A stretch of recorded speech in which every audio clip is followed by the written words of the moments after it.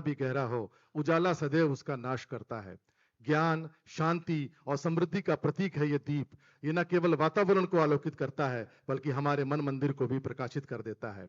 आइए आज के इस पावन अवसर पर हम सब मिलकर इसी उजाले का स्वागत करें और कार्यक्रम का शुभारंभ परंपरा अनुसार दीप प्रज्वलन से करें। तो आइए मैं सादर आमंत्रित करूंगा हमारे मुख्य अतिथि आदरणीय चेयरमैन कोल इंडिया आदरणीय पीएम प्रसाद साहब को। आपके साथ साथ हमारे समस्त गणमान्य अतिथियों को मैं आग्रह करूंगा कि वे आए, दीप प्रज्वलित करें और इस समारोह को शुभता के साथ आलोकित करें। सर।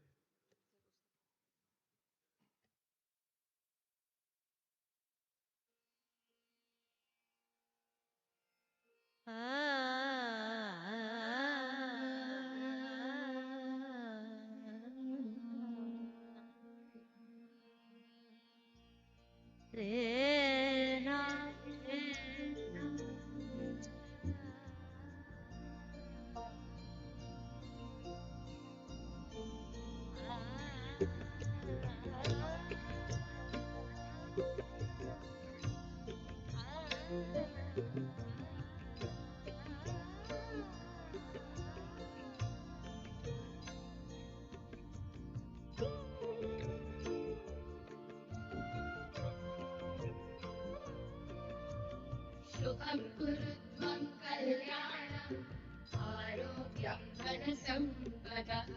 शुभं कुरुत्वं कल्याणं आरोग्यं धनसम्पदः।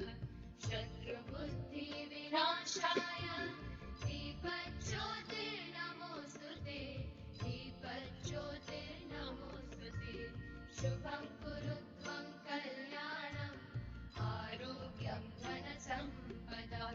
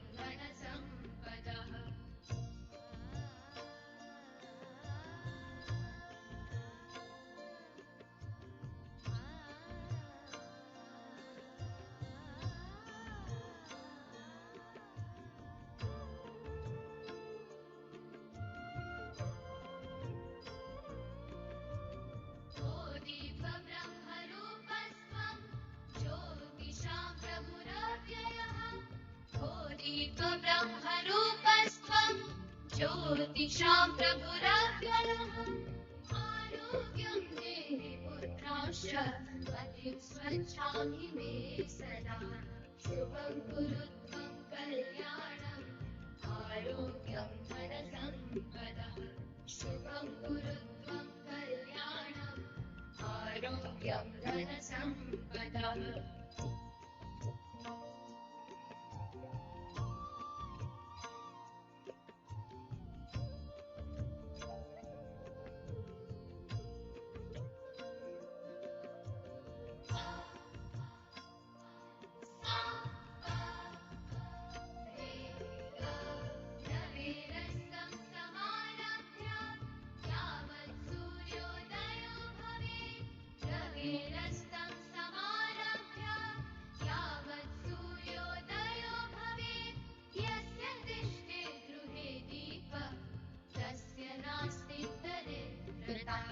शुभं कुरुत्वं कल्याणम् आरोग्यं धनसम्पदः।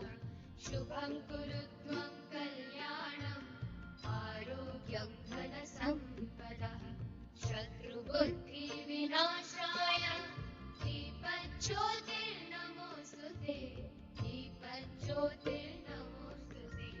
शुभं कुरुत्वं कल्याणम् आरोग्यं धनसम्पदः। शुभं कुरुत्वं कल्याणम्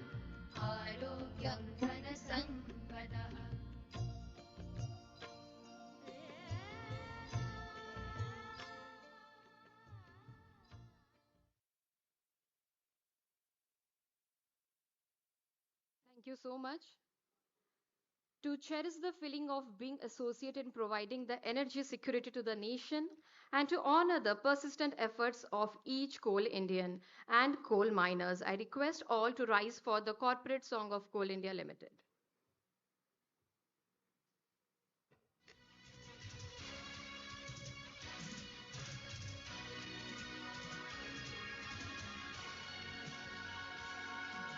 हमारे मिले कदम, हमारा चौड़ा सीना, विशाल कंधे हमारे, हाथ औलाद हमारे।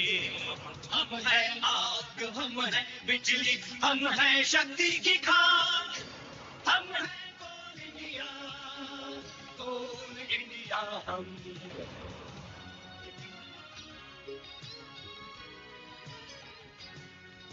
अंधेरे से खोद लाते हम उजाले खुशियों के, चट्टाने थोड़ जुटा दे हम ईंधन लाखों के।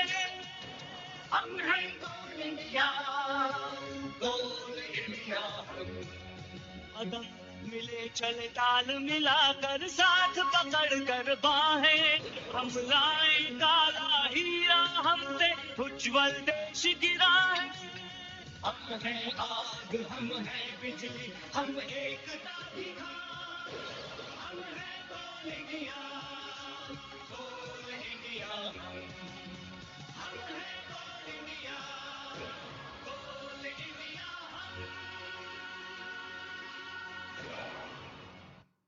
Thank you. Please be seated.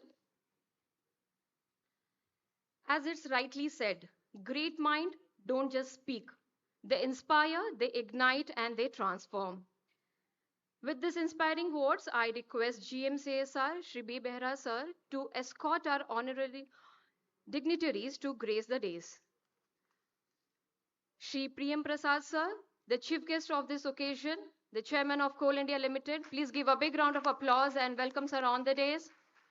Dr. Vinay Ranjan sir, Director HR Coal India Limited, Shri Brajesh Kumar Tripathi sir, CVO Coal India Limited, Shri Uday Kaule sir, CMD MCL, and our eminent speakers for this program, Dr. Bhaskar Chatterjee sir, Professor S. Sivaraju sir. Please give a big round of applause, ladies and gentlemen, and welcome our dignitaries on the days.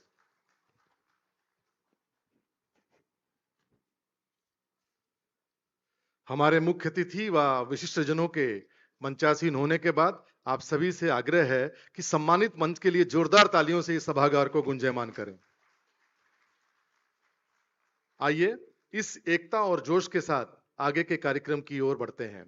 खिल उठे हैं चेहरे, महक उठा है ये सभागार, जब पधारे हमारे बीच माननीय अतिथि साकार। आपका स्वागत है दिल की गहराइयों से आज, आपके आने से बढ़ा है समारोह का श्रृंगार। तैत्तिरीय उपनिषद का सूत्र अतिथि देवो भव अतिथियों के सम्मान और आदर के महत्व पर जोर देता है तथा मूल्यों और परंपराओं को यह प्रतिपादित करता है। अब समय है हमारे समारोह के माननीय अतिथि गणों के स्वागत अभिनंदन का, उनके पुष्पाभिनंदन का। मैं ऐसा सम्मान अनुरोध करूंगा निर्देशक मानव संसाधन MCL आदरणीय केशव राव साहब से कि सर आप आएं और हमारे मुख्य अतिथि और विशिष्ट जनों का पुष्पगुच्छ व शॉल के साथ स्वागत व सम्मान करें। सर्वप्रथम आपसे आग्रह सर, आप पुष्पगुच्छ भेंट कर व शॉल उड़ाकर स्वागत व सम्मान करें हमारे मुख्य अतिथि कोल इंडिया चेयरमैन आदरणीय PM प्रसाद साहब का। इसके बाद सर आपसे आग्रह है आप स्वागत करें हमारे मंचासीन निर्देशक मानव संसाधन कोल इंडिया लिमिटेड डॉक्टर विनय रंजन साहब का।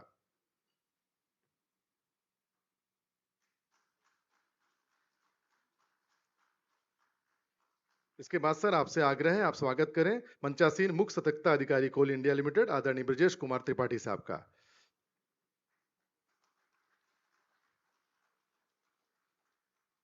इसके बाद सर आपसे आग्रह है आप स्वागत करें मंचासीन हमारे अतिथि वक्ता डॉक्टर भास्कर चटर्जी साहब का।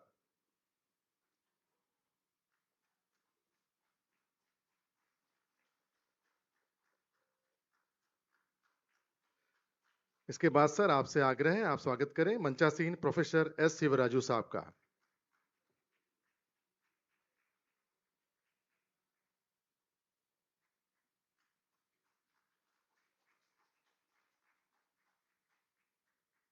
सर, अब स्वागत कर रहे हैं हमारे अतिथि वक्ता प्रोफेसर एस शिवराजू साहब का। इसके बाद सर आपसे आग्रह, आप स्वागत करें मंचासीन सीएमडी एमसीएल आदरणीय उदय अनंत कावले साहब का।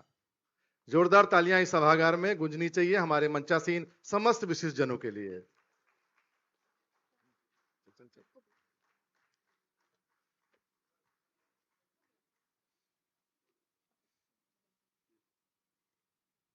Thank you so much, sir. Now I request GM CSR, Shri B. Behra, sir, to welcome our dignitaries of the days. Shri Keshav Rao, sir, Director HR MCL.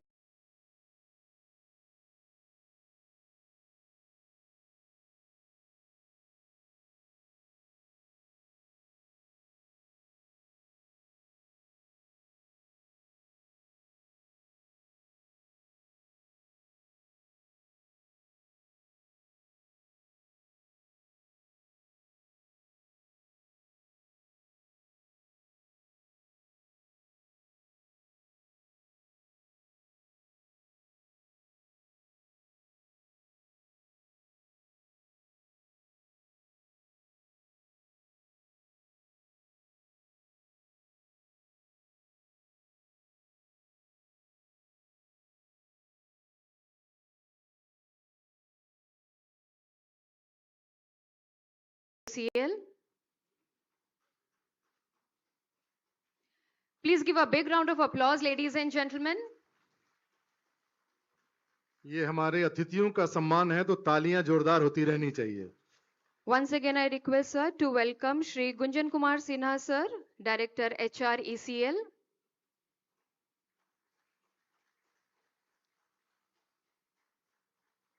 Once again, I request, sir, to welcome Shri Murli Krishna Ramaya, sir, Director HR BCCL.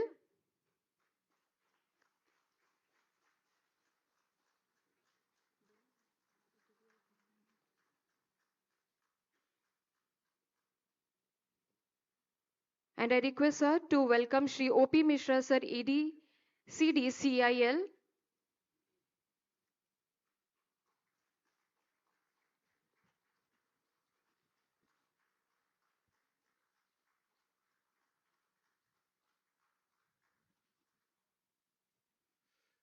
आप सभी का धन्यवाद sir. आज जब हम सब यहाँ CSR conclave के लिए एकत्रित हुए हैं, मुझे ये बताते हुए गर्व हो रहा है कि हमारा देश दुनिया का पहला देश है जिसने कानूनन सीएसआर को अनिवार्य बनाया है, जिसका उद्देश्य राष्ट्र की सामाजिक आर्थिक चुनौतियों और दुविधाओं का समाधान करना है। और ऐसा करके भारत ने अन्य देशों के लिए विचार करने हेतु एक वैश्विक मिसाल कायम की है। हमारे प्रधानमंत्री जी के कुशल नेतृत्व व माननीय कोयला मंत्री जी व कोयला मंत्रालय भारत सरकार के मार्गदर्शन में कोल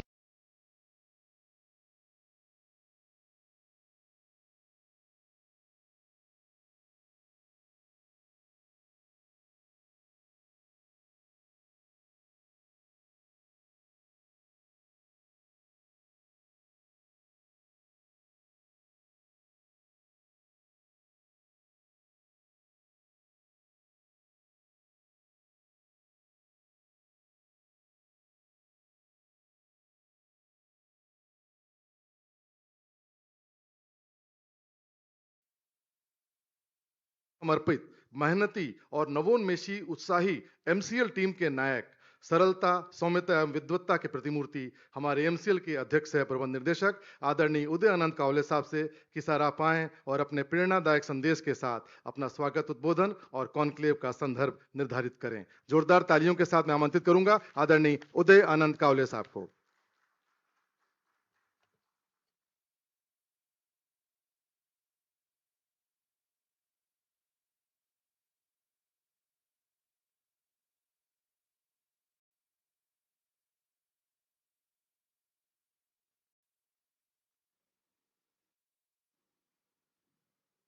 thank you ji,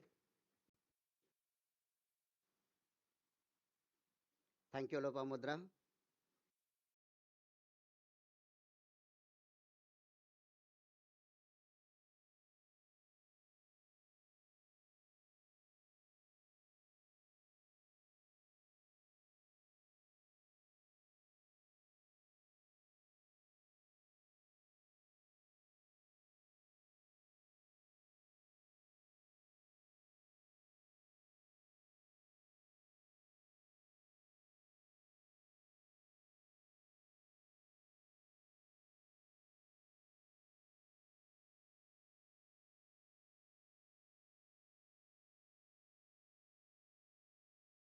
Coal India, respected Shri Brajesh Kumar Tripathi sir.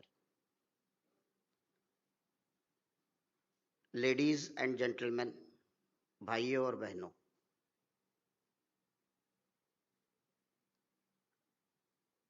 we are really proud and feeling really honored to be trusted to host this fourth CSR Conclave of Coal India, and that too at such a great, beautiful place of Odisha, Gopalpur.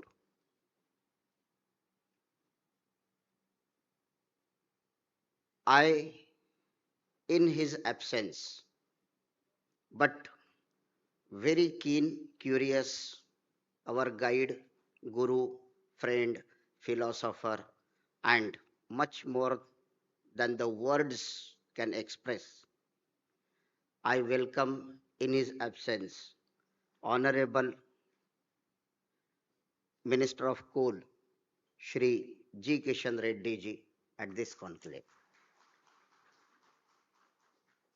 Due to his exigencies, he could not attend, but he has a lot of caring and thoughts about CSR of Coal India and in general. I welcome Minister of State, Coal, Honorable Shri Dubey sir, in his absence. But Dubey sir is kind enough. He has provided a video bite which will be shown here in the coming part of this session. I welcome in his absence Coal Secretary sir, who is the main guidance to whole of the coal fraternity in India. I welcome most respected on the dais Chairman Coal India Limited, Shri P.M. Prasad sir.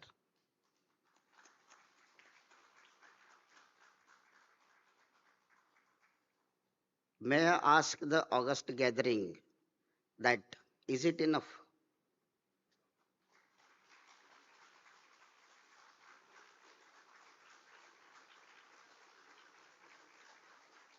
Sir,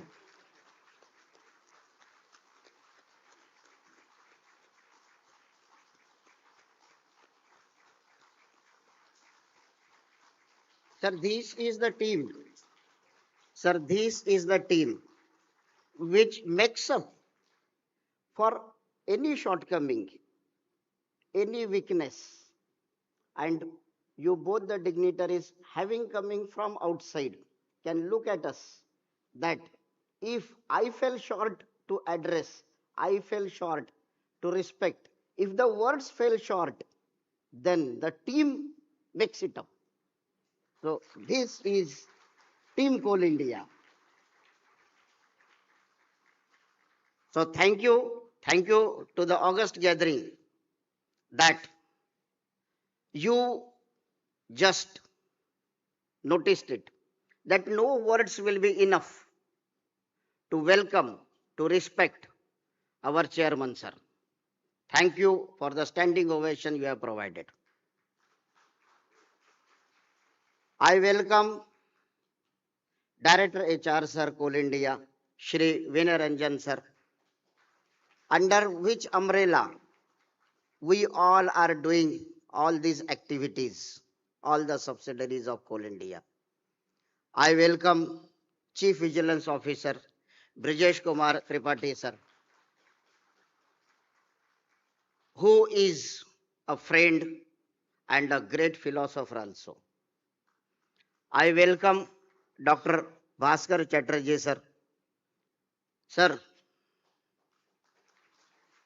the father of this concept,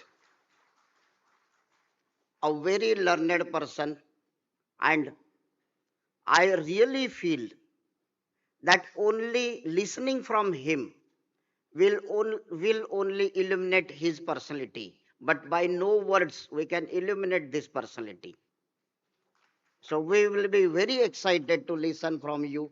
We will be very excited to learn from you. We will be very excited to have a way forward from you. Wherever we have reached, yes, we are proud. But our next destinations, you need to accompany us, sir. Welcome to you, sir.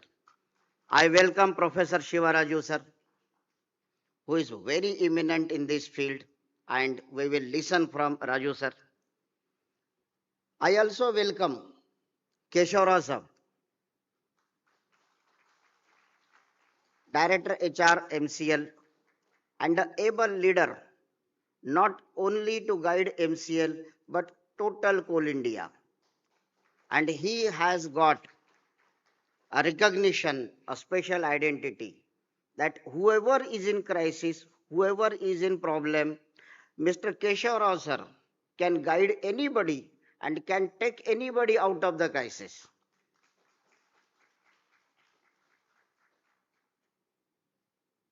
I welcome Manish Kumar, Director HR, Northern Coalfields Limited.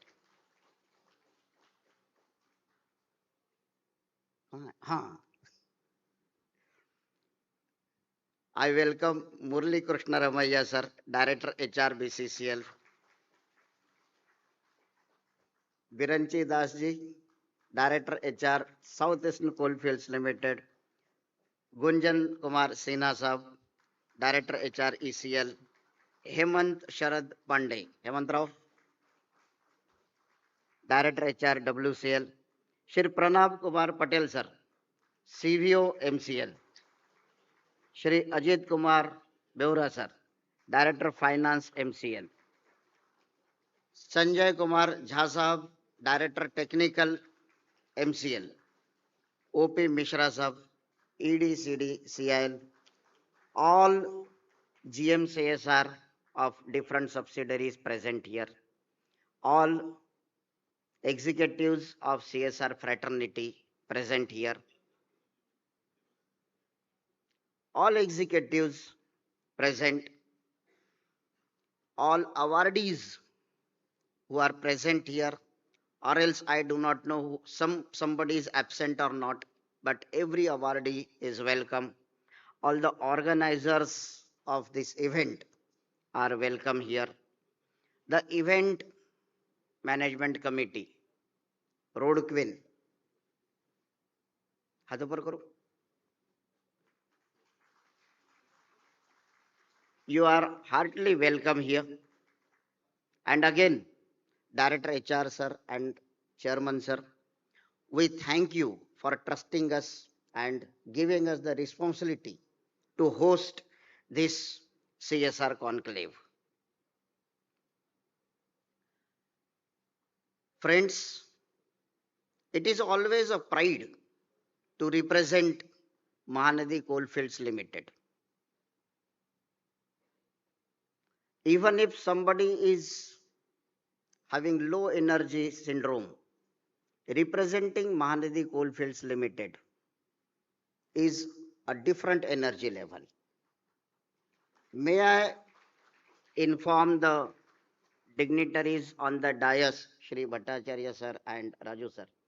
Mahanadi Coalfields Limited is 21% of nation's India's coal production, including PSUs, CPSUs or private mining. Whatever coal is being produced by this nation, its 21% is Mahanadi. And it is 29% of Coal India. It is a 36,000 crore rupees turnover company. It is plus 15,000 crores profit making company. It is plus 15,000 crores providing tax and royalties to state exchequer and central exchequer every year. It is plus 300 crore rupees CSR per year for this Odisha and the nation. So it's different to represent Mahanadi Coalfields Limited. Mahanadi Coalfields Limited in itself is a motivation, is a driving force. It is an inspiration to be associated with Mahanadi Coalfields Limited. But if it is so, we do have on the dais the great personality representing, leading from example, Coal India, Shri PM Prasad sir, which is more than 70% of this nation's coal production. It's a huge responsibility even.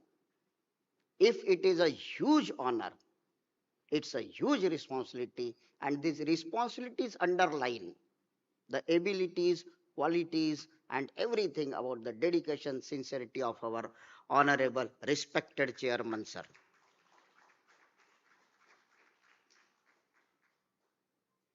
Sir, it is not about the statistics, it is not about the figures, but it is about what we give to the society. It is not about the currency, it is not about the rupees. Yes, definitely we are in the business to provide energy security to the nation. But beyond it, what we address to the community, what is our commitment towards the community, that matters most. There are many factors, many things, and I will be limited to a welcome speech. I will not go through all those factors which we work on for the community. I leave it to the sessions coming in today's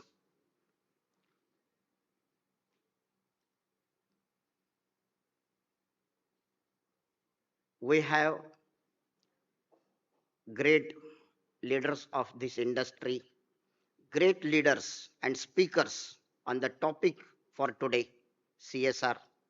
So let me take leave from this welcome speech and make the way out to listen from our leaders, from our inspirations, and from the great luminaries on CSR subject. But the last but not least, if I want to conclude a concept, मुझे अगर एक line कहनी हो कि जिसमें मैं अपनी भावना, अपने इंडस्ट्री की भावना, मैं अपनी इंडस्ट्री के बारे में कहना चाहूंगा, तो वो एक लाइन होगी, अयम निज परोवेति गणनाम लघुचेतसाम उदार चरिता नाम तु वसुधैव कुटुंबकम. Thank you. Thank you so much, sir, for that warm and inspiring welcome address. So your words have truly set the tone for the today's proceedings and remind us of the shared vision that drives MCL and Coal India as a whole. And we are truly blessed for your guidance and motivations and the commitment for the excellence. Thank you so much, sir. Integrity and vigilance form the foundation of every great organization, and Coal India Limited stands tall on these values thanks to the vision and guidance of leaders who embody them in both thought and action. We are truly honored to have among us one such leader, a person whose unwavering commitment to transparency, accountability, and ethical conduct continues to inspire every member of Coal India family. Ladies and gentlemen, please join me in giving a big round of applause and welcoming Shri Brajesh Kumar Tripathi sir, CVO, Coal India Limited for his address. Please, sir. आपके CMD साहब कितना शान से, कितना confidence के साथ, अपने चेहरे की चमक के साथ उन्होंने बताया कि एमसीएल का प्रोडक्शन 21%, एमसीएल का 29%, एमसीएल का 36,000 का से ज़्यादा का टर्नओवर, प्रॉफिटेबिलिटी, और उन्होंने क्या क्या नहीं बताया. और उनके आवाज़ से, उनके चेहरे से, और जिस तरह का हम लोग CSR एक्टिव कॉन्क्लेव में आए हुए हैं, तो मैं बचपन में पढ़ता था कि बड़ा हुआ तो क्या हुआ, जैसे पेड़ खजूर, पंथी को छाया नहीं, फल लागे अति दूर. आप बड़ा होके भी क्या कर लेंगे, जैसा पेड़ का खजूर का पेड़ होता है, न तो पंथी को छाया देता है और न फ्रूट्स उसको पकड़ने में आता है। ऐसी कंपनी का जब मैंने थोड़ा रिसर्च किया कि देखा ये वाला लाइन यहाँ लागू नहीं होता है, जितना आगे कोल MCL अपना बड़प्पन के साथ है, CSR में, मानवता में, अपना स्पिरिचुअलिटी में भी उसी तरह से आगे बढ़कर काम कर रहा है। हमारे मंच पर आसीन हमारे कोल इंडिया के गार्जियन, जिन्होंने 26 जनवरी 2024 को एक मंत्र दिया था कि कोल इंडिया को न केवल एक मूल्यवान कंपनी बल्कि मूल्यों पर आधारित कंपनी भी बनाना है। उनके ही सौजन्य से हम लोग लगातार 2 साल कोल इंडिया को सर्टिफिकेट दे पाए हैं ग्रेट प्लेस टू वर्क। ऐसा लीडरशिप जिसके चलते ऑल ओवर इंडिया में कोल इंडिया प्रॉफिटेबिलिटी मैटर में टॉप 10 पोजीशन पे आया और हमारे ऑनरेबल चेयरमैन साहब का बिजनेस टुडे के कवर पेज पर ये फोटोग्राफ है। तो ये अब मुझको समझ में आया कि आप लोग खड़ा होकर के तालियों के साथ सर का क्यों इतना अच्छा से वेलकम किए।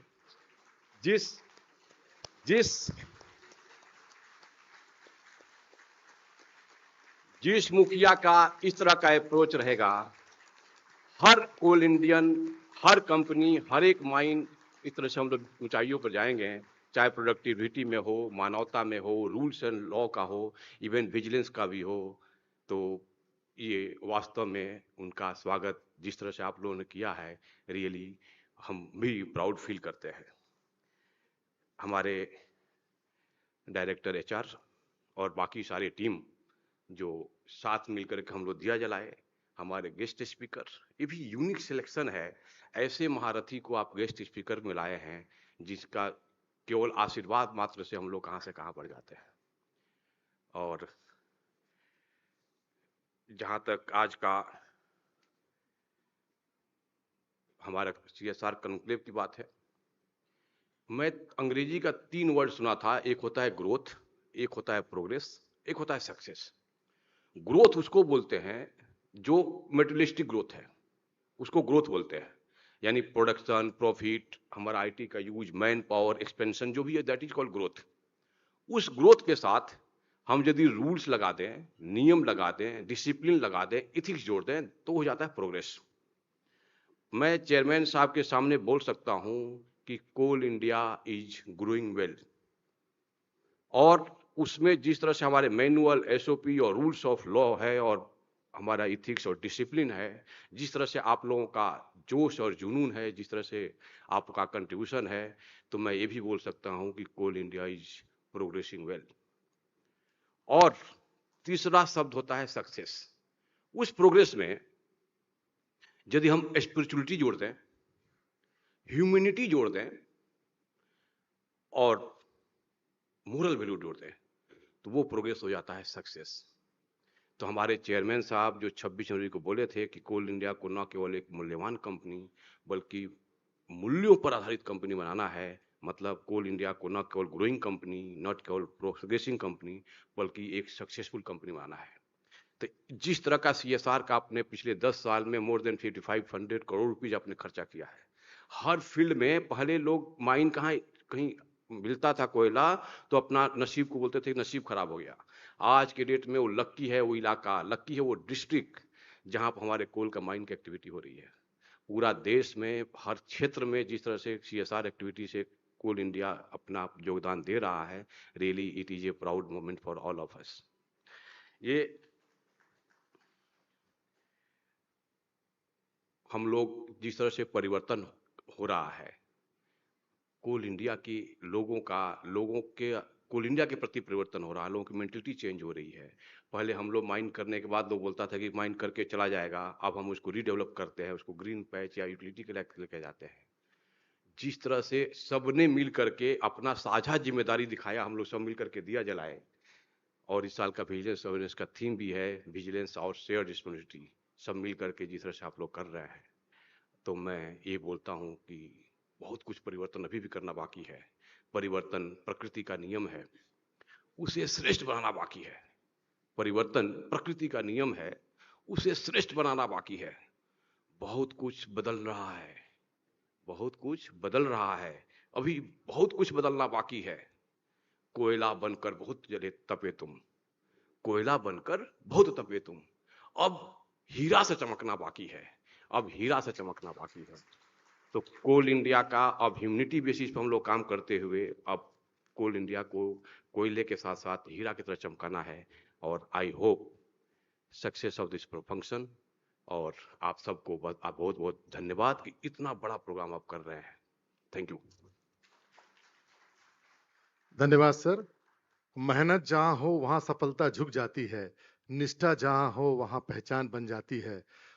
जो दिल से करे सेवा संगठन की, वही सच्चे अर्थों में प्रेरणा कहलाती है। सर, आपके शब्दों ने न केवल सीएसआर के प्रति हमारी प्रतिबद्धताओं को सशक्त किया है, बल्कि आपके विचार से हमें यह प्रेरणा भी मिली है कि विकास तभी सार्थक है जब उसमें समाज की भागीदारी हो। आपके उद्बोधन के लिए सर हम आपके हृदय से आभारी हैं। आपके उद्बोधन के बाद अब वक्त है कि हम ऐसे कुशल, अनुभवी और प्रेरणादायी नेतृत्वकर्ता को सुने जो अपनी सुदृढ़ नीतियों, मानवीय दृष्टिकोण और संगठन के प्रति समर्पण के लिए जाने जाते हैं। मैं बात कर रहा हूं कोल इंडिया लिमिटेड के निर्देशक मानव संसाधन डॉक्टर विनय रंजन सर की।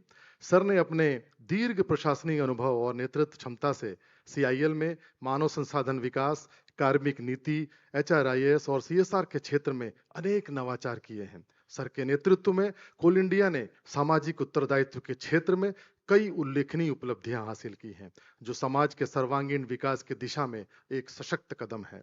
सर का मानना है कि किसी भी संगठन की वास्तविक पूंजी उसके लोग होते हैं और यही सोच उन्हें एक संवेदनशील, दूरदर्शी और प्रेरणादायी नेता बनाती है। तो आइए हम सभी तालियों की गड़गड़ाहट के साथ आमंत्रित करें कोल इंडिया लिमिटेड के निर्देशक मानव संसाधन डॉक्टर विनय रंजन साहब को। सर, आपके प्रेरणा वाले शब्दों से हमें अनुग्रहित करें। सर।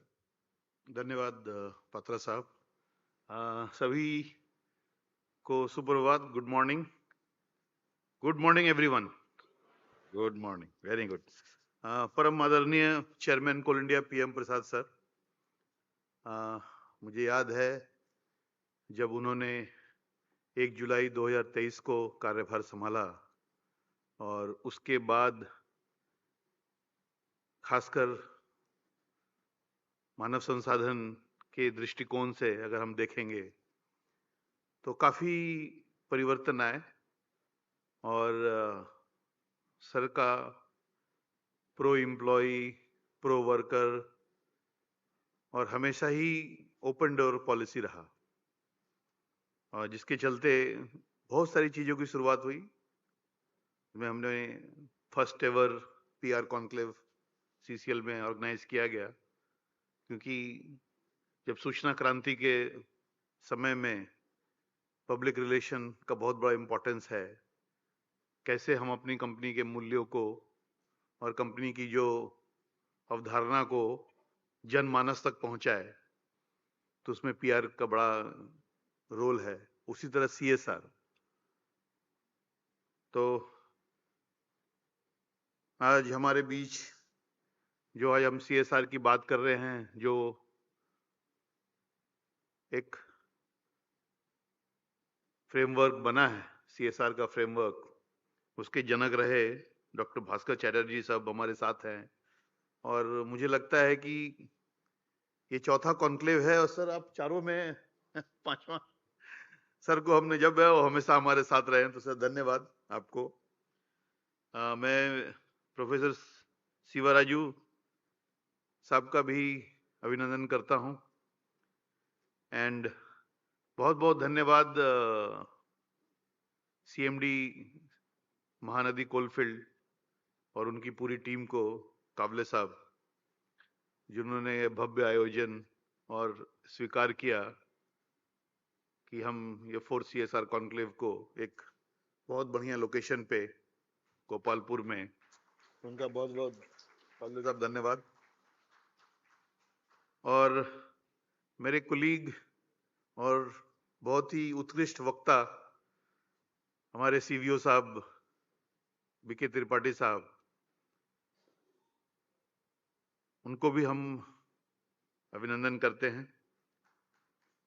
और हमारे बहुत सारे कोलीग्स जो ऑफ द डायस है, Shri Keshav Rao, director HR MCL, Manish Kumar ji, director HR northern coalfield, Shri Murali Krishna Ramaiah ji, director HR BCCL, Shri Viranchi Das, director HR SCCL, Shri Gunjan Kumar Sinha, director HR ECL, doctor Hemant Sharad Pandey, director HR WCL, Ajit Kumar Behura ji, DF MCL, Shri Sanjay Kumar Jha, director technical Mahanadi coalfield, and Pranav Kumar Patel, CVO Mahanadi coalfield, और हमारे ED साहब OP Mishra साहब जो ये CSR को पूरा मुख्यालय से ड्राइव कर रहे हैं, तो बहुत बहुत स्वागत है। देखिए, ये कोल इंडिया जो है एक बहुत ही यूनिक कॉन्सेप्शन पे है, और यूनिक क्यों है मैं आपको बताता हूं CSR के पॉइंट ऑफ व्यू से। Sir, we were the first company in India when you propagated the framework in 2014 itself we have created the cadre of CD cadre 2014 में। तो हम एक जो भी हमारी लीडरशिप थी उस समय, तो दे वेर दूरदर्शी, लॉन्ग टर्म विजन था उनका कि CSR going to be a mainstay of company and we need to give back to society where we are earning our profit. तो 2014 में ही ये CD कैडर का, और आज मैं बताओ हमारे पास 194 ऑफिसर्स CD के हैं, और नया बैच आज कल से ज्वाइन कर रहा है, जो अभी 2025 में मार्च में जो CBT हुआ, तो ये 200 पार कर जाएगा। CD के 200 मोर ऑफिसर्स। आपके ऑडियंस में कितने CD कैडर के हाथ उठाएं? CD कैडर के। तो मैं आपको ये बताना चाहता हूं कि एक लॉन्ग डिमांड था आप लोगों का कि सारे दूसरे कैडर्स का 3 साल का कट ऑफ पीरियड था, तो आपको चेयरमैन साहब को धन्यवाद देना चाहिए कि इनके नेतृत्व में आपका 4 साल को 3 साल कर दिया गया। चेयरमैन साहब के नेतृत्व में उन्होंने मुझे बुला के बोला, 2 कैडर में वो 4 साल बैठ जाओ।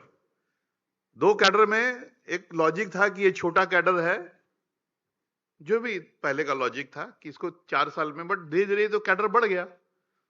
तो सर ने एक दिन मुझे बुलाया, बोला कि DHR साहब, इसको आपको देखना चाहिए कि ये भी इनके साथ ठीक नहीं है, 4 साल का इनका कट ऑफ पीरियड है, इसको भी 3 साल कर दिया जाए। तो आप लोगों को बताते हुए मुझे खुशी हो रही है कि इसको हम लोगों ने 3 साल कर दिया, और काफी प्रमोशंस हुए। अभी भी लगता है कि कुछ प्रमोशंस करने हैं। कल कुछ लड़के मुझे CCL में मिले थे, तो हम जरूर करेंगे सर के नेतृत्व में। कुछ रीअप्रोप्रिएशन करना पड़े, ऊपर से वैकेंसी नीचे लाना पड़े, तो जरूर आप लोगों के लिए करेंगे। लेकिन मैं 2 बातें बोलना चाहूंगा आज कि CSR as a CD officer, और हमने आपका डिजिग्नेशन और नॉमिनक्लेचर चेंज करने का भी प्रयास किया। सर ने बोला अभी रख दो, बाद में उसको कर देना, क्योंकि CD थोड़ा पुराना, कम्युनिटी डेवलपमेंट थोड़ा पुराना वर्ड हो गया, आजकल CSR का वर्ड चल रहा है। तो उस पर भी हम लोग विचार करेंगे कि कैसे हम इसका नॉमिनक्लेचर, आपके कैडर का नॉमिनक्लेचर चेंज करें। वो भी धीरे धीरे वो भी सुधार उसमें लागू होगा। लेकिन CSR जो होना चाहिए वो नीड बेस्ड होना चाहिए। And you as a CD officer, you need to connect with the community where you are operating, wherever, जहां सब्सिडरी में आप जो भी एरिया में काम कर रहे हैं, उस कम्युनिटी के कनेक्शन में आपको रहना चाहिए, उनके बीच में जाना चाहिए। क्योंकि जनरली मैं देखता हूं, ये एक चैलेंज है कि कम्युनिटी ज्यादा क्या मांगता है, इंफ्रास्ट्रक्चर बना दो, कम्युनिटी हॉल बना दो, रोड बना दो। उनको पता नहीं होता है कि उनके लिए क्या जरूरी है लॉन्ग टर्म सस्टेनेबल के लिए, है कि नहीं? आप कम्युनिटी में जाएंगे ज्यादा करके, सर गांव में सर सड़क ठीक नहीं है, सर हमारा 3 किलोमीटर रोड बना दीजिए। तो हम क्या करते हैं, ब्रिक एंड मोटर डेवलपमेंट में बन जाते हैं। फिर वो इंफ्रास्ट्रक्चर 4 साल, 5 साल, 6 साल में उसका कोई माई बाप नहीं रह जाता। तो सस्टेनेबल डेवलपमेंट कैसे हो, उनकी लाइवलीहुड कैसे क्रिएट करें, और लाइवलीहुड क्रिएट करना और उनकी जगह पे उनको विस्थापित ना करना। अगर आपने लाइवलीहुड क्रिएट करके उनको 400 किलोमीटर दूर भेज दिया, अपने घर से दूर भेज दिया, that is not a sustainable development. ठीक है। और दूसरा जो हमारा पेन पॉइंट है, हम बाय नेचर कोल इंडिया पहले से, by nature and by design, हम लोग सर झुका के काम करने वाले कंपनी थे। देश की एनर्जी सिक्योरिटी में गए, अपना कोयला निकाला, ज्यादा हल्ला बुल्ला किया नहीं, ज्यादा मीडिया में शोर मचाया नहीं। लेकिन जमाना बदल गया है। हम इतने सारे सीएसआर करते हैं, हम ब्रांडिंग में, do you agree with me? All city officer, do you agree with me? We need to work on our branding and we need to tell people, क्योंकि मैं देखता हूं दूसरी कंपनियां इतना सा खर्च करती हैं, इतना सा खर्च करती हैं और इतना सारा शोर करती हैं। हम इतना खर्च करते हैं और इतना सा। मैं नहीं बोलता हूं कि आप स्टोरीज प्लांट करो, ये नहीं करो, बट सही चीज जो करते हो वो तो बताओ। जो काम आप करते हो, जितना बड़ा बड़ा आपके पास प्रोजेक्ट है, और सब सब्सिडरीज के पास अच्छे अच्छे प्रोजेक्ट हैं और कुछ कोल इंडिया के प्रोजेक्ट हैं,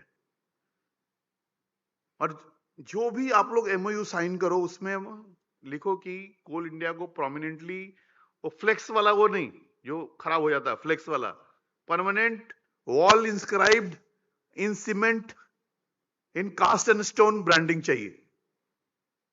you got my point? Cast and stone, वो स्टोन में कास्ट हो और अच्छे शब्दों में लिखा जाएगा कि ये प्रोजेक्ट कोल इंडिया या सब्सिडरी के सीएसआर के सौजन्य से हुआ। तो मैं यही दो मैसेज आपको देना चाहता हूं। एक, ground connect, and ground connect is very important. You as a CD officer, you need to have a ground connect the community you are working.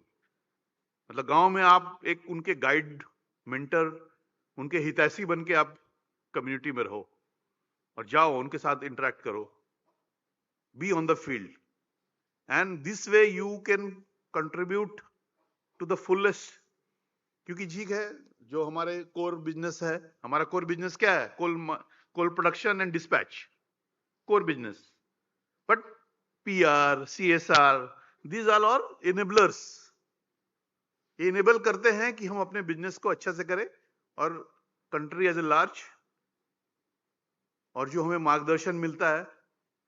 और कल भी, परसों भी सीएसआर रिव्यू हुआ, उसमें भी ये ब्रांडिंग वाला पॉइंट, आप लोग सब लोग थे वहां पे, मीटिंग में आप लोग थे, ये वाला भी पॉइंट उठ के आया वहां पे। तो हमें अपने, जैसा कि काबले साहब ने बोला, हमारे माननीय कोयला मंत्री, कोयला एंड खान मंत्री किशन रेड्डी सर के मार्गदर्शन में, और उनका बड़ा ये रहता है कंट्रीब्यूशन की हम अपने चीजों को लोगों को बताएं, और जो वेलफेयर ऑफ वर्कर्स और सीएसआर उनके बहुत प्रिय सब्जेक्ट हैं, तो हम उनके साथ जस्टिस करें, उनके विजन को हम आगे लेके जाएं। और मैं, जो भी हमारा कोयला मंत्रालय का निर्देश है, उस मैंडेट को पूरा करते हुए अपने सीएसआर को आगे बढ़ाएं। अभी हम ज्यादा इनॉग्रल में ज्यादा बोलने का समय नहीं है, जब सेशन मिलेगा तो और आगे बताएंगे। तो फिर मैं महानदी टीम को बहुत बहुत धन्यवाद देता हूं, काबले साहब की टीम को बहुत बहुत धन्यवाद देता हूं कि आपने इस भव्य आयोजन को अच्छे ढंग से किया। और मुझे पूरा भरोसा है कि इस जो स्पीकर्स आएंगे, आप कुछ टेकअवेज, इम्प्लीमेंटेबल टेकअवेज लेके जाएंगे और इस 4th CSR कॉन्क्लेव को सक्सेसफुल बनाएंगे। धन्यवाद। Thank you so much, sir, for your insightful and inspiring words. Your words have beautifully brought how CSR and branding go hand in hand, and that the true identity of Coal India lies not only in the scale of operation, but in the positive difference it creates in the life of the people. Thank you, sir. We sincerely appreciate your continued guidance and commitment to strengthening the Coal India CSR initiative. Moving ahead, ladies and gentlemen, we are here to talk about the turning our good intention for CSR into real and positive results. To do this, guidance from our nation's leaders is very important. That's why it's a great honor to have a special message from the top leaders of our ministry. The Honorable Minister's vision helped shape the CSR work for companies like Coal India, guiding us with help our country grow in a way that includes everyone. Now, I'm honored to present a message from Shri S.C. Dubey sir, Honorable Minister of State for Coal and Mines, Government of India. Because of his busy schedule, he couldn't be join us today in person. However, he has kindly agreed to share a valuable thought through a video message. I request the technical team to please play the video, and I request the audience to kindly pay attention to the screen. नमस्कार। मंच पर मौजूद सभी सम्मानित अतिथिगण, कोल India के अधिकारी और देवियों सज्जनों, आप सभी को मेरा नमस्कार। महानदी कोलफील्ड्स द्वारा आयोजित इस चौथे CSR कॉन्क्लेव में आप सभी को स्वागत करते हुए मुझे बहुत खुशी हो रही है। यह कार्यक्रम केवल एक औपचारिक समारोह नहीं बल्कि समाज के प्रति जिम्मेदारी का प्रतीक है। मैं कोल इंडिया और उसकी सभी सहायक कंपनियों की उनके बेहतरीन सामाजिक कार्यों के लिए सराहना करता हूं।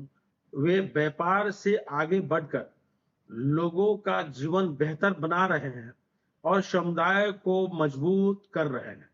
वित्तीय वर्ष 2024-25 में कोल इंडिया ने CSR पे 735 करोड़ से ज्यादा खर्च किया है। यह पैसा हजारों लोगों के लिए स्वास्थ्य, शिक्षा, साफ पानी और बेहतर भविष्य लेकर आया है। मैं इस शानदार आयोजन के लिए महानदी कोलफील्ड्स लिमिटेड के विशेष बधाई देता हूं, जिसने उड़ीसा में समाज सेवा पर सबसे ज्यादा खर्च किया है। पिछले 5 सालों में कंपनी 256 करोड़ खर्च करके तालचर में मेडिकल कॉलेज, झारसुगुड़ा में हार्ट हॉस्पिटल जैसे महान कार्य किए हैं। कोविड के दौरान भी उनका योगदान सराहनीय रहा है। यह कॉन्क्लेव हमें एक दूसरे से सीखने और मिलकर काम करने का एक शानदार अवसर देता है। आइए हम सब मिलकर समाज की भलाई और विकास के लिए काम करते रहें। धन्यवाद। Please give a big round of applause, ladies and gentlemen.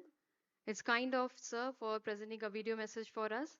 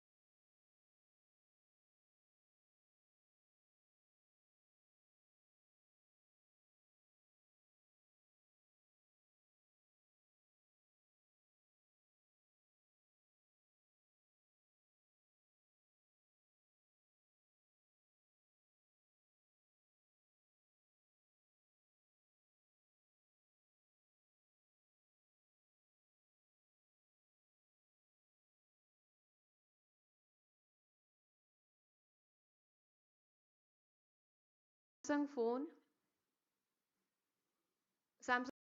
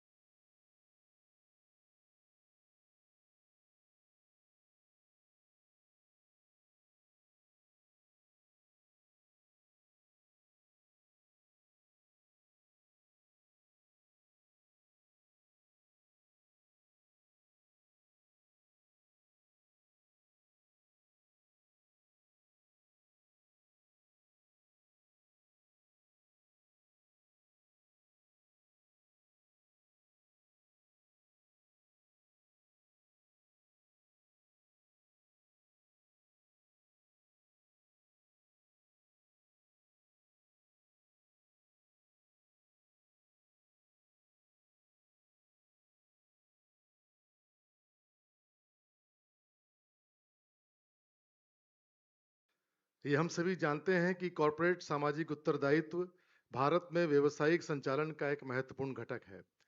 1 अप्रैल 2014 से कंपनी अधिनियम 2013 की धारा 135 के तहत कुछ कंपनियों के लिए अधिनियम 2013 की धारा 135 के तहत कुछ कंपनियों के लिए सीएसआर एक अनिवार्य आवश्यकता है। पालन की जाने वाली रिपोर्टिंग आवश्यकताओं का विवरण दिया गया है।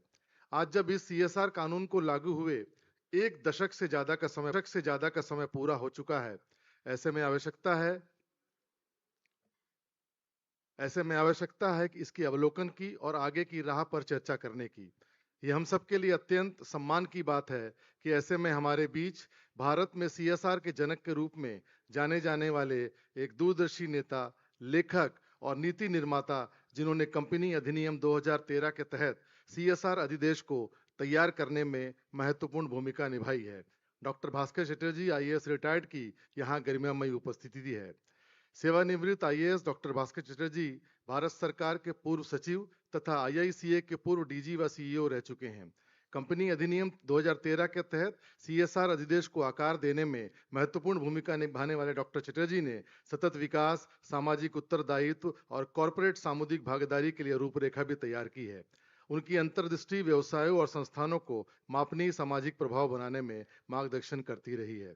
वर्तमान में वे डेलॉयट इंडिया और दुआ consulting and centre for responsible business में वरिष्ठ सलाहकार के रूप में कार्यरत हैं तथा वे ईएसजी के लिए भारतीय राष्ट्रीय मानकों को तैयार करने वाली राष्ट्रीय समिति की अध्यक्षता भी कर रहे हैं, जिसे बीआईएस उपभोक्ता मामले वाले मंत्रालय भारत सरकार द्वारा स्थापित किया गया है। तो आइए जोरदार तालियों के साथ अभिनंदन करिए पूर्व सचिव भारत सरकार डॉक्टर भास्कर चटर्जी साहब, सेवानिवृत्त आईएएस का, जो इस पहले सत्र में 1 decade of CSR legislation overview and the road ahead विषय पर अपना व्याख्यान रखेंगे। डॉक्टर भास्कर चटर्जी साहब।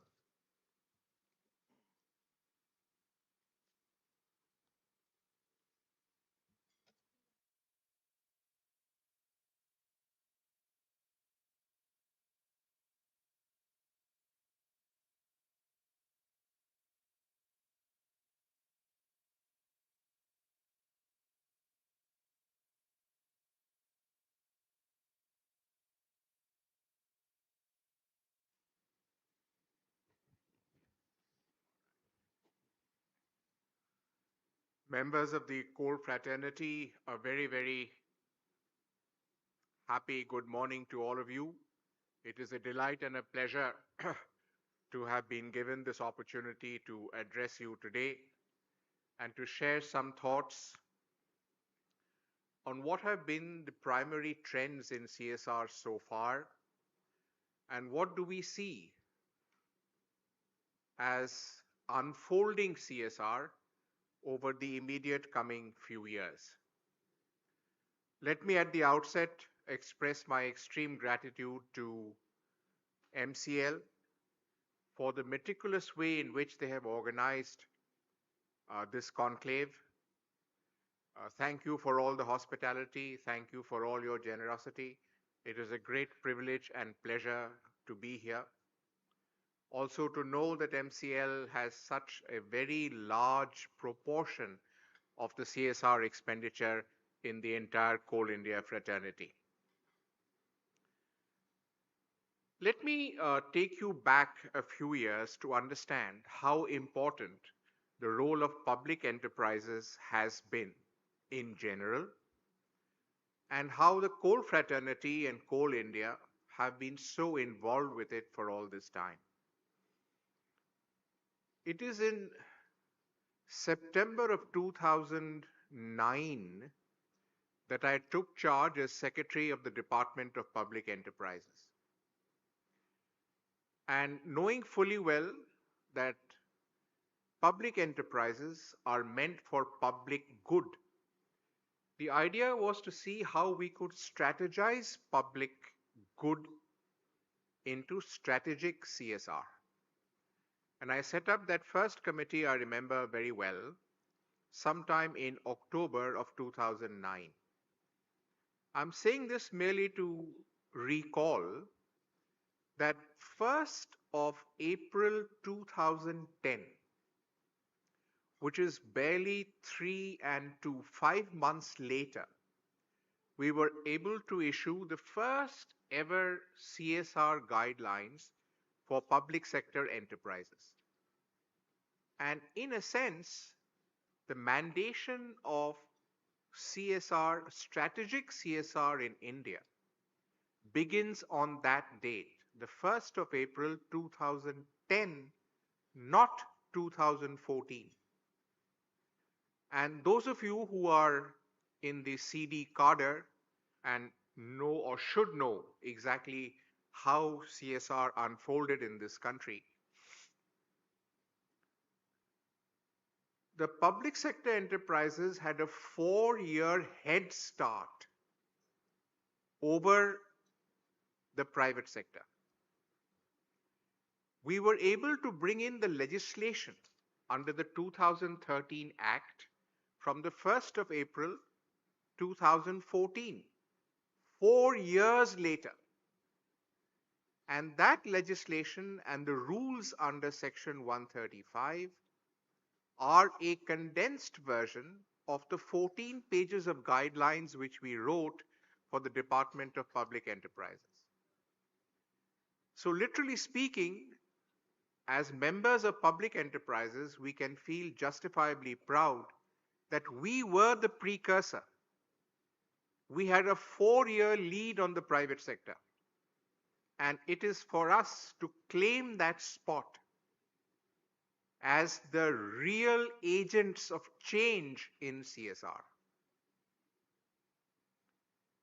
Now let's roll forward to Section 135 and the rules made thereunder in 2000. And I'm saying this now just to identify what are the trends that we have seen in these 10 years. What is the legacy that we have left behind in 1 decade? And what do we see as the future trends in CSR which CSR needs? And I will leave the last maybe 5 or 7 minutes to invite questions from you. Let's recall very quickly, what were the 4 or 5 things that were introduced as strategic CSR which were never conceived of, thought of anywhere in any part of the globe? These 3 or 4 things are the characteristics of the guidelines and thereafter the legislation itself. Number 1,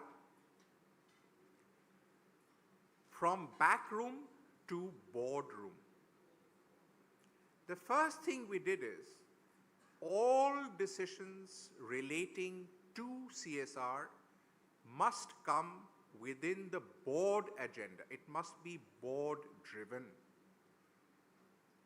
That is why the CSR committee is a committee of the board.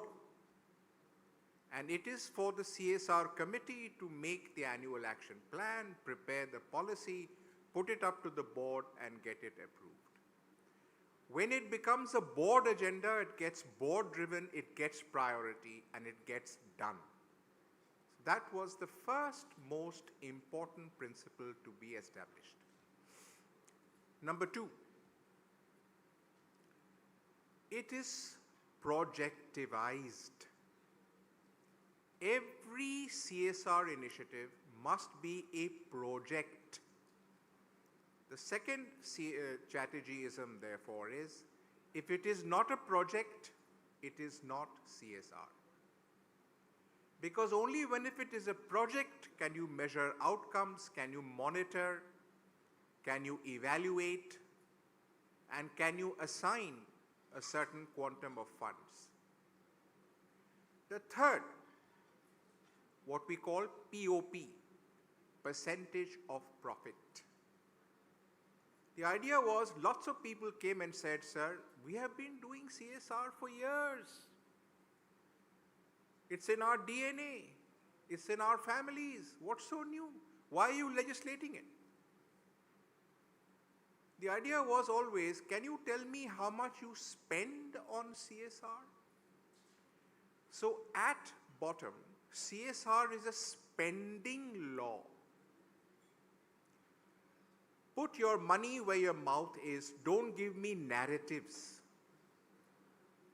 And also, the moment you talk numbers, this is my spending, I can instantly relate it to your profits and say, okay, you made 1,000 crores of profits and you spent 500 rupees on your CSR.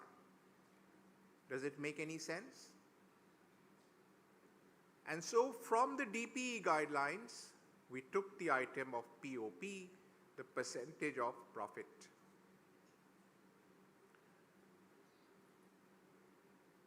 Next.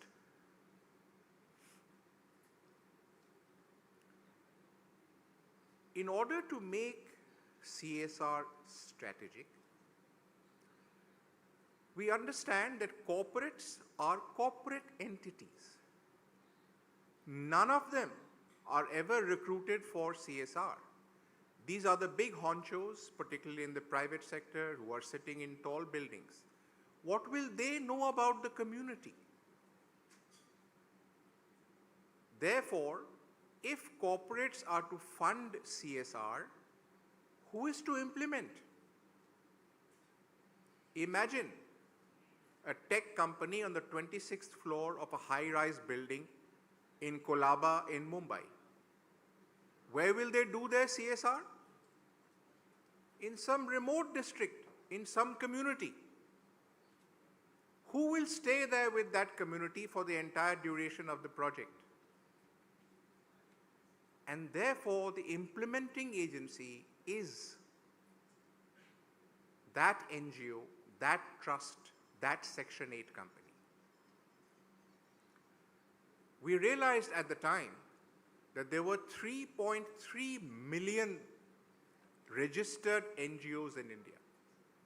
Even if 10% of them could be garnered into the CSR system, we would have this incredible connection between corporate entities, which are the funders, and the implementing agencies, who are the doers. And that is why, for all of you in the CD cadre, hopefully being renamed shortly, the Chatterjee triangle is the essence of CSR. What is the Chatterjee triangle? Government at the apex, which is the regulator, the facilitator, and now in some cases also the partner or the collaborator. At the bottom of this pyramid, on the left side, we have the corporate, which is the funder. On the right extremity, we have the implementing agency. And it is in this triangle that the Indian vision, the Bharatiya vision of CSR, is kept alive. So whenever you think of Indian CSR, think of this triangle, which represents the vision of Indian CSR.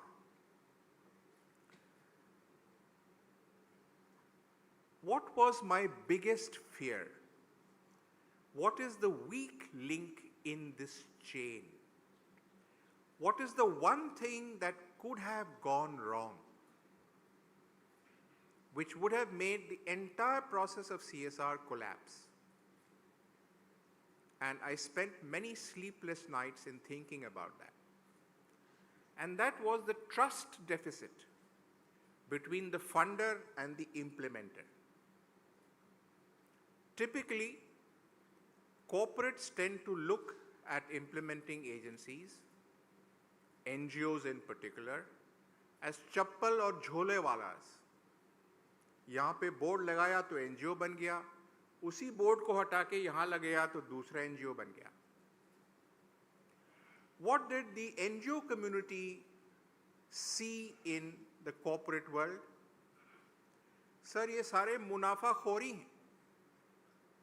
इन पे सख्त से सख्त ion कानून लगाइए, नहीं तो ये कभी CSR नहीं करेंगे. This trust deficit had to be minimized. If there were only funders, there would be no CSR. If there were only implementers, there would be no CSR. And that really is the weakest link of that chain as we had envisioned it. These 10 years are a reaffirmation of how that trust deficit has closed, how the implementers and the funders are now talking to each other, understanding each other's language and vocabulary. What to do in CSR? How should we do what the community needs? What is the community need? Who will tell us? Those who work in the community. They only can give us the feedback of what the community really needs. And it is in the combination of the funder and the implementer that real success lies.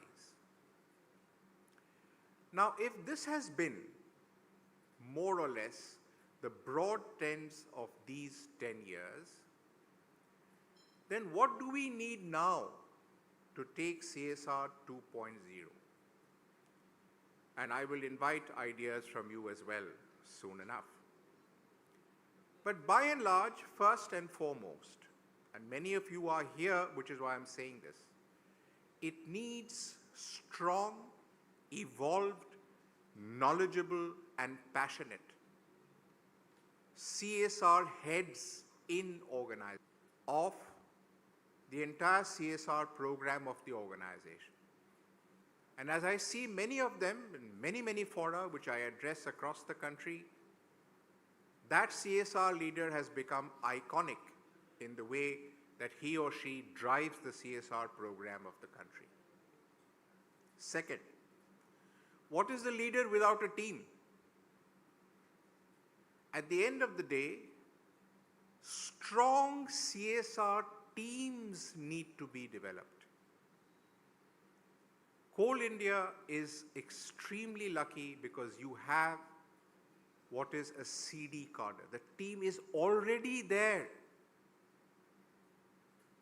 Very few companies, the only one I can recall offhand is Reliance Foundation, which have a dedicated cadre of CSR professionals within the company.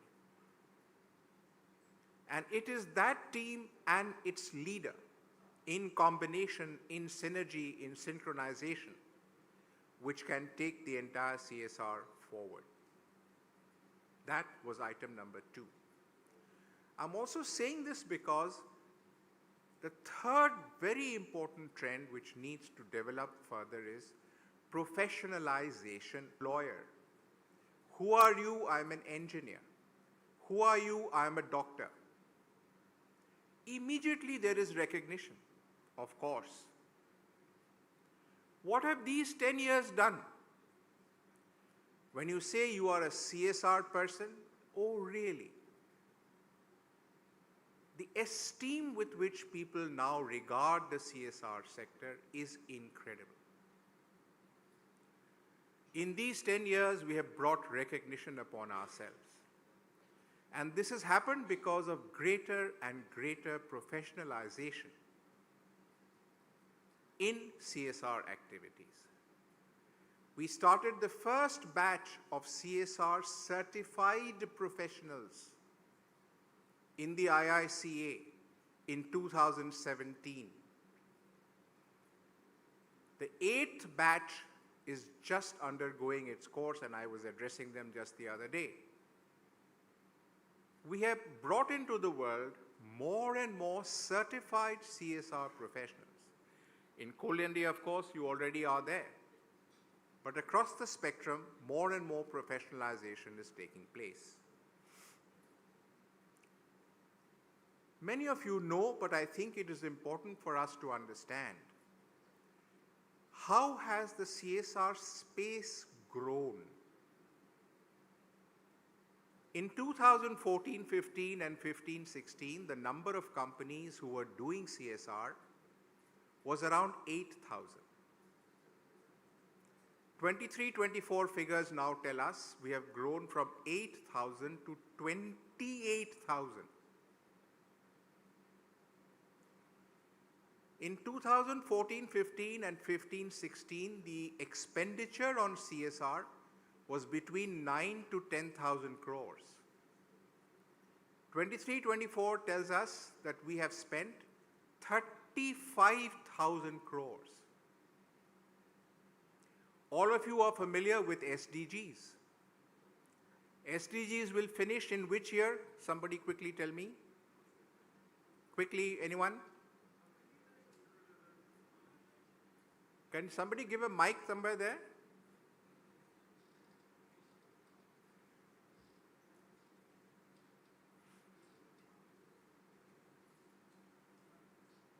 Yeah, somebody tell me, take the mic and tell me, in which year will SDGs finish? 2030. Correct. By 2030, what will our CSR expenditure be? Any guesstimates from anyone? Take a mic and tell me. What's the projection?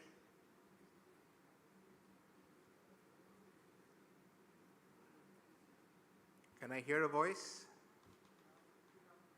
Take a mic, please. जो भी बोलेगा हाथ उठाओ और mic low. 50,000 around. Correct. Our estimated expenditure for 2030 is 50,000 crores annually. A very respected KPMG report tells me, which I read yesterday, 2035, what is the projected expenditure? Can anyone hazard a guess? Correct. 1.2 lakh crores will be the projected expenditure of India on CSR. This is not growth, it is exponential growth. Today we are a sector of the economy. Can you have any idea of the kind of livelihoods we generate? How many people earn their living from CSR, directly or indirectly? They are now in millions.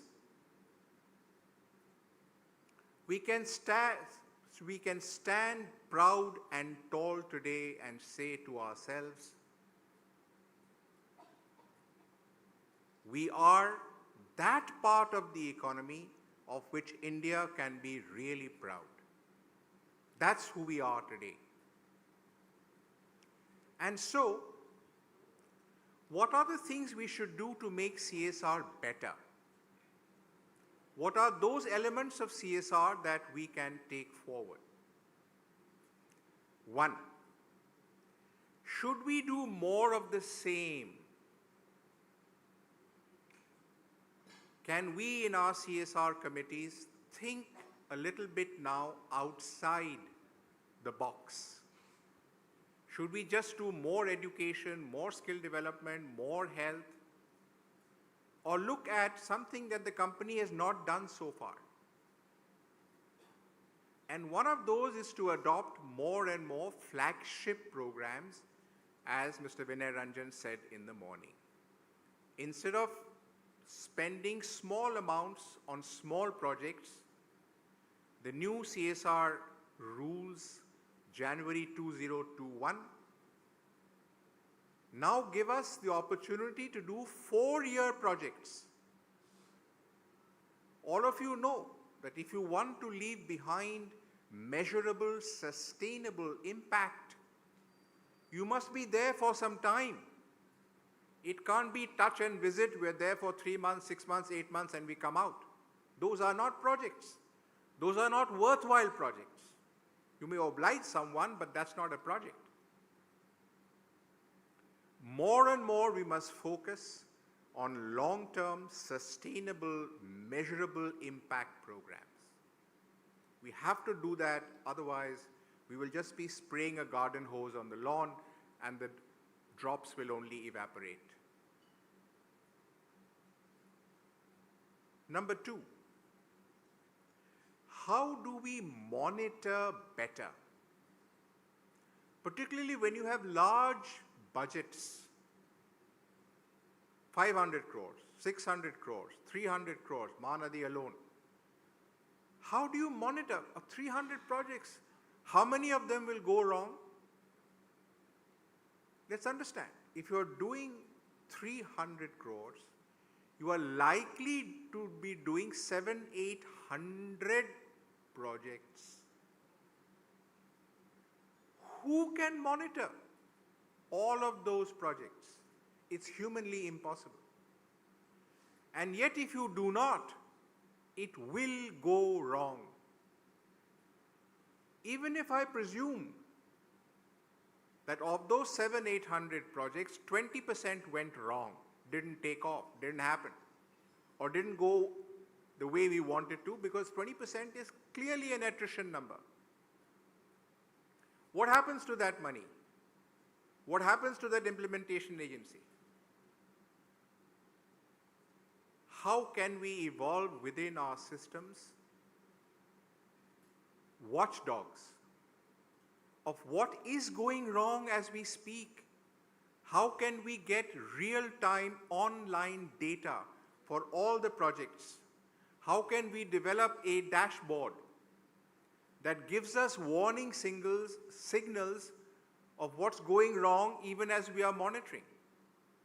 What's the MIS that will capture that?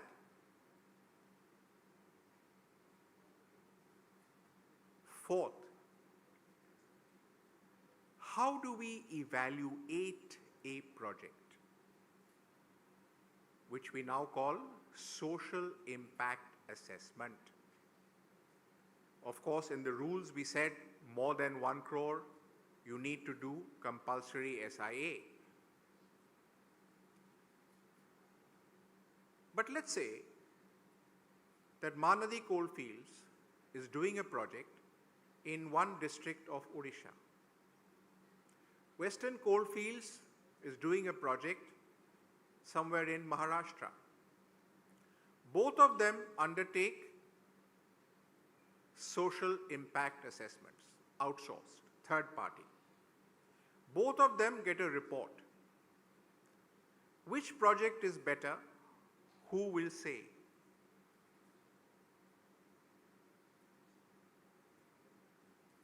We can't, because why can't we? Can somebody pick up a mic and tell me why is it that we cannot say which is better?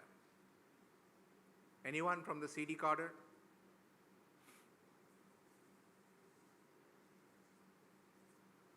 Mic चाहिए ना उधर?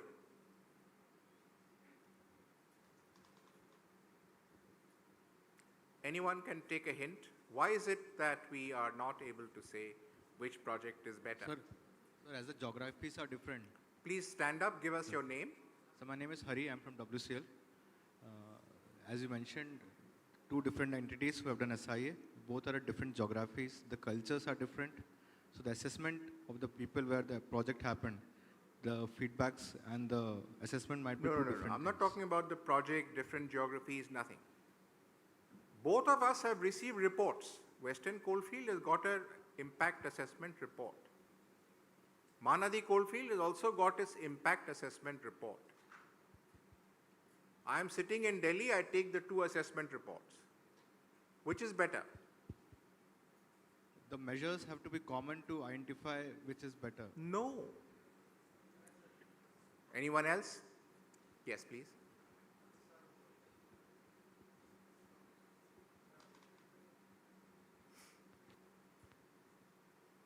Myself, Piranji, Director HR.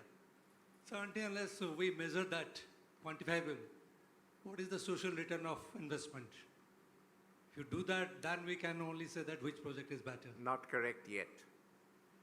The reason why I asked you this is because at the heart of this question and the answer to this question is what is going to happen now over the next 3 years. And I'm very happy that Coal India, Mr. Mishra is here. They have taken a lead in this. That agency which did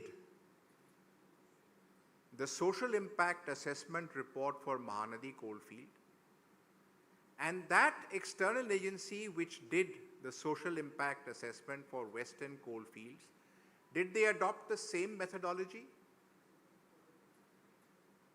No. is there a standard methodology of social impact assessment? No.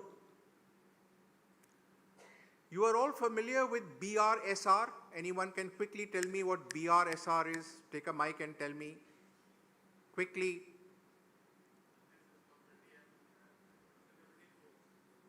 Who said that? अरे यार मिश्रा जी, मैं तो इनसे पूछ रहा हूँ बच्चों से, आप तो दिग्गज इंसान हैं. BRSR is a common report for the top 1,000 companies of this country as standardized by SEBI. Now, when I take BRSR report of Asian Paints, I take the BRSR report of JSW Steel, can I say which one is better? I can. Why so? Because it is standardized. Here, even between the programs within the coal sector, even between our own people, we don't know. How are we going to commit? If I ask the CSR head, tell me, vis-a-vis JSPL, where do you stand? They're a private company, we're a public sector company. Can we measure ourselves against a private sector company and say we are better? Can't. Because there's no measuring rod to compare us.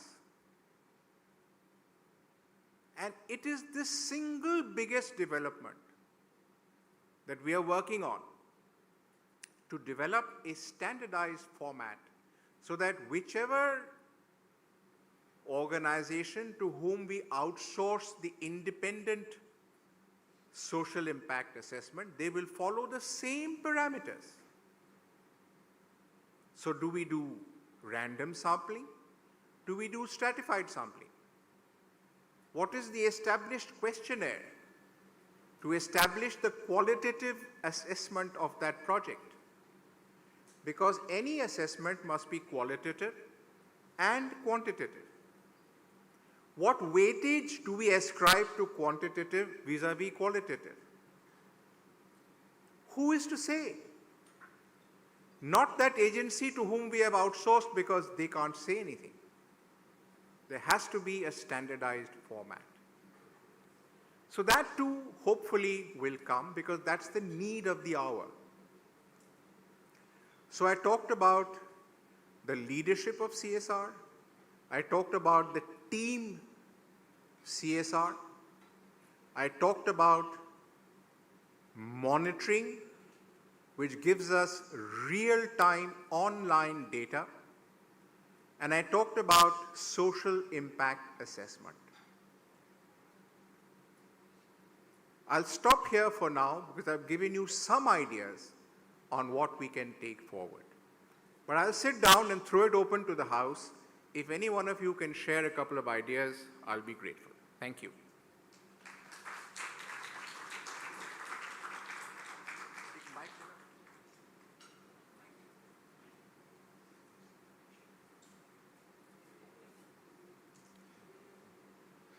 आपके कुछ प्रश्न हो तो sir से आप कर सकते हैं. Anyone, please.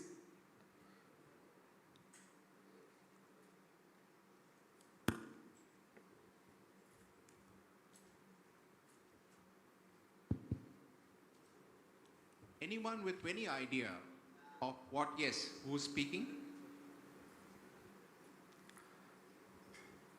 Come on, young guys. Tell me any one idea which you think we should incorporate in CSR 2.0. You're the guys working in the field, you're the guys working with the community. What should we make? What should we do to make CSR stronger? Yeah. Sir, I don't know whether this is an idea or not, but just an observation. Like Coal India, we have a dedicated cadre for CSR.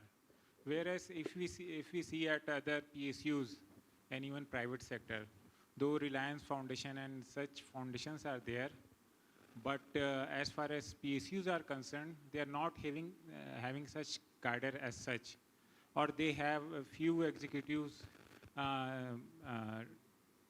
seated at their company headquarters, and they are scrutinizing all the proposals.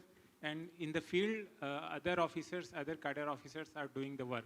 So I think in order to get the maximum out of the CSR budget, we need to have CSR cadre in every PSUs like we have in CIL. And at the top as well. Not Well, just, yeah, that is a very good suggestion. I'm not sure that all PSCs can actually do that because the human resource investment is huge. So proportionate to the amount of CSR that they are going to spend, whether it makes sense or not, it's for them to take a call. But yes, at least to have, even if it's a small cadre, you guys are 194. You will cross 200 very soon. Very few companies can have that kind of investment in human resources. But even if it is a team of 10, 12, 14, it doesn't matter. If it is a dedicated, established cadre, which doesn't get transferred from end to end, it builds its own expertise in CSR over years, develops the leadership, the future leadership of CSR, then it is certainly worth having. Yeah, thank you very much for that suggestion. Anyone else? Yes, please. Yes, Good ma'am. morning, sir. My name is Nikita, Manager CSR at Coal India Limited. Sir, what I feel is, as on date, word of mouth publicity is a mode of publicity which requires minimum effort but gives maximum impact. What I feel nowadays, what we do, like the schemes, Thalassemia Bal Seva Yojana, Nanna Sa Dil, and schemes like that which are beneficial for pan-India beneficiaries. The publicity is not as much as we need, because Nirman scheme also we put in so much of effort, but then we received only a handful of application. I feel social, including social media publicity, where we include reels, or maybe we can incorporate some social media influencers, some celebrities, and they advertise our schemes. And they reach each and every person through their mobile phones, maybe, because nowadays mobile is the only thing that has access to each and everyone. Excellent. So this is what Dr. Vinay Ranjan said in the morning, that typically public sector enterprises have been low key.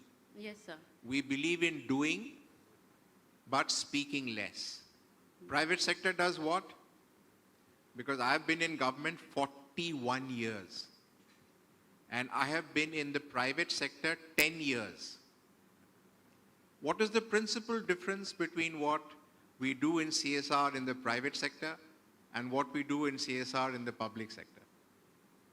Branding. इतना करो, इतना बोलो. हमारे यहाँ क्या होता है? इतना करो, इतना बोलो. So one of the good things that Dr. Vinay Ranjan is sending out in a strong message to all of you this morning is, how do we publicize more? How do we talk more? How do we speak more about what we do? Because that not only increases the brand image of our company, the perception of the larger world outside of what we do. Who knows whether you made 30,000 crore profit or 10,000 crore profit? The average person on the road doesn't know your profit. What do they know? This company does a lot of work for communities, does a lot of good work for society at large. That is the brand that we need to project. Okay, next question. Yes, please. Hello. Good morning, sir. Myself, I'm Brent Kumar. I'm manager, corporate social responsibility in MCL's Khadi area. Sir, it's not a question, rather it's a... I'm writing suggestions only, not questions. Sir, it's based on the 10 years of experience that I had in field, that we are working with so many HOAs, OB companies. And every time when new HOAs come, we have to face issues of employment, getting them employed into those HOAs, right? The main problem, what I see that this youth, the local youth, they are not engaged into any income generation activities through us. So what they want to get into that job. So based on what we are doing with the plantation and all, we are doing plantation for 5 years with MPRBNL, Madhya Pradesh Rajya Van Nigam Limited. What I want, rather my suggestion is, we can come up with some plan wherein we can identify some families, they can plant those trees, like say 10,000 trees. See, I'm talking about a trend in CSR. What is the trend in CSR that you want to see changed? Please don't give me specifics about plantation and stuff. Sir, the generic idea was about branding, social impact assessment, better monitoring. What is a generic thing we should do in CSR? Next question, please. निर्देशक वित्त हमारे बेहुरा साहब, sir. Sir, I have 2-3 points to add. One is regarding that your 20%, which you said 20% is going as wastage. So a guideline can be made to curb that 20% wastage. Say in MCL context, say 300 crore budget means 60 crores. If we are wasting 60 crores, then... I'm just sending a ballpark number because in the end, human beings... Now, just a minute. Human beings are not... I mean, we're not perfect. If you yourself do 10 things, at least one will go wrong, right? So it's okay. But the follow-up is important. If we have made something, how to correct it? Absolutely bang on. Understood. Second point, sir, that is regarding that schedule, which there are 10 to 12 listed activities to be done. Schedule 7. Schedule 7. That is the essence yes, of sir. CSR. There are some interpretation is also there. People are interpreting in some other ways.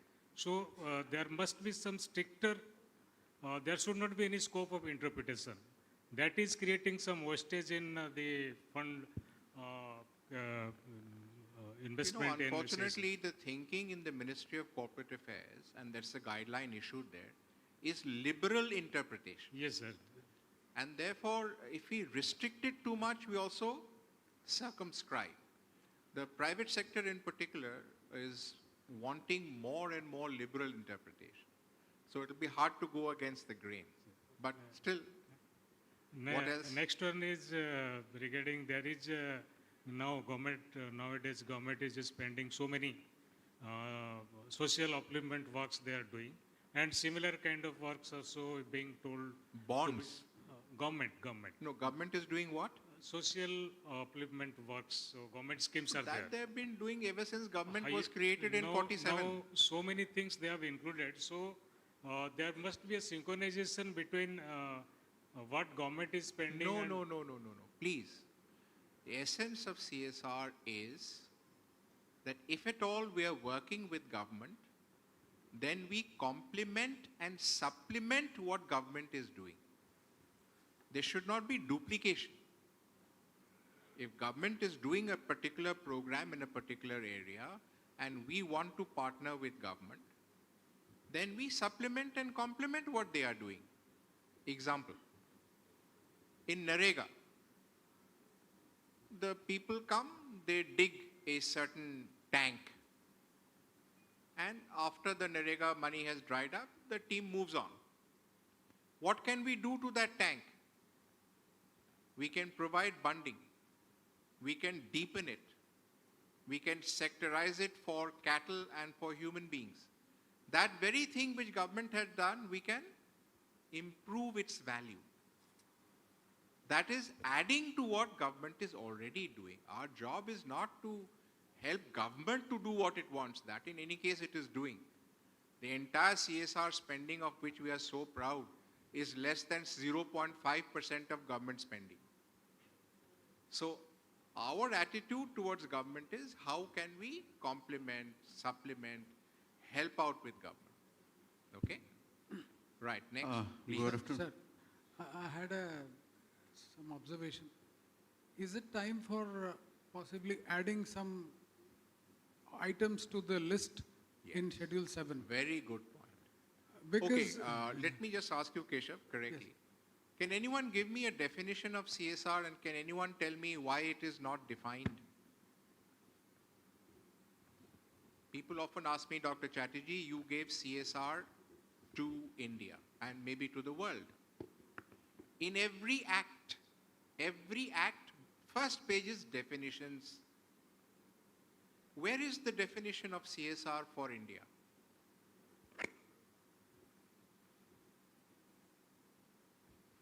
Yes.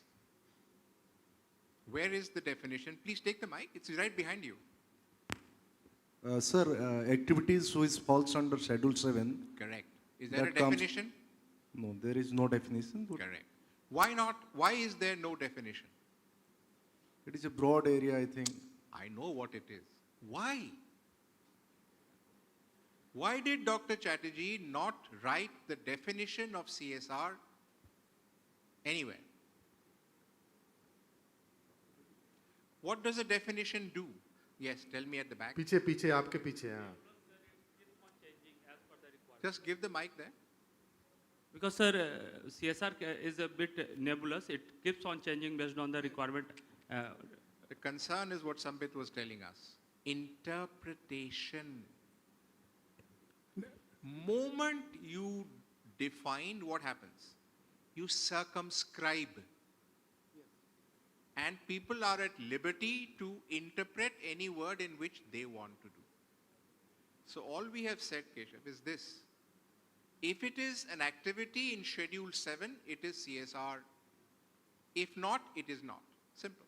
Yes, sorry to interrupt you. Yeah, no, my suggestion was whether there is a need to add some more items to Schedule 7. There is. We are examining. Sir. And we would be grateful if you can tell us what else you want to include. Sir, MCA, for example, is already thinking that, you know, in cultural heritage, handicapped, armed forces, old age homes, many of these items of Schedule 7 are already not adequately funded. It is still same old education, health, skill development, these only things are going on. And also, can we do more in sustainability, in climate change? All of this thinking is going on. But Keshav, happy to, if there are any particular items you want to I wanted something like, you know, specific mention of, let's say, adopting a village and taking No, that comes under rural development. Okay. It's already there in Schedule 7. But give it a thought. If there's anything else you need which feels you can add to Schedule 7, do let me know. Sure. Yes, please. Whoever has the mic. Sir नमस्ते sir मेरा नाम annual हुदा है sir मैं MCL CSR के teacher हूँ. I'll have to stop here because I don't want to eat into the panel's time. So last two questions. हाँ जी बोलिए. Sir मेरा एक सजेशन है कि एक पॉलिसी फ्रेमवर्क होना चाहिए NGO और NPOs के लिए जिसमें हम लोग का एक्चुअली अभी शेड्यूल 7 में या एक्ट में ऐसा है कि उसमें लिखा हुआ है कि पास्ट एक्सपीरियंस होना चाहिए 3 साल का सिमिलर प्रोजेक्ट का बस इतना ही है. सिमिलर नहीं. They should be doing projects for 3 years. That's it. Registration के 3 साल बाद. सर उसमें लिखा हुआ है सर सिमिलर नेचर लिखा है. और दूसरी चीज सर मेरा मानना है उसमें थोड़ा सिमिलर नेचर माने क्या सिमिलर नहीं है? CSR ही तो प्रोजेक्ट है. अच्छा और बताओ. मेरा सजेशन है कि उसमें थोड़ा सा एक और चीज ऐड ऑन कर सकते हैं कि कोई NGO जो प्रपोजल सबमिट कर रहा है उसका इतना क्रेडेंशियल होना चाहिए इन टर्म्स ऑफ फाइनेंसेस कि मतलब कुछ एक लिमिटेड कि इतना हो तो इतना का वो प्रोजेक्ट ले सकता है. एक चीज नहीं दूसरा मेरा सजेशन सर जितना आप रेगुलेट करोगे उतनी मुश्किल में पड़ोगे. Private sector is averse to more regulation. It is for you to do your due diligence. Government पहले हमारे पब्लिक सेक्टर में ये होता था कि किस NGO को दें. जिसको भी देंगे सवाल उठेंगे CV है ED है फलाना है. अब सरकार ने क्या कर दिया? CSR फॉर्म 1 आपको दे दिया. अब जिस भी CSR फॉर्म वाले को दो कोई आपको सवाल उठा नहीं सकता because it is government guarantee. अब लेटेस्ट जो जुलाई में आया है वो क्या है बोलिए? लेटेस्ट जो जुलाई में आया है एक CD वाले बोलिए. माइक में बोलिए. माइक में बोलिए ना. दर्पण ID को मैंडेटरी किया गया है सर. उसको हम लोग अभी इनकॉर्पोरेट कर रहे हैं. नाउ दोज सीकिंग आप बताइए सिंस यू नो जिनके पास ऑलरेडी फॉर्म CSR 1 है वो क्या करेंगे? रजिस्टर करेंगे सर दर्पण आईडी में? बिल्कुल नहीं, कुछ भी नहीं करेंगे जब तक कि उनका करंट CSR फॉर्म का ड्यूरेशन खत्म नहीं होता। Please you must read the rules carefully यार। अगर मैं आपसे ज्यादा जानता हूं तो CD कार्डर कहां से आ गया फिर? पढ़ो मेरे भाई लोग, आपके फोन पे हमेशा पॉपअप होनी चाहिए। हर दिन MCA का हर एक स्टेप मेरे मोबाइल में ट्रैक होता है। किसी ने सवाल किया फादर ऑफ CSR को ही नहीं पता तो क्या फादर है भाई? So now, those who are seeking fresh registration have to get their items of submission verified by whom? बताओ कोई।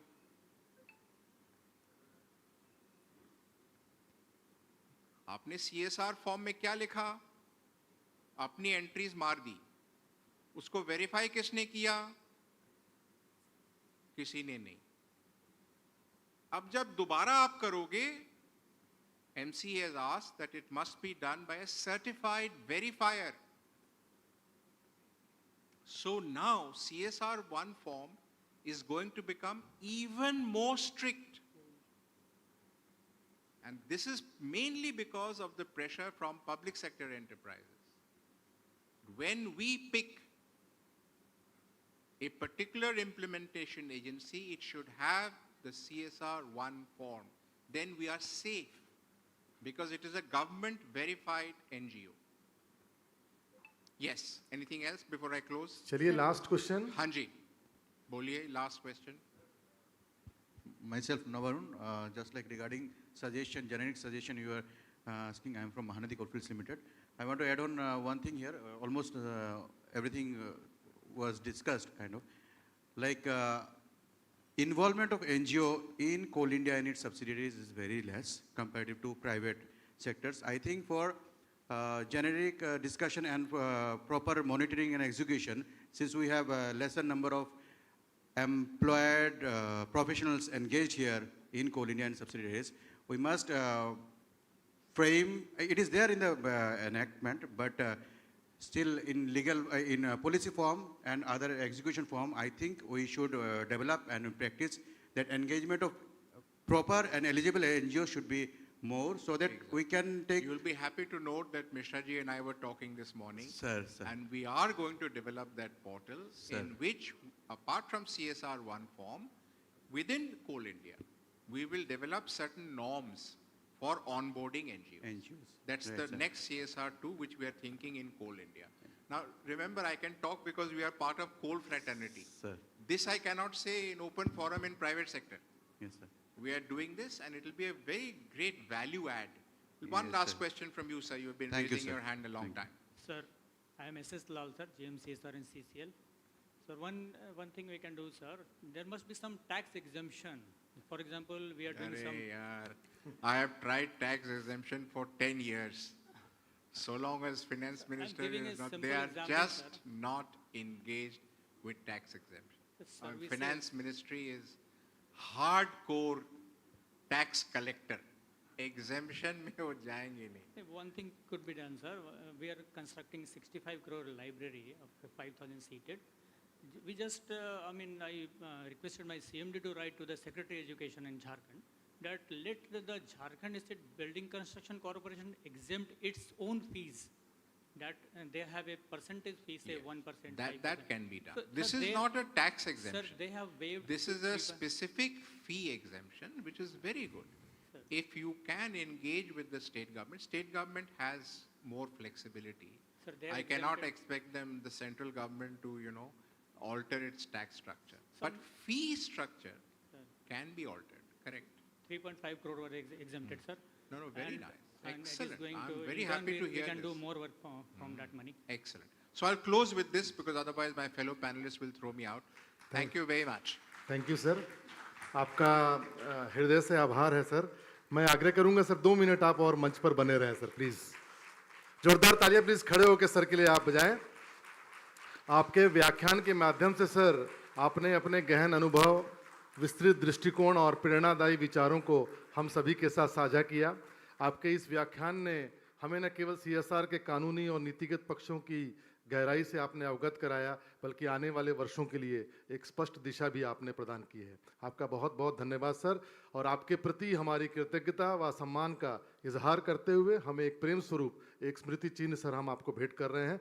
मेरा आग्रह होगा हमारे MCL के ऊर्जावान और हम सभी के प्रेरणादायक आदरणीय CVO sir PK Patel sir से मेरा आग्रह है कि सर आप आएँ और पूर्व सचिव भारत सरकार डॉक्टर भास्कर चटर्जी सेवानिवृत्त IAS सर का स्मृति चिन्ह भेंट कर उनका सम्मान करें। मैं चाहूँगा इस सभागार में इतनी जोरदार ताली बजनी चाहिए कि हमारी सभी अनुषंगी कंपनियों के मुख्यालय तक उसकी आवाज़ जानी चाहिए।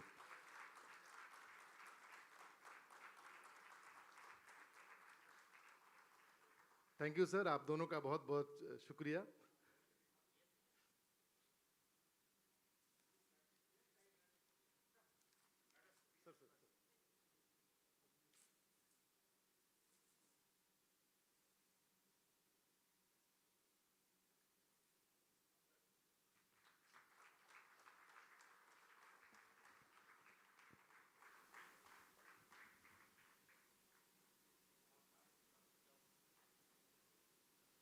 Thank you so much, sir.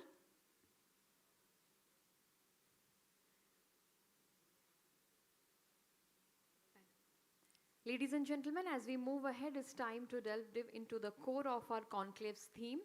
To truly transform intent into impact, we must critically examine and redefine the very strategies that guide our CSR efforts. This brings us to our first panel discussion of the day, titled Redefining CSR Strategies for Inclusive Growth. This session promises a wealth of insights as we have the privilege of hearing from our very leaders who are in the forefront of implementing human resource and welfare policies across Coal India's major subsidiaries. To steer this vital conversation, we have an eminent academic and a leading voice in the field of corporate social responsibility. It is my distinct honor to welcome our moderator for this session, Professor S. Sivaraju sir, served as the chairperson of the Center of Excellence in CSR at TIS Mumbai until his superannuation in January 2024. His extensive research and deep understanding of the subject will undoubtedly provide a fantastic framework for our discussion. And now I request and I take this privilege of inviting onto the stage our directors from our different coal subsidiaries. Director HR of BCCL, Shri M.K. Ramaiah sir, I request sir to come and join sir on the stage. Director HR ECL, Shri G.K. Sinha sir, I request sir to please kindly come on the stage and join sir. And Director HR WCL, Shri Hemant Sharad Pandey sir, I request sir to kindly come on the to come and join on this stage. And I request Director Technical Mahanadi Coalfields Limited, Shri S.K. Jha sir, to kindly come on the stage and join us dignitaries.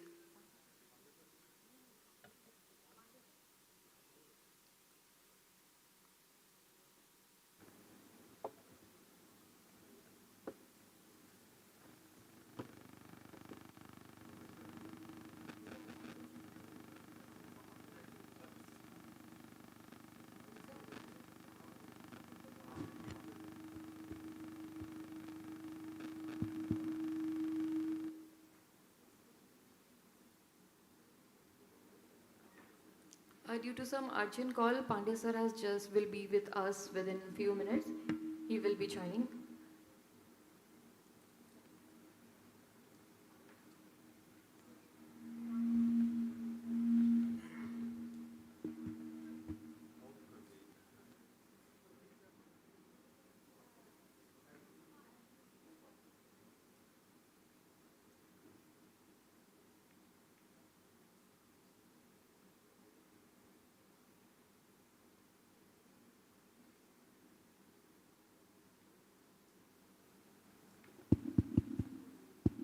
Hello. Yeah. Am I audible? Yeah.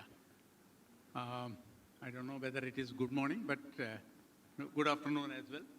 Yeah. So I welcome you all for this important panel discussion.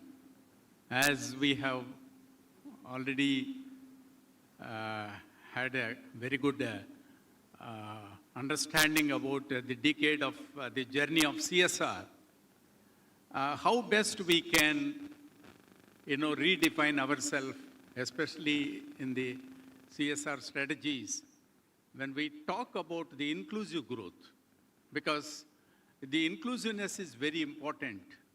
If we look India, you are aware very well that the diversity is a major hallmark, heterogeneity is a major one. So some of these states or regions are well developed, some social class groups are lagging behind, whether it is geographically or socio-culturally, this diversity is always there. So some sections of population get the benefit of development, some are excluded. So it is very interesting that though at aggregate level when we speak, that we are able to get the results in a very positive way, but when we subdivide and see these different strata of population, there are some have-nots and some are cornering their development, the fruits of development. So it is very important how best we can take every section of population, and so that we can really claim that there is a true inclusiveness in our attempts through, for instance, in the area of CSR. So this is one of the important aspects. I sincerely thank CIL for taking up this important topic, because which is very important, because at an aggregate level, we may say that we are achieving, we are spending so much. We are also seeing in terms of number of families or households or individuals benefiting from our attempts through and allocating funds, and also identifying some of the genuine NGOs or other implementing agencies. But the question is whether it is touching everybody, whether it is percolating to every section of society. So this is very important, whether wherever you are working. For instance, as Mr. Prasad has rightly pointed out, I also, along with CSR, last 2 to 3 decades, parallelly, I started attempting in the area of, say, senior citizens issues. You know very well, 60 plus comes. One of the important aspects this regularly we are seeing is, take people who are about to retire or just retired. If you ask some section of retirees or about to retire, they will say that we look forward for retirement. Now, the same section of, in the same company or agency, if there are other sections who are scared of retirement, they are scared mainly because not only for how to spend time, but there are different unfulfilled family obligations. For example, children are not completed their education, not joined for employment, or their health issues, or so many, not conducting marriages, or not fulfilling these. So there are other sections who are waiting for retirement so that they can be with families, go to religious pilgrimages, or spend whatever way, because they were all very restricted for their own activities all these years. So the question is, given this diversity, how are we going to attempt? So in this context, it is very important for us to know who are these who are left out, and to what extent CSR is attempting in addressing all their issues and touching upon every life that is there in the community. So this is very important. According to me, this will give an opportunity, especially the panelists are already in the forefront in CSR, giving a able leadership in their respective, a group of our own entities. So I think this will be a big opportunity for us to know what are their experiences and how are they, taking care of these sections, and what are their, views about further, taking a lead in through our CSR in addressing these things. So there are, another important component, according to me, is that given the change that is happening through technology, and as Dr. Bhaskar Chatterjee also has mentioned, that there is a important change that is happening is how is the measurable indicators, the data that is important, starting from need assessment till your impact assessment or a follow-up for large-scale projects. These are all very, very important. So given these changes, how are their views going to be this thing? And I feel that the panelists who have a proven record of committing themselves and taking a leadership in their respective entities, it will be a very good for all of us to get this opportunity to know from them about what is their view and how we can take this in redefining the CSR strategies. So with this brief introduction, I don't know whether, of course, I take this that all our panelists are in the same footing when they're giving the leadership, or because some of these issues, all these issues, each panelist can talk about, but can we just some specific questions I can ask each of them, and then we can move further in terms of these things.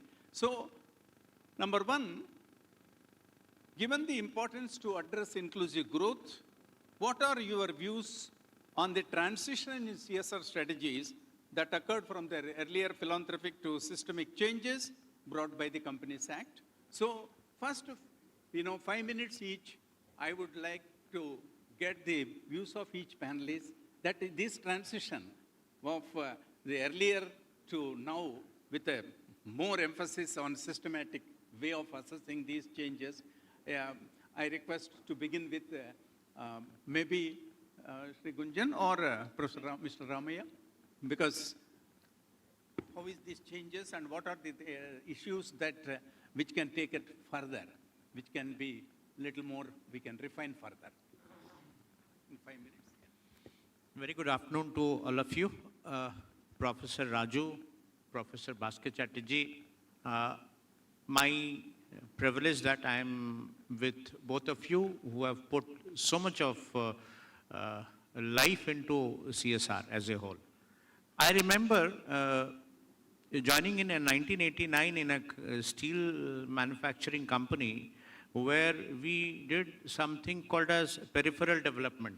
We did not that time call anything as corporate social responsibility, for that matter obligation or something like that. We really felt that our villagers used to come and demonstrate. As a result, we had to go to villages, do something for them so that they are happy. I remember in the year maybe 2012 onwards, there was, Bhaskar Chatterjee Sahab will be able to tell me very nicely, in 2012 onwards, we started working on this particular CSR document as a whole, where I was a young officer and I used to work on this particular document processing. We used to feel that kya karna chahiye, kya nahi karna chahiye. That time I had we had an industrial engineer who was in the committee. He told, for any process, if you are able to define it, you can measure it. If you can measure it, you can analyze it. If you can analyze it, you can control it. Now, with all these people who are sitting in front of me, my only thing is that when we are doing this particular job of CSR, are we doing that? Because we are still living in an age where we get phone calls, we get a small piece of letter written by one of the public representatives saying that you have to do this. I am really happy for one thing that after maybe 11 years are over, we have at least come out of the toilet syndrome. Toilet and, barricading and wall building syndrome, we have come out of it. We are doing something good in CSR, I'm telling you. There are certain very good projects. So I would feel that as a strategy, when we are working on CSR now, we have to go like, कि police का rule बनने से पहले चोर अपना strategy change कर लेता है. So we have to work something like that, कि what are the things we have to measure on data. We have to say that this is what, for example, I have done a project which is affecting this many families. So the moment you say that I have done a project of 2.5 crores, it affects only 20 families. So that will speak for itself. What have you done? What changes have you done? Some parameters to be set, some ticks to be done, so that, there is a portal gives me all those information. One more thing which I feel, as a strategy, we need to get into the subject of knowing the vicinity where we are doing CSR. If you don't know the vicinity, we will not be able to do it. It should not be, Bhaskar Chatterjee sahab said, it has to be a project. It has to be a project. It should not be something like, कि मैंने कुछ दे दिया, आपने कुछ ले लिया, बीच में कुछ बट गया. Those are the things we have to come out of it. This is my opening remark. We will come back again.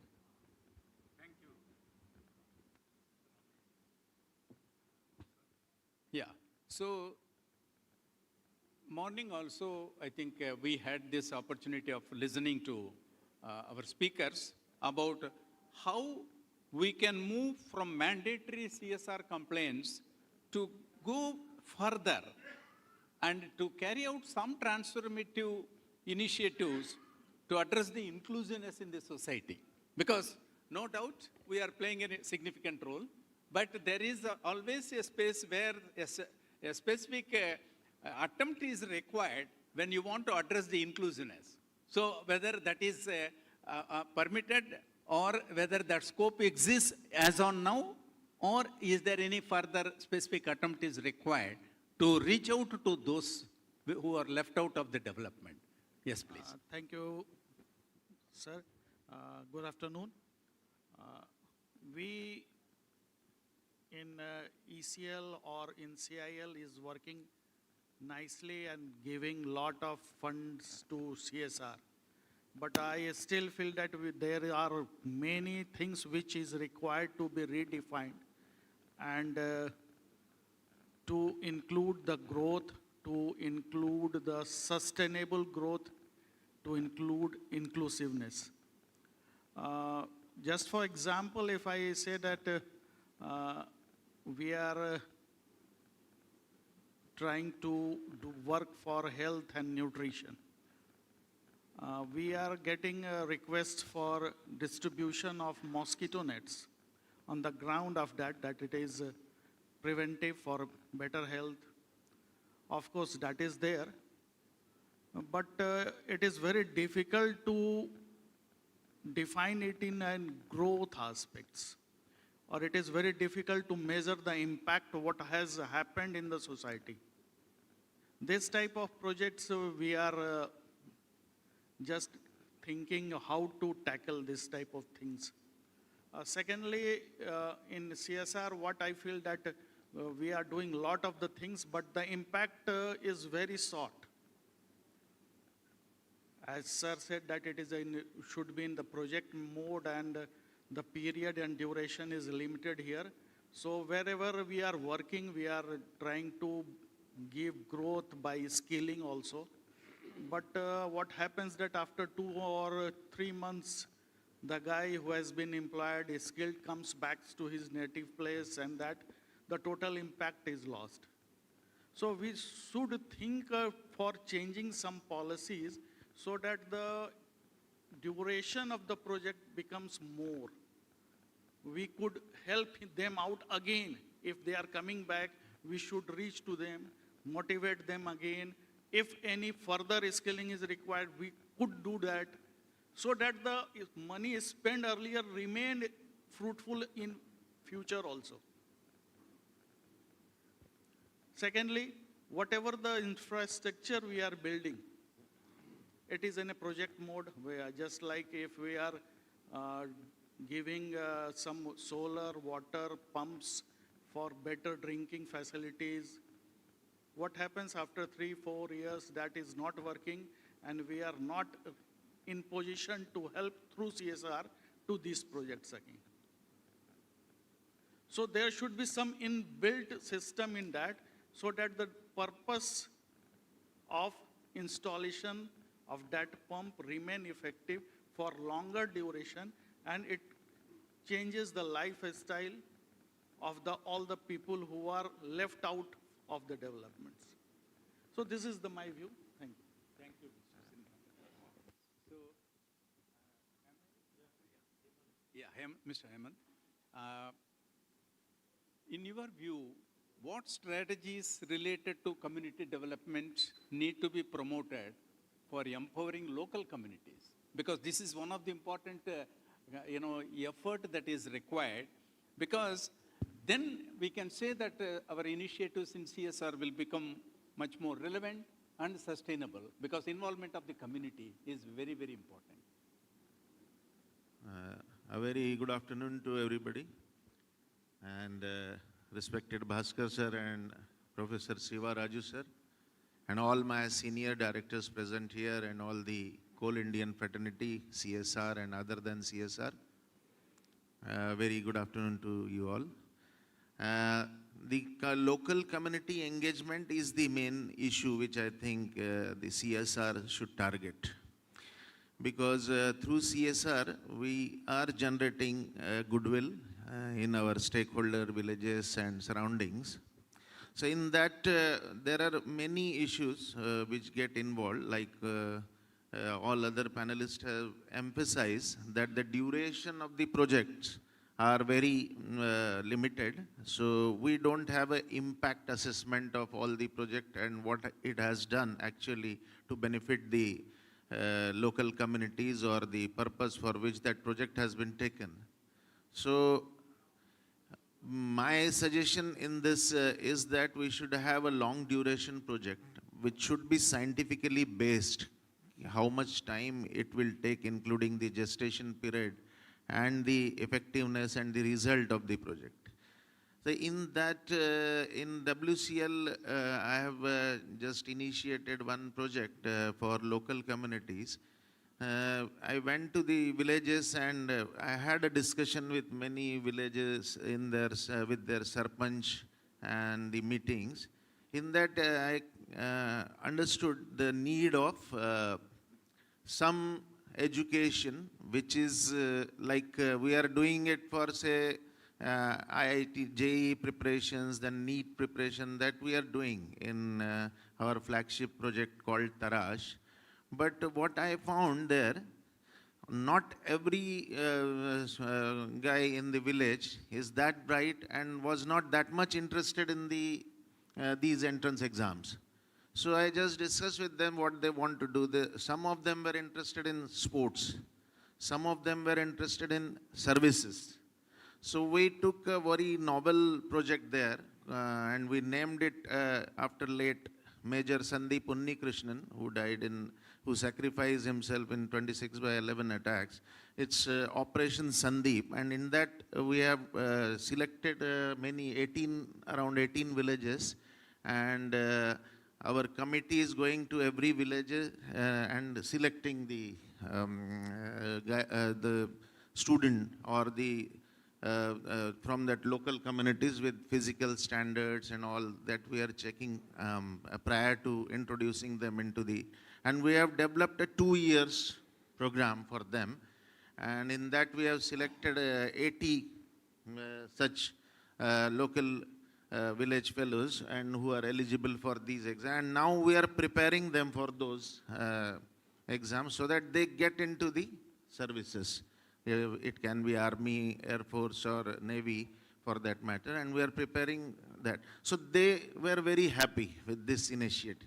So the villagers were very thankful that you have selected some other line of action which will be much beneficial for them, and these the people, those who are participating in Operation Sandeep, all those students are very happy to learn all these things, and we have brought them to the city of Nagpur, and we have given them accommodation and all facilities, and now they are getting their training, which is oriented directly to that exam. So what will happen actually, when the results will come out, we will find what is the actual our success rate in that, and accordingly then we can continue the same operation further.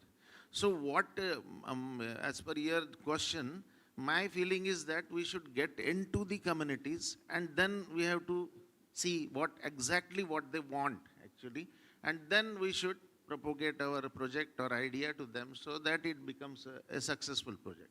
Thank you. Thank you, Dr. Hemant.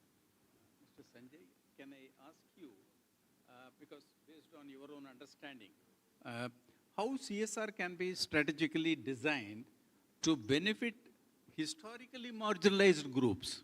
Because there are some social groups who are, completely marginalized from so many decades. So that vulnerability further, increases unless we target specifically that groups and bring them to the mainstream and work it out like that.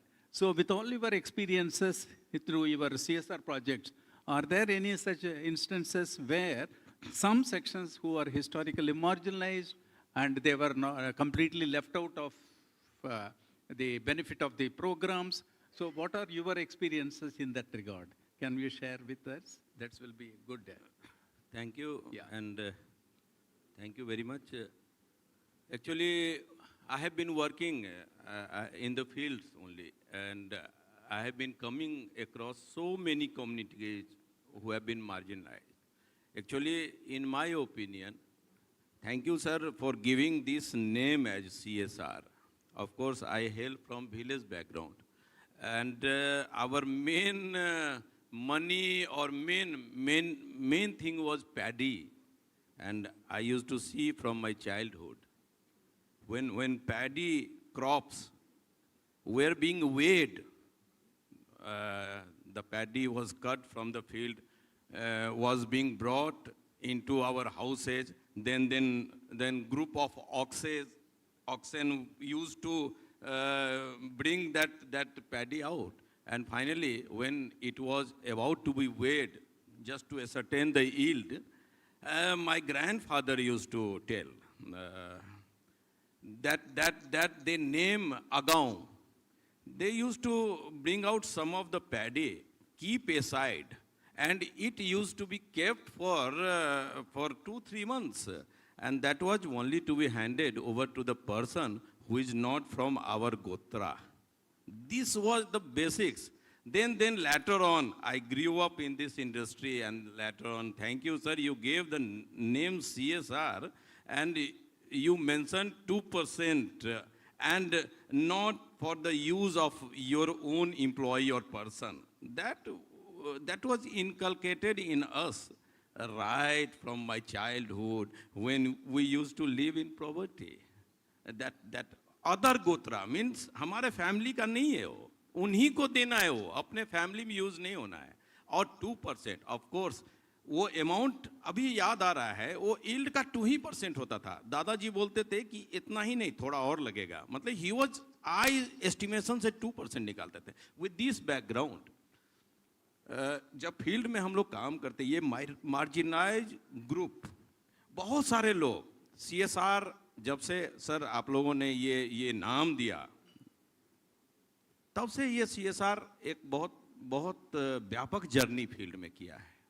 And I must thank you for your concept, और industry भी इसको reciprocate किया है sir. अब इस juncture पर आकर के थोड़ा अभी जैसा DHR BCCL साहब ने बोला, यस, टिल नाउ मोस्टली ये CSR एक्टिविटी जो है ना, it is of course people's representative driven. It is driven by the people's representative. They demand this is required to be done, and generally we do it. Sir जो बोले mapping और impact assessment, of course in many cases it is not done holistically, that we agree. Now अब यहाँ से एक considerable journey ये CSR ने कर ली है. अब यहाँ से way forward क्या है, कौन सा ग्रुप है जो इस जर्नी में छूट जा रहा है, इसको सोचने की आवश्यकता है. जहाँ माइनिंग हो रही है जैसे BCCL में या हमारे यहाँ भी, हम लोगों ने in MCL we have closed 2-3 mines.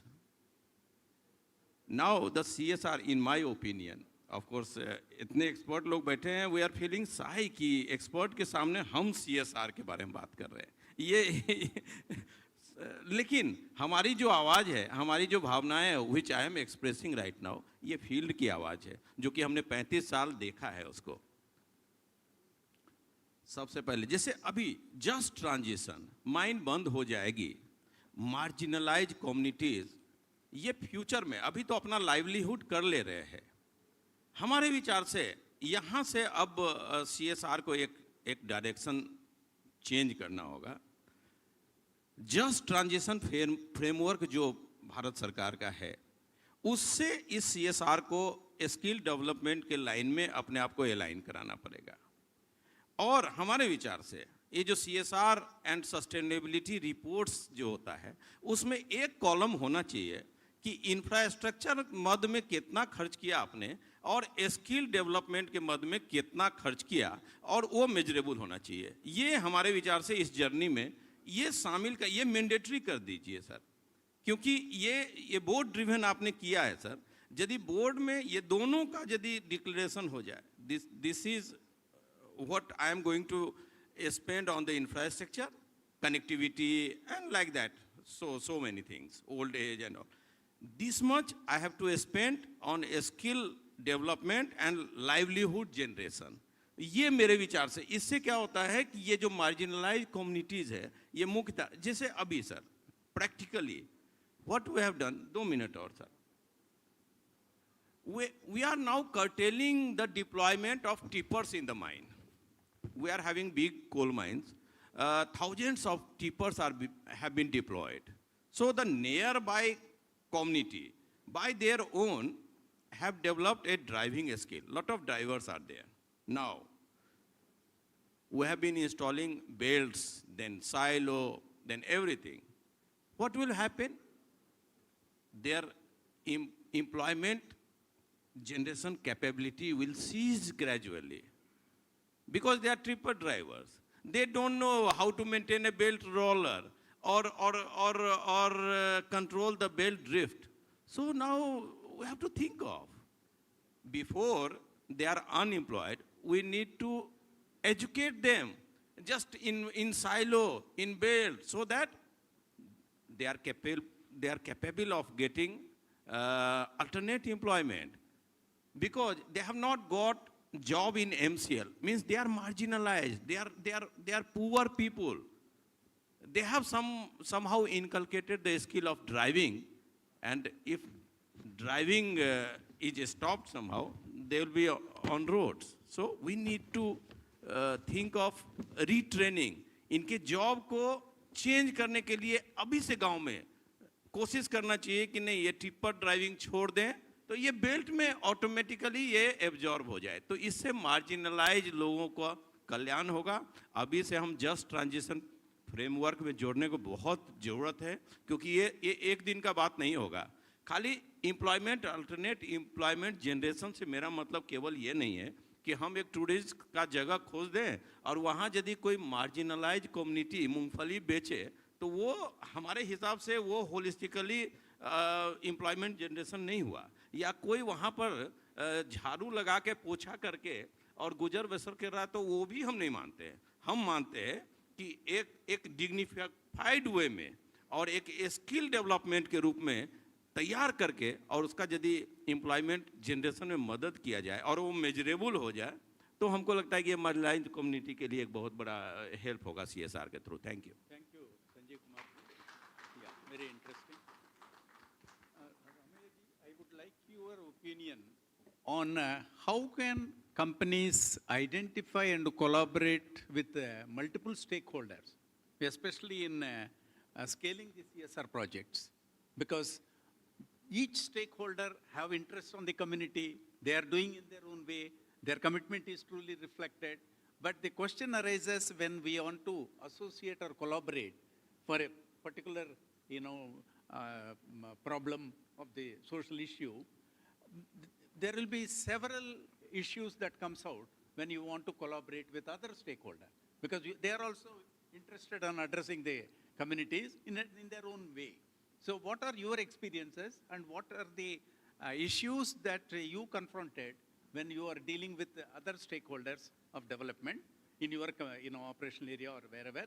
And how did that experience helped you to overcome or to expand your own activities? Thank you so much. This is my very close to my heart subject. That is why thank you so much for asking me this question. In the year 2018, we were working on, we had some congenital heart disease issues in and around Durgapur. So we were having some kids, 50 or 60 kids were identified with this particular issue. We went to a private hospital. 2018 I'm talking about. And we went to a private hospital. We said that we are going to, if the surgery is costing 2.5 lakhs, how much can you share from your side? The surgery part, can you take care? They said that the surgery part will be taken care by our doctors. They are going to do free of cost. Only thing is that the other incidentals to the tune of 1.2 lakhs or all, you have to pay. Just imagine a situation, 2018, collaborative CSR was done by companies. Unfortunately, Dr. Bhaskar Chatterjee jo bolte hain ki I only says that we don't have documentation to this effect in the country. Today morning I was catching on with him. He was saying, let us have a case study booklet, a book on case studies on CSR, maybe 51 case studies, 100 case studies. We can have a book. Let people go through it. We don't want to reinvent wheel again.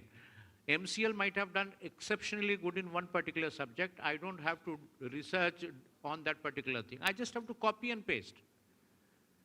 For example, CCL ke Lal Ladle we have just implemented. Nanna Zadil we have implemented. I am only wanting that the issues where already research has been done, kindly do it. And collaborative CSR, for example, we can go to Narayana Hridayalaya, we can go to thalassemia, we can go to places where we can give back to the society. Unfortunately, what is lacking, the issues which I felt which has to be flagged are, number one, let us have a very good ecosystem of NGOs or implementing agencies. We do not have. Even if we have, we do not have documented ones. For example, I have done in BCCL, I can give it to some other organization also, they can work on it. Number two, more of collaborative CSR in our companies. I have seen the central schemes of Coal India are fantastic. We have in BCCL, our budget is, this year it is 28.83 crores, our budget is very small. We have been benefited by the EDSIL schemes, education. We have been benefited by thalassemia schemes. We have benefited by Nanna Sadil, where our population got benefited by the central schemes. We just had to mobilize people and give it to Coal India, and Coal India has done it. Then we should have a standard manuals and SOPs as a strategy. As a strategy, we should have beautiful, see, for example, a civil engineer sitting here, you can tell me, saying that in civil we are having everything, estimates have been made very, very clearly.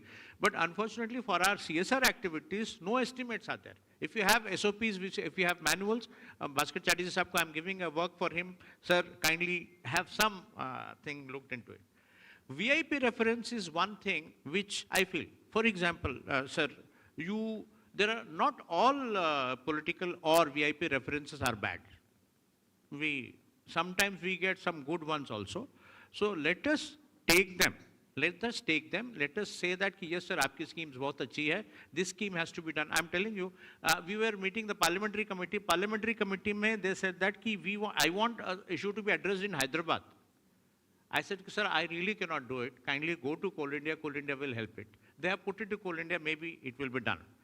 Lastly, I have seen in the organizations who are doing, NGOs which are doing, I have seen government organizations are much better. Older the organization, better it is. Like I'm talking about CPET example. CPET Raipur, CPET Ranchi, or CPET Jamshedpur MSME or MSME Calcutta, they are very good. We have seen that these are the agencies who are doing good, and we repeat. This is what I feel. And as far as collaborative CSR is concerned, we should again have companies who are wanting to onboard with us, saying that ki hum log kaam kar sakte hain. This is what is. Thank you. Thank you, Mr. Ramey. Mr. Gunjan Kumar, I just want your inputs on, given the digital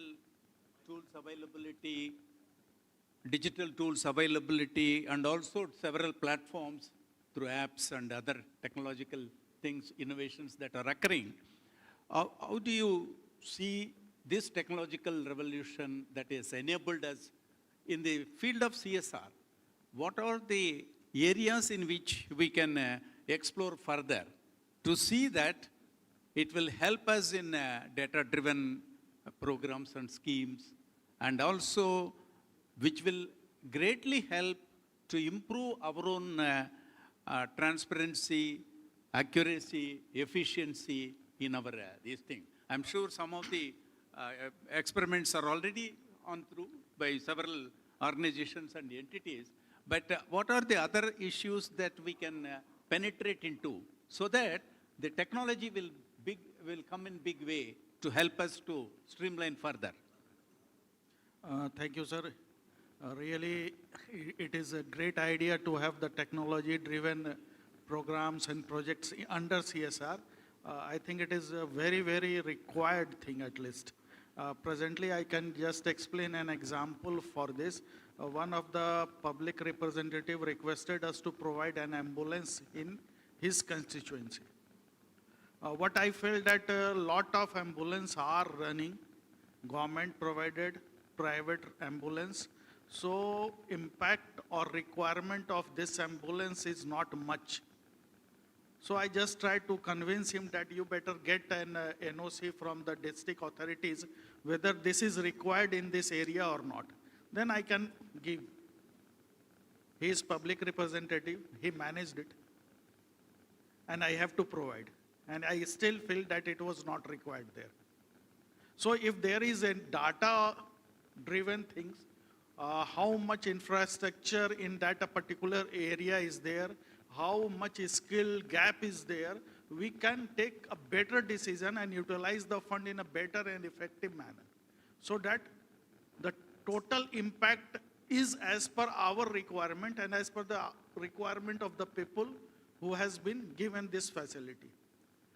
Certainly the certain websites are there where we have to fill the data, but I think that is not sufficient yet because only the projects are being shared through that portals. Rather, for decision-making data should be there. Otherwise, what I feel that the total purpose of CSR is just to give satisfaction of certain public figures or leaders or sarpanch, not to the marginalized communities who are really requiring these things. Second thing is that this data is also required just because of in many projects we require the land data. The land is belonging to whom? It is government land, public land, or any private land. And we are just feeling that this is very much a required project, we are just trying to do some water rejuvenation ponds in village, but we are just failing to do it because the land on which the pond is situated is not, record is available with us. So this type of data-driven system is really required for CSR, at least so that the fund should be utilized in a better and effective manner. Thank you. Thank you, Sanjay Kumar. Dr. Hemant, I think as a last round, I would like to, because we are already late, another 5 minutes we'll take. Just a last question. Of course, I want you to reflect on behalf of the entire team also, that when we talk about the policy, especially public policies, how much, inputs that are going from ground level or from respective entities from ourselves, because whatever, at the top level that is decided, it will percolate to us to implement. So how much voice that is going on from us in the policy formulation? What are our experiences? So I think, of course, it will be cut across all the, entities will be there, but can you throw light on behalf of the group so that, because when we frame the policy and also to revise the policy, the inputs have to go from the ground. but it is not so always necessary. So that the policy framework or revision occurs at the top, and we simply ask to implement. Top-down movement. Yes. So how do you, what Top-down. are your inputs on that?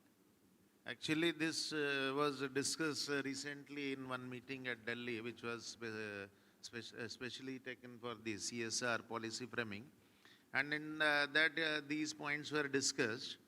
And the inputs which actually come from the top, they are with some specific needs of the region or the area or somebody's recommendation, VIP recommendation or a political recommendation.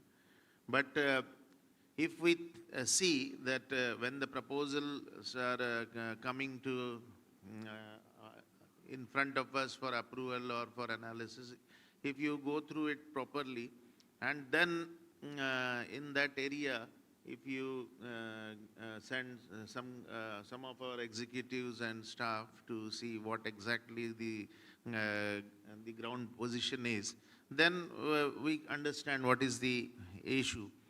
So in that, my take is that there should be a proper baseline study of any of the aspect which we are going to take under CSR. And every company, including all the PSUs and the private companies, they are working on their own with the special, localized needs and whatever recommendation is there.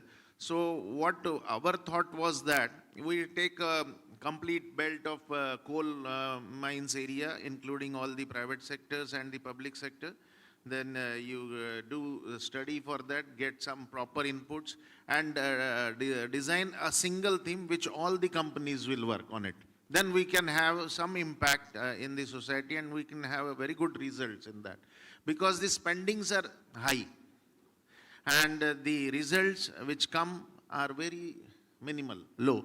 So the single theme, for that matter, for example, if we take example of thalassemia, and if we go throughout the community and do the screening properly and then the treatment properly, and again therapeutic treatment, after therapeutic treatment we can go for BMT also, bone marrow transplant facilities, then the results will be there. So like that I have to get the inputs which are nationwide, or say in a coal industry wide, yeah, any other industry wide. Like that we have to classify and get a proper input of those areas, and then design a theme, and then the spendings are to be done.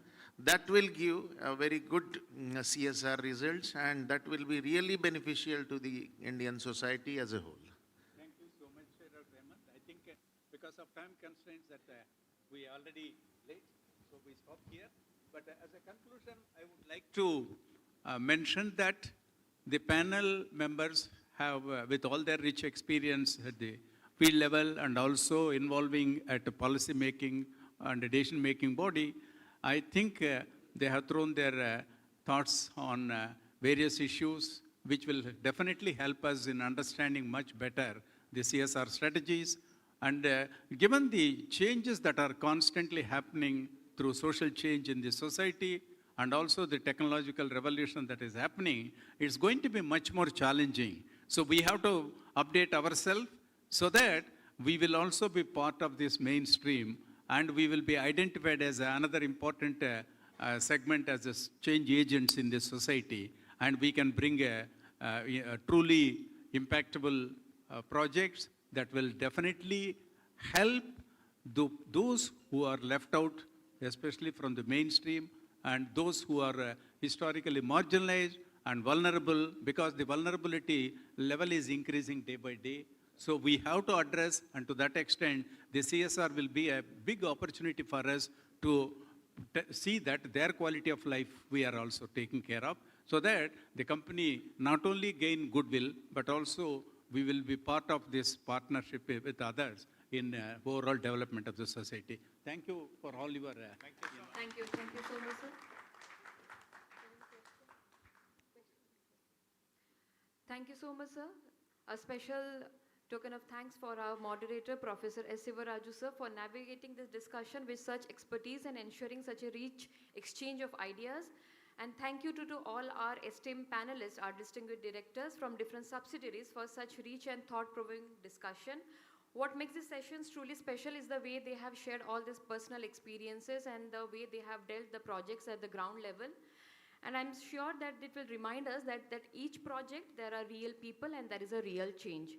Thank you so much. Please give a big round of applause for our moderator and panelists for such an enriching session. As a token of deep appreciation for this valuable session, I would like to request Shri A.K. Behura Sir, Director of Finance MCL, to please grace us with his presence on the stage to felicitate our moderator and panelist. Give a big round of applause and welcome Sir on the stage. First, I request Sir to felicitate Professor S. Sivaraju Sir as a token of gratitude from MCL and Coal India as a whole family.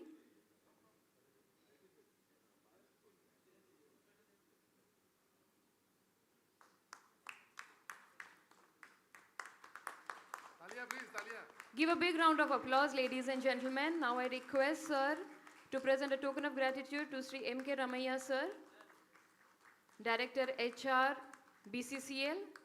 Again, I request Sir to felicitate G.K. Sinha Sir, Director HR ECL. I request Sir to felicitate Shri Hemant Sarath Pandey Sir, Director HR WCL. And I request Sir to felicitate Shri S.K. Jha Sir, Director Technical MCL. Please give a big round of applause, ladies and gentlemen. There shouldn't be felt like the energy is low. We'll soon be heading for the lunch. A group photograph, please.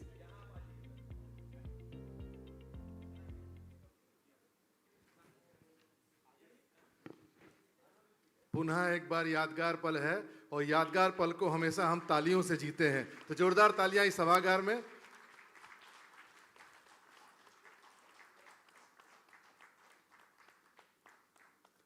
हमारे moderator sir और हमारे समस्त पैनलिस्टों को बहुत बहुत आभार sir, बहुत बहुत thank you.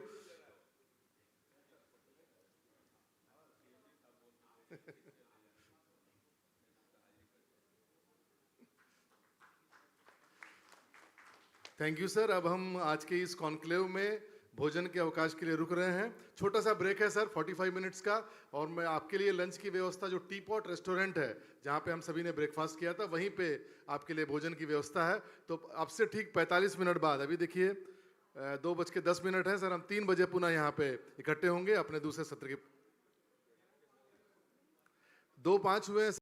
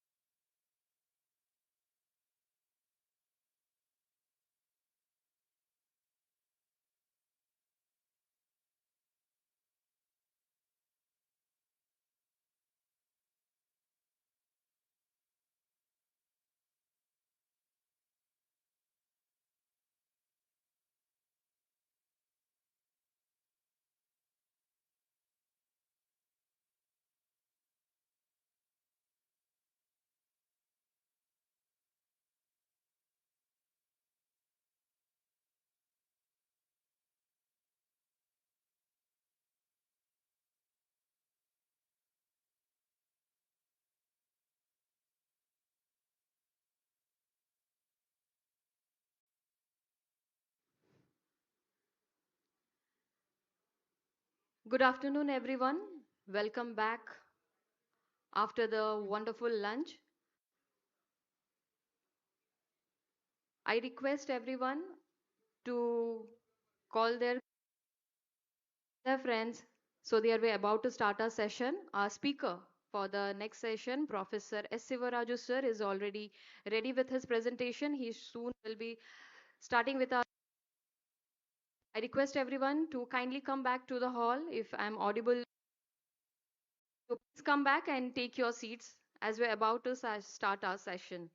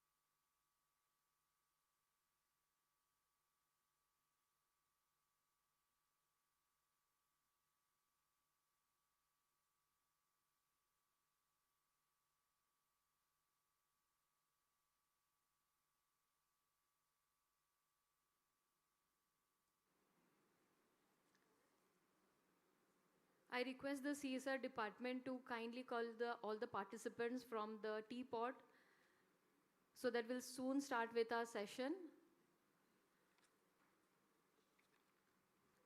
Our speaker, Professor S. Sivaraju sir, is already here with his presentation, and we are already running late out of our schedule.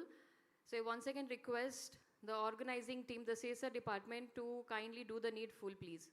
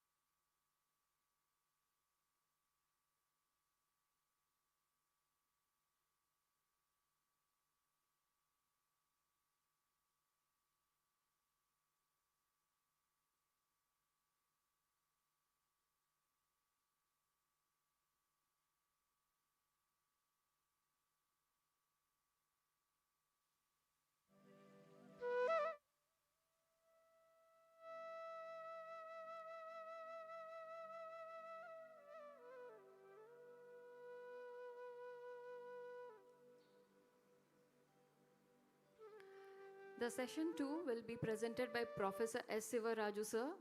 The topic is No One Left Behind, a scientific approaches to CSR. A very interesting topic, I must say, and we all are eagerly waiting to listen from sir and what are his views on this topic is and how you're going to lead this session ahead. So I once again request the CSR team to kindly do the needful and call all the delegates from the teapot to kindly take their seats. And I request everyone present over here to kindly call upon your colleagues or your friends to reach the auditorium so that we'll soon start our session.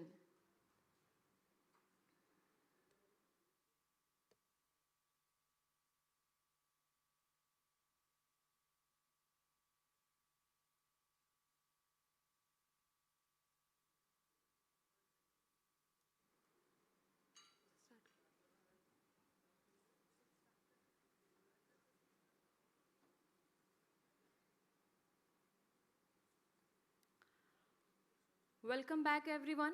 I hope you all enjoyed the wonderful lunch and also got an opportunity to connect with each other. I know it is a challenge to focus after a good meal, but I promise our next session is the perfect intellectual feast to keep us all engaged and energized. We are about to delve into the how behind impactful CSR, moving from bold intentions to the precise data-driven strategies to ensure no one is left behind. This brings us to the session after the afternoon, titled No One Left Behind, Scientific Approaches to CSR. To speak on this vital subject, we have with us a true luminary whose entire career has been dedicated to this very pursuit. It is my profound honor to introduce Professor S. Sivaraju sir. Sir is the former chairperson of the prestigious Center of Excellence in CSR at the Tata Institute of Social Sciences, TIS, Bhuvanmai.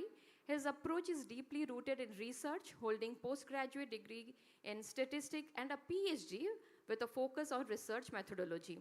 He is a prolific author whose extensive publications, including seminal books like Implementing Corporate Social Responsibility, Indian Perspective, have significantly shaped the discovery on CSR in our country. His influence is not just national but global.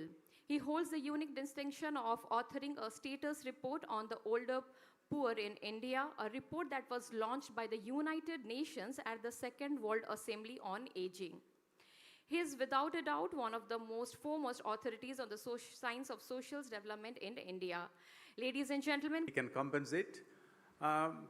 Instead of 45 minutes allocated, I was discussing with the anchors that I can speak on for half an hour so that we can accordingly prune the schedule. So at the outset, I sincerely thank the management of CAL for inviting me here, and also with all the very good hospitality and meticulously planned It was in a different world I was, because as a professor, these are all, for academicians, this is not the way, but I am also tuned over a period of 10 to 15 years with all the corporates and also involving.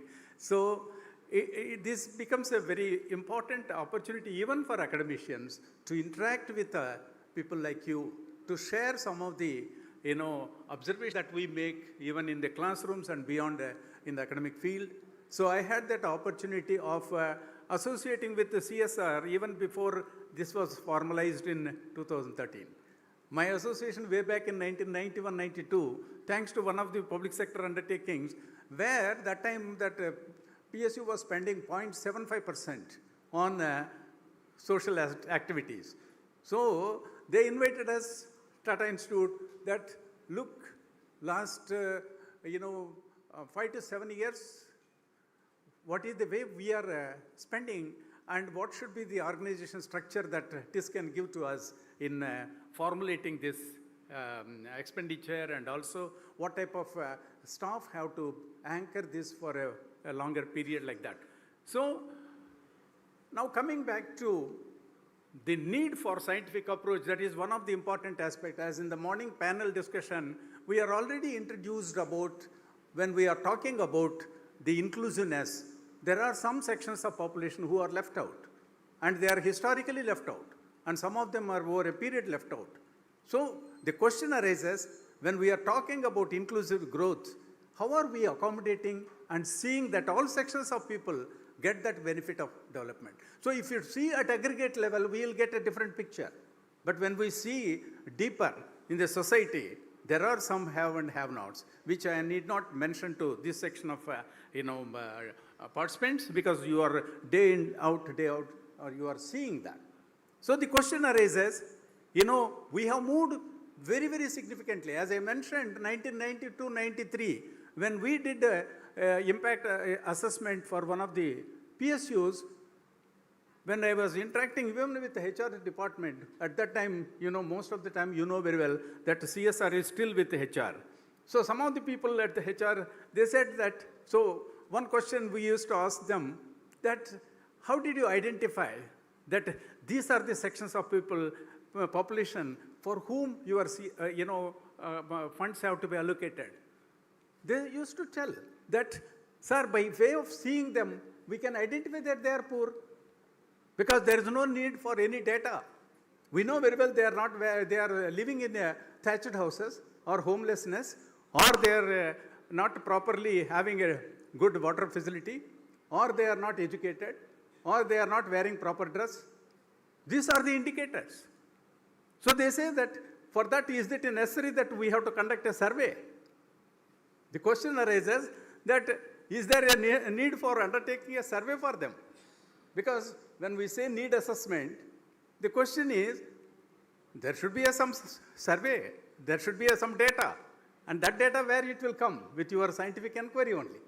So some of the argument is that we know very well that they are poor. Why should we have to do a survey and bring it out? The same section of people who argue that we don't need, we can go ahead and spending, they come back to us after 1 year or so, that, sir, we have spent for this section of population. What is the change we brought? I said that from where to where you moved. Because when you say that I have brought this much change with our intervention, the question is, have you attempted to capture prior to your intervention where they were? What was their living condition? So there is no data. So the question is that if you want to compare that when you put your investment, or when you spend your part of the amount for a particular section of population, now the question is, you want to assess that change.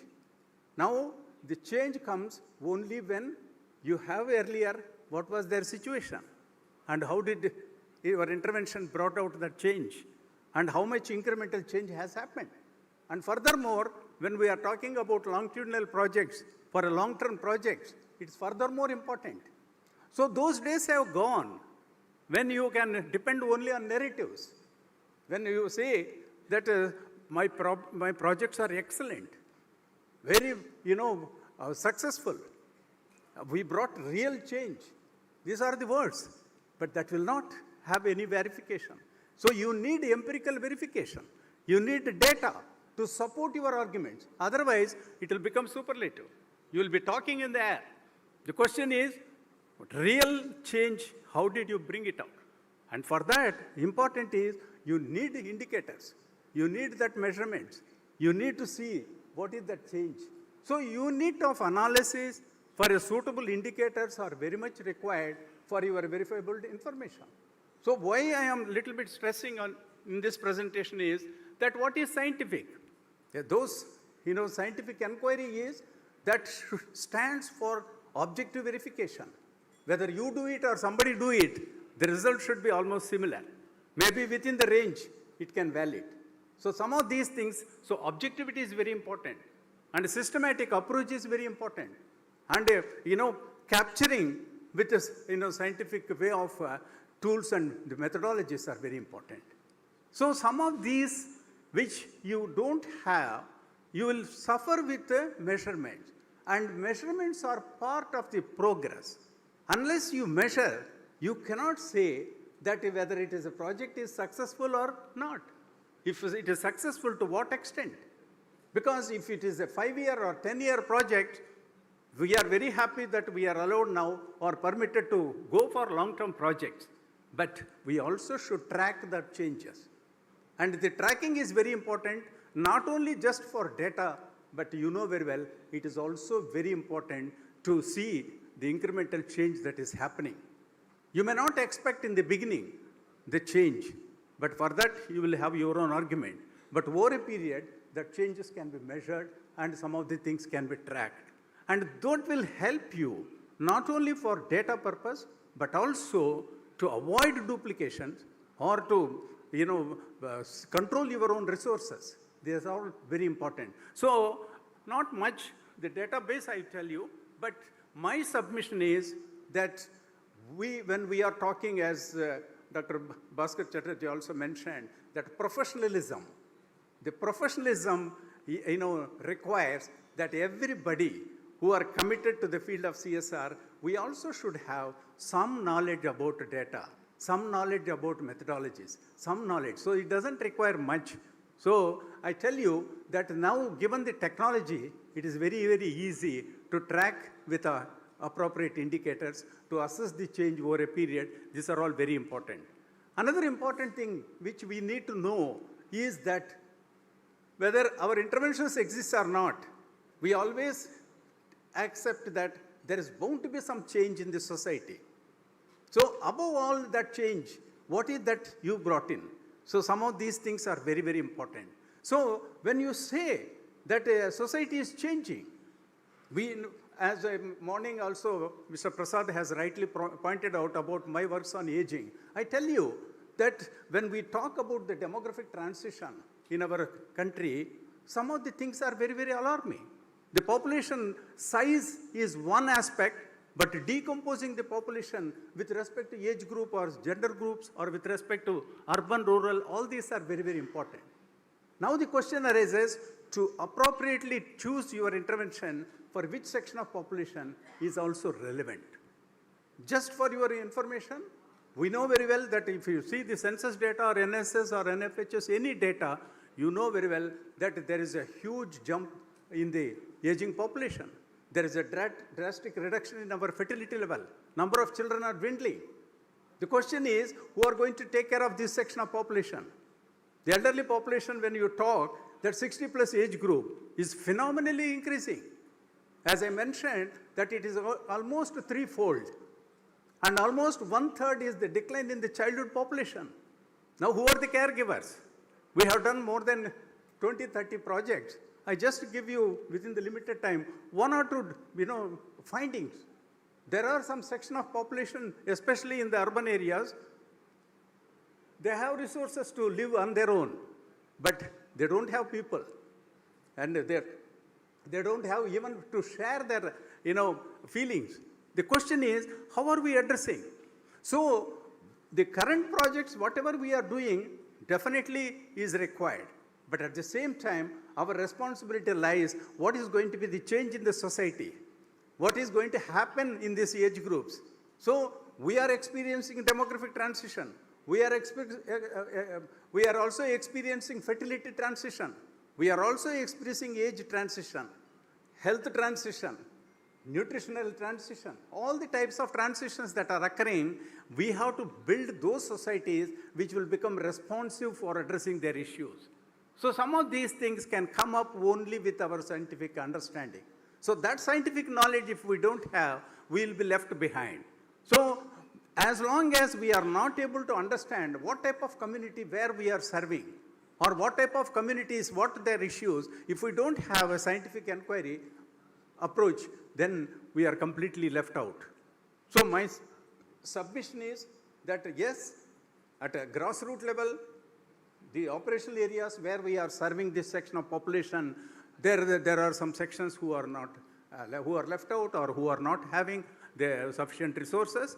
But within that, whether we are addressing to those people who are completely marginalized or completely isolated, whether we have addressed to that section also along with other sections. These are all very, very important. So I just run through because this is very, very important. As I mentioned, the methodology is important, the scientific rigor is important, understanding the data that is important, which will take you to addressing. So our approach not only in the community, but with this community at micro level, we also become a partners in the national level goals, like SDG, was what we have discussed morning. So some of these things we will also contribute at a macro level.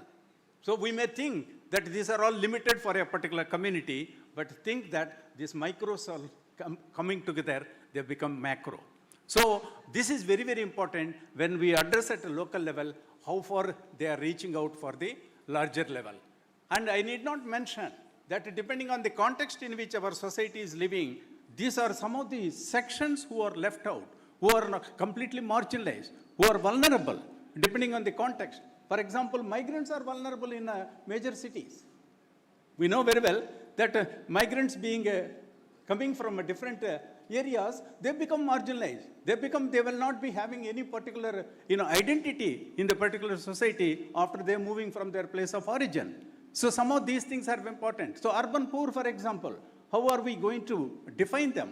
How are we going to see that we are serving those spectrums? So we can see n number of layers of the extent of vulnerability to understand who are these sections of population. Even when we talk about rural areas, they are also vulnerable. So it is not that they are completely having the facilities, what we talk about health education like that. So infrastructurally they are vulnerable. They are not able to access good facilities. So some of these are very, very essential for us to understand. There are three important things which we need to understand. One is scientific approach will help in understanding the human behavior. How are we measuring the values, the attitudes, their perceptions, and also how are we tracking in a systematic way the patterns, trends, and the factors that influence those both individual and collective level. So it is very crucial to address social issues, design effective interventions, and to promote positive social change. So the second aspect is informing policy decisions. As we discussed morning also, policy framework depends on the data. Unless we give the empirical verification for that, no policy will change. Otherwise, the policy will become highly ineffective. So to stand very robustly and also to have a very good empirical, the database is very important. So that's why, as I discussed also morning, what is our contribution to policy? This is very important. So what is that is coming from our intervention? How best we have measured that intervention so that it will also have inputs for policy. So when we say the CSR policy has to be revised, when we sit in a consultative meeting, the question arises, what is that empirical data that we generated? How is that supporting when we talk about some of the changes that are required? So my submission is that you should have a scientific data, scientific investigation of inquiry of each of these issues and assess them with all measurable indicators so that you will have a clear-cut understanding what type of change that we would like to bring in our policy. So CIL policy, I'm very happy when I take it even for students, your policy document, how the policy is framed and over a period, what type of revisions that you are making. So the question arises, always see that the policy framework will be always supported with empirical data that you generate and bring it out. So this is some of the important things which we need to know. Similarly, the enhancing social welfare. When we talk about these social inequalities, when we talk about those who are not having the, the welfare measures, how are we going to, measure them? How much resources are required? What is the way that we are going to help them? What methodologies should be addressed to take it for a long-term benefit of these people? So at every stage, scientific inquiry is very, very important. Unless we have supported this with our database and investigation, it becomes very simple. What is scientific approach? It's a systematic inquiry. So that your programs will use data and analysis and also to identify your needs and design intervention. So that you will be safe, you will be very, very objective. Nobody can question you that you can have your own. As I mentioned some of you in our earlier examples also, one of the board of a company has asked me in Tata Institute that please come and carry out a need assessment study for us. When I have done that study, till that I was not aware for what purpose this company is doing this. When I presented to the board the list of needs that has come out from our community inquiry, what was the result? The board members, they said, we are very much relieved with your survey findings, the scientific inquiry that you have made. Why? Because that time they mentioned the true picture. Why we have commissioned this project is that the local MLA, as a representative every year, he used to corner the CSR funds. When the board used to argue with the MLA that these are not the needs, the MLA says, I represent the people. Your intervention is in my community where I am elected truly and I represent them. Now you have to construct the road for this area. Every year, road construction was the priority for the MLA and they were not having any say. The entire board was helpless. And then what happened? When this study was done by TIS, and when the study was found out of n number of needs, not even one place road construction was listed by the community. When we submitted, the board said, we are very much relieved now with your study. Why? Because we are going to present to the MLA, look, what you are saying every year, that road is the need of the community, that is not listed in the scientific inquiry. And furthermore, it came to know that what was the hidden thing for MLA is, his brother-in-law is the contractor of the roads. So he has his own vested interest to corner the CSR funds.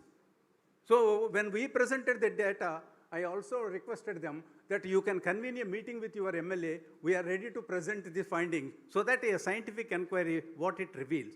So why I am narrating this incident is that the scientific, if that is the scientific, you need not worry because there is no any arbitrariness. Your assessment is very objective. It is truly representative sample you have taken. Methodological rigor is there. Why should you have to? So you can show to any vested interest, look, this is what the community needs, this is what we are. So you can imagine the immense value for scientific inquiry. So one important thing is that evidence-based decision making. Don't take any decisions in the absence of information, in the absence of database, in the absence of the scientific inquiry in the community. What is the evidence? When we are saying that this particular project has to be taken, what is that need? How much, what is the extent of the problem of that, vis-a-vis the other problem? And what are the stakeholders, other stakeholders who are also involved in that, addressing that particular issue? Let's have a scientific analysis. So don't take it up that in this area, let me talk about health, let me talk about education. But first, a scientific rigor is required in assessing that need. What are the stakeholders, other stakeholders are engaged in that particular education or in the particular project on health? What are they doing? What is their operational area? Whether they are doing to what extent? Is it that they are addressing primary health? Then you can talk about say, secondary health or tertiary health. If they are addressing a primary education, you can think of what is the secondary education that can be connected. So some of these are very, very important. I give you one small example. When we have done one survey for need assessment, we found that there is a primary school, as you know, most of the villages have primary school at least. The girls are completely 100% primary educated, but almost 8 to 10% only in the secondary education level. That means 90% are dropped out. Beyond secondary, primary, they are not going. We asked what was the issue. The parents said, this secondary school is 10 to 15 kilometers. We are scared of sending our girls to secondary level. So we said, this can be a CSR. You provide a bus facility so that the girls will be ready to come. And imagine, after 1 year we went, that 8 to 10% rose to 75 to 78%. The girls' educations, beyond primary has increased tremendously. So some of the needs which we need to address and some interventions that are required, if you have a scientific investigation, that will really help you. So these are some of the important things which we need. So what are those components? When we talk about starting from needs to impact assessment, there is an array of morning also we discussed monitoring and evaluations which are very important, and what are the indicators that are important, because you need to track over a period. Unless you track, how are you going to see what changes you brought, where the resources are spent meaningfully or rationally? These are very, very important. So components of scientific approach you can take care of. In CSR, there is a array of issues which you know very well, where the scientific approach is at every stage we can have a scientific assessment. Some of the information we thought to share with you is, what are the good practices in CSR? As we have now, 4 years you can stretch a project. So such longitudinal assessment is very important, so that you can have a complete hold that what type of change really I brought in the society. It should not be like a hit and run. Some of the companies, they are very boasting that we are having 150 projects. Now the question says that this year, that particular project vanishes next year. That means today you served them and next year they are not going to benefit. You are leaving them and moving to other need or other community. So that is not good. So you need to bring a real change, you need like that. Similarly, indices are important. You have to prepare an index. When we talk about Human Development Index, you know very well that 3 components constitute. Similarly, there is a Socio-Economic Development Index. So one particular aspect of development is very, very piecemeal unless we understand little bit holistically. That's why assessment of development holistically with all indicators is very, very important. Similarly, the capacity building of CSR staff is very much required. That is a good practice. Because what is that? Updating knowledge is important, because given the changes in the society, how are we updating ourselves? Unless we update, it will become a same methodology, same type of assessment that will continue. So what is the changes that are required so that our people also will be updated ourselves, so that these things. Similarly, core thrust areas of business can be interlinked with CSR activities. I'm just giving an automobile industry focusing on drivers learning, training, like that. Similarly, global benchmarks, you can adopt them and see in your own communities to what extent they are. So that you can, over a period, you can also bring them up. So that this is the benchmark, how best we can see that, not to disappoint. Today you are here, but tomorrow you can aspire. So move on. So that over a period of 5 to 7 years, what is the type of change, so that they also can be on par with global. Another important aspect is networking is very, very essential. We cannot presume that with our limited funds, we can bring the totality of the changes. Let's be very clear. And similarly, our, maybe CL is exceptional, but you know very well, most of the companies, as long as profit is there, you can adopt a particular village or whatever, your citizen. The moment there is no profit, what is going to happen? What is going to happen to that project? I was discussing with a collector. The collector has a major complaint in one area. He was asking me that you tell this company that they are spending on healthcare, but tomorrow if their profit is not there, what is going to happen? So instead of spending, why don't they give that funds to us so that we can implement? When I was talking to the MD of that company, he says that what is the visibility of this from the government? We know very well that hardly 10 to 20% of the people only benefit. So the visibility for my resource, I have to get some innovative projects. I want to demonstrate that I am bringing that change. I don't want this to be like any government project. So some of these clashes, some of these issues which we need to sort it out, that can come only with networking. Similarly, dissemination of information about companies' process. We are generating so much data, so much knowledge, for every project mode, you are bringing need assessment and impact assessment. I tell you, even the need assessment, all the stakeholders in that area, they are not aware. The government body, they are not aware. When you talk about your own community, that you have brought out a very good need assessment, that itself, according to me, is a good CSR initiative. Share with other stakeholders. Look, you are also working in this community. The community needs are like this. What is the project you are dealing? What is the way you are addressing?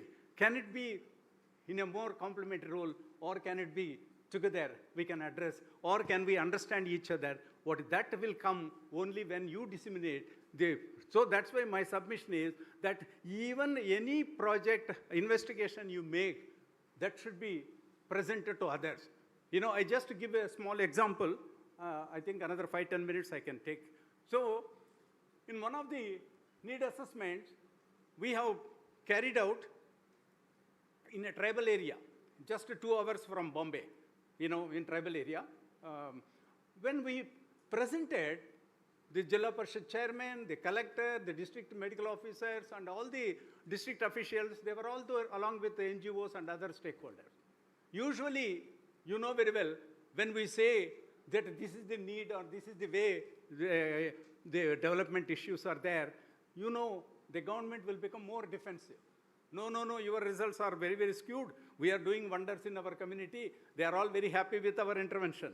What you are done is a sample survey, but we have a very good, like that, more defensive. When we presented that in the tribal area, what is the situation, especially in the area of health and nutrition, immunization, when one of the finding was, very well that every child should get an immunization card. And that immunization card will be at household level, it will be kept. And we found that in our assessment that only 44% of households, they have a children's immunization card. That means 56% children, they are not able to track whether immunization has been given. You know very well, 3 times of DPT, DT, all these polio and all these things have to be given at intervals, regular intervals. Only 44% children had. Remaining 56% children are not having a card. Imagine. And when we presented, the collector said, keep aside all other needs. This is very important that at least card should be there by the government in immunization program. So he said that let the DMHO say that if 44%, to make it 100% for all the children, what is your action plan? When is your time framework? The DMHO said, sir, give us another 3 months, we will do it, and we will report to Tata Institute so that they can make a reassessment and bring it out. So the question what I want to share with you is that the need assessment will not stop with a particular CSR group only. The needs are so much in the community, it is not that your report will be only for you. It has to be shared with other stakeholders. They have their responsibility. Let them also play. It is not that you identified maybe 1 or 2 needs you may address in a particular year or a particular period. But what happens to the community needs over a period? That other stakeholders also should know. So don't repeat, let the government do another survey. No. Your need assessment survey itself is a very information base. Let all the others. So instead of keeping in your own almaras, my submission is let it go and percolate to other stakeholders and say that this is our CSR initiative that we have done. You can treat that as a CSR initiative, not only from the interventions or services, you can also say that service also is a part of need assessment and other engagement. So this is very important that we have to make it like that. So similarly, 2 important things which we know very well, that sustainability and community participation are very important.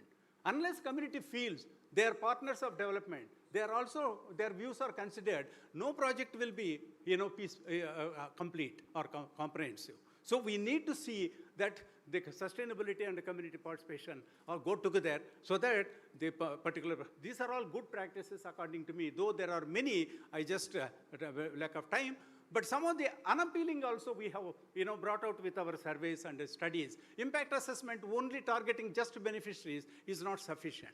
Today beneficiaries, tomorrow the other beneficiaries may emerge. So we need to see what are their views and perceptions and what they're feeling about your project also should be addressed. Uniform implementation across categories, irrespective of needs of the beneficiaries. That is very, very important. As we have seen that there are haves and have-nots. If you conveniently do in a particular section of population and leave the other section, they are going to be continuously on their own and leaving you, so that you are addressing only some sections. Similarly, the ad hoc and subjective assessment will not be sufficient. Just doing at a particular time and leaving that, and on an ad hoc basis you carrying out like that. It requires a systematic, a regularity wise you have to carry out, so that you can track the changes over a period very, very systematically.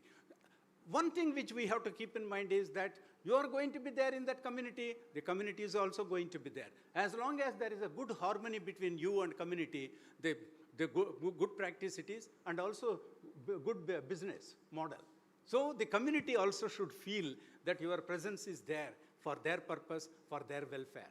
So there are some studies very clearly mentioned that as long as with the community you have harmony, your business also will flourish. Your acceptance of the community will be very high, the respectability. Example of Jamshedpur and all these things, Mr. Prasad also mentioning, they are all typical examples. So you need to go beyond your business practices, you understand them, they should recognize that you are one of the change agents for them.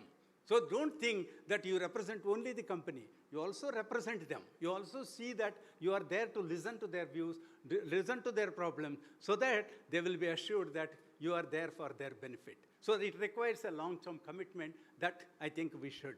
Too many programs, too little focus is not good. So this is another unappealing, that there are so many companies, they boast that we are touching health, we are touching education, we are touching skill development like that.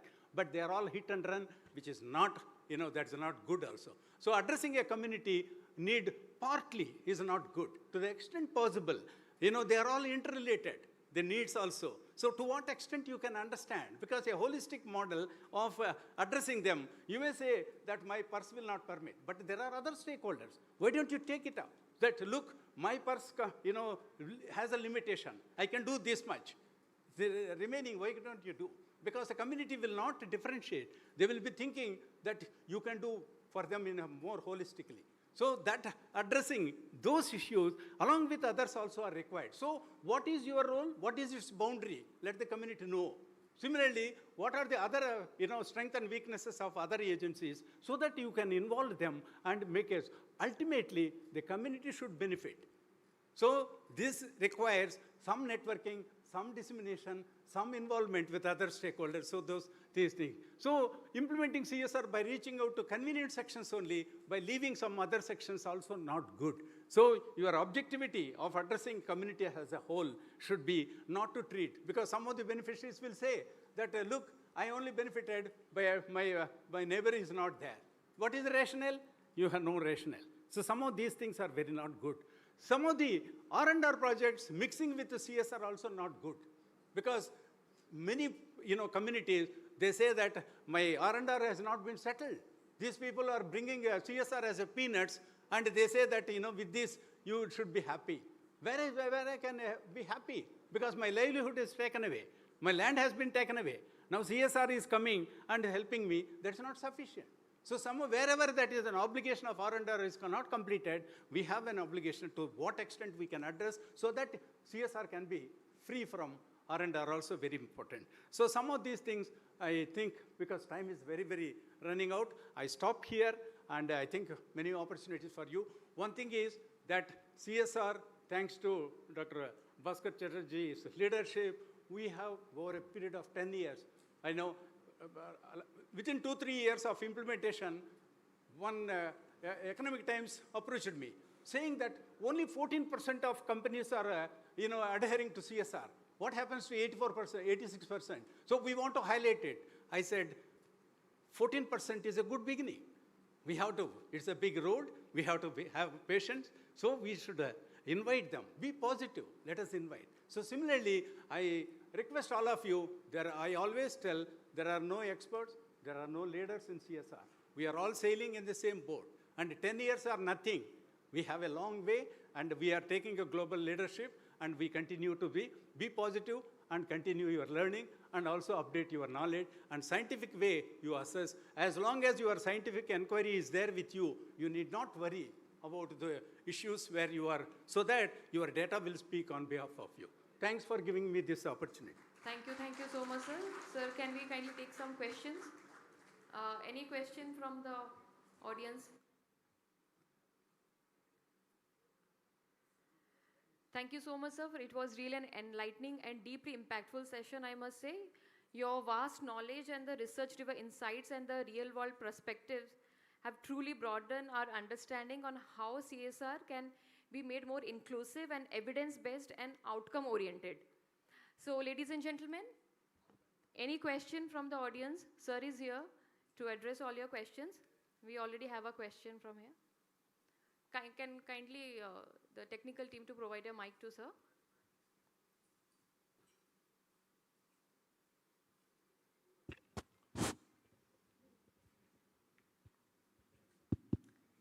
The technical team to kindly provide a mic, please.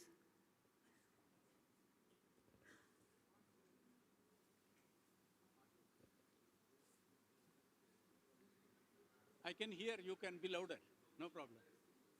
Sir. So we have a question from the chairman, sir.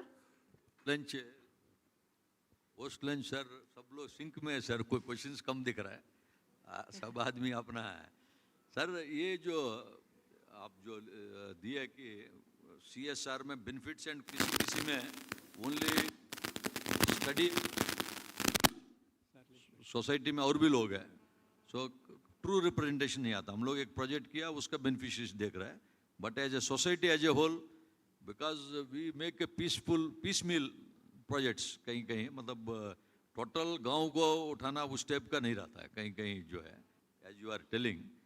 And एक चीज़ जो ageing वाला आप जो बोले sir, 60 years plus का जो 9%, future में 24, हम लोग CSR में अगर माइंस बंद हो जाता है हमारा फ्यूचर में 10, 20 years, 30 years, रीजन के लिए what are the best projects where surrounding communities को attack कर सकता है? Government is giving the theme, health, nutrition and education.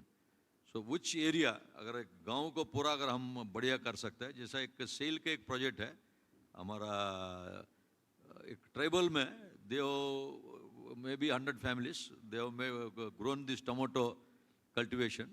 With that, each tribal initially they are having resistance, बाद में each family are getting 7,000 to 8,000 rupees. 10,000 तक भी जा रहा है। ऐसा कोई बेनिफिशियल वेयर रिमोट एरियाज में any projects with your varied experience can you suggest for livelihood? There are some, tracking of nutrition, health and these things through Atlas, they are already mapped out. So depending on the extent of, coverage and the nutritional standards which have been adopted, there is a very good Atlas. I can share with you, sir, some of these things, so that a scientific assessment already made. And this, like NIN, for example, Hyderabad, National Institute of Nutrition, they have mapped out the entire country according to some of the nutritional parameters, and depending on the local resources like that. So these are very, very important. ICMR has done a lot of work, so I can share with you in the area of nutrition and health. And furthermore, like a tribal welfare departments, they mapped out in their own regions the tribal situations like that. So what we need is some of these, collating this information. If we can take that, what are our communities, how scientifically over a period we have tracked them, I think this is a very good initiative. If a CAL can take a lead, map out all this database, because you are going to be there with for a longer period, and communities are going to be there. So how best we can track them so that it is easy for you to assess whatever you are monitoring and evaluation of the projects also, you can see what type of change that we are bringing. I'll share with you, sir. I'll bring and give you that type of information. View of our activity or not, as long as you have a stakeholders engagement. If suppose some other agency is busy or active in that particular need, you have to connect them. You have to share with them. So some of these things, it is not that you only have to address. If there is, as I mentioned, that if in health, for example, if there is an NGO which is having a very good, credibility and active participation in that area, you can also have a tie-up with them. Or you can share your, the database or some of the projects that you are working, and so that it can be a larger base you can create. So the area, the type of, landscape that you are creating will become more holistic. So always keep in mind that what we also noticed in some of the evaluation project is that as long as community is not aware, what is your boundary of help?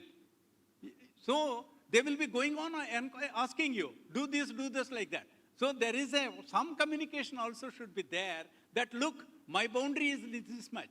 My particular projects are like this. So that you are unnecessarily not to raise their expectation. I used to tell some of the, we have seen, company will say that, sir, conduct a need assessment in 100 villages. We used to tell, are you going to pick up 100 villages your intervention? What happens is, you are conducting 100 villages need assessment, you pick up 10 villages for your intervention. 90 villages, you are not going to assess or intervene. They are all going to be disappointed because some survey has been done and no follow-up has been done. You are creating a more dissatisfaction. So you be realistic. What is going to, so how much you chew, you chew. Because don't think that I want to create in 100 villages. If your purse is not permitting, be realistic. Assess at ground level, what is that? Your operational area, if it is well-defined, you go ahead. Don't go beyond that. So we used to alert them. Don't create very ambitiously that I want to need assessment in 100 to 200 villages. So some of these things are required.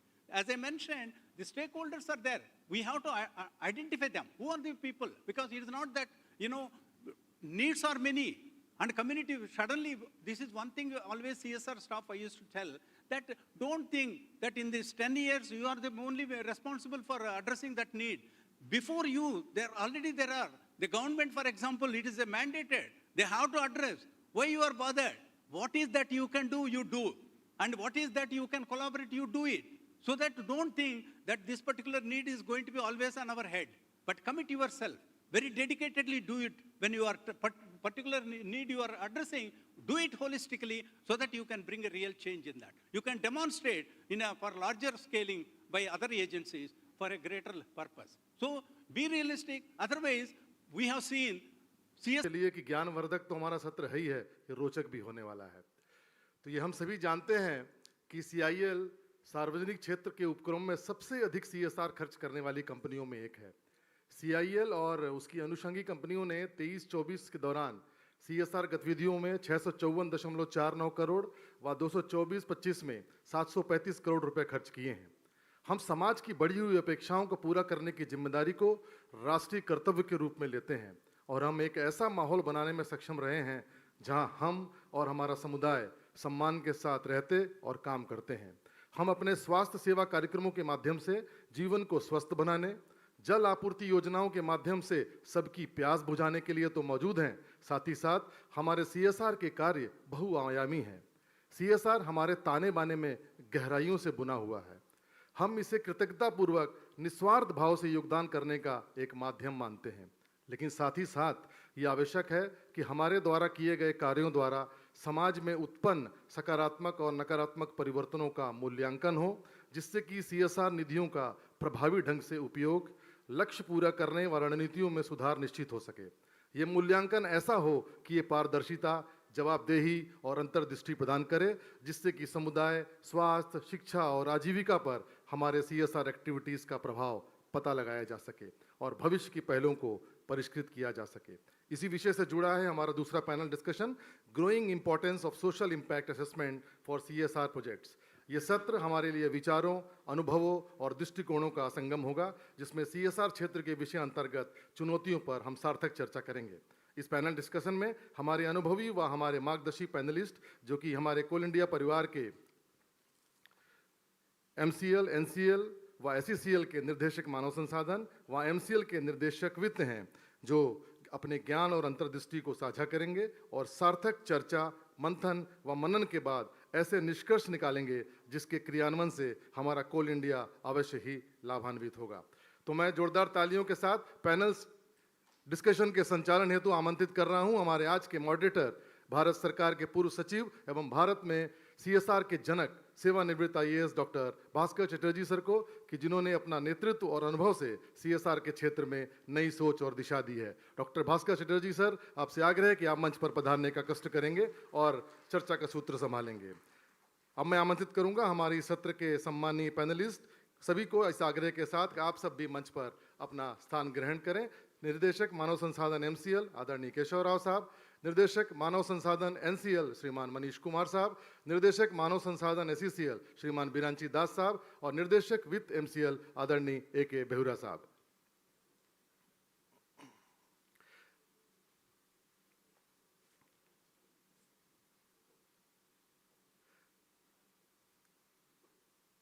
Behura साहब भी आके अपना स्थान ग्रहण करेंगे। मैं चाहूंगा हमारे सभी पैनलिस्ट और हमारे मॉडरेटर्स के लिए जोरदार तालियां बजनी चाहिए।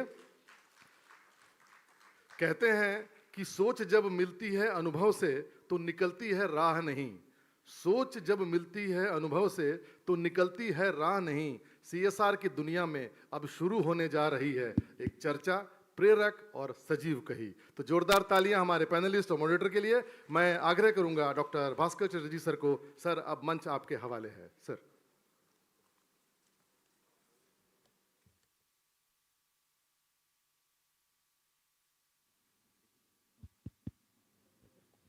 Most Honorable Chairman, CIL,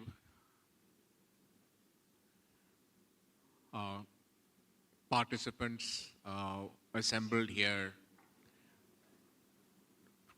to listen to us this afternoon, my fellow panel members.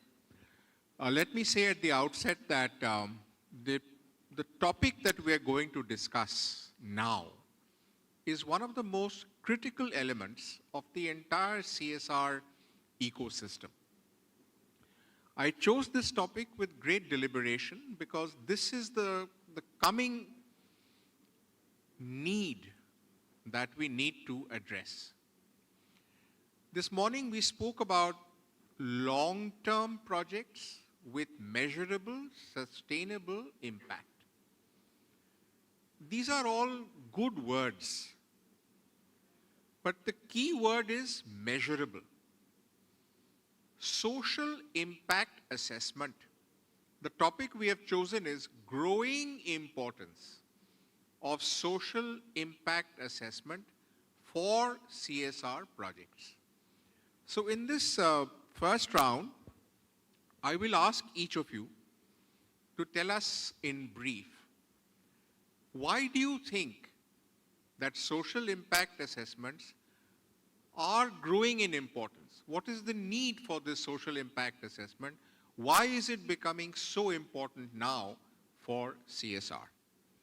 So let me begin with Keshav, and let me hear from you why you think this is becoming so important.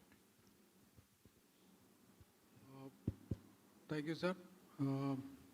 Esteemed Chairman Coal India, CMD MCL, Professor Shivaraju, CVO CIL, and all the esteemed directors and participants present in this afternoon.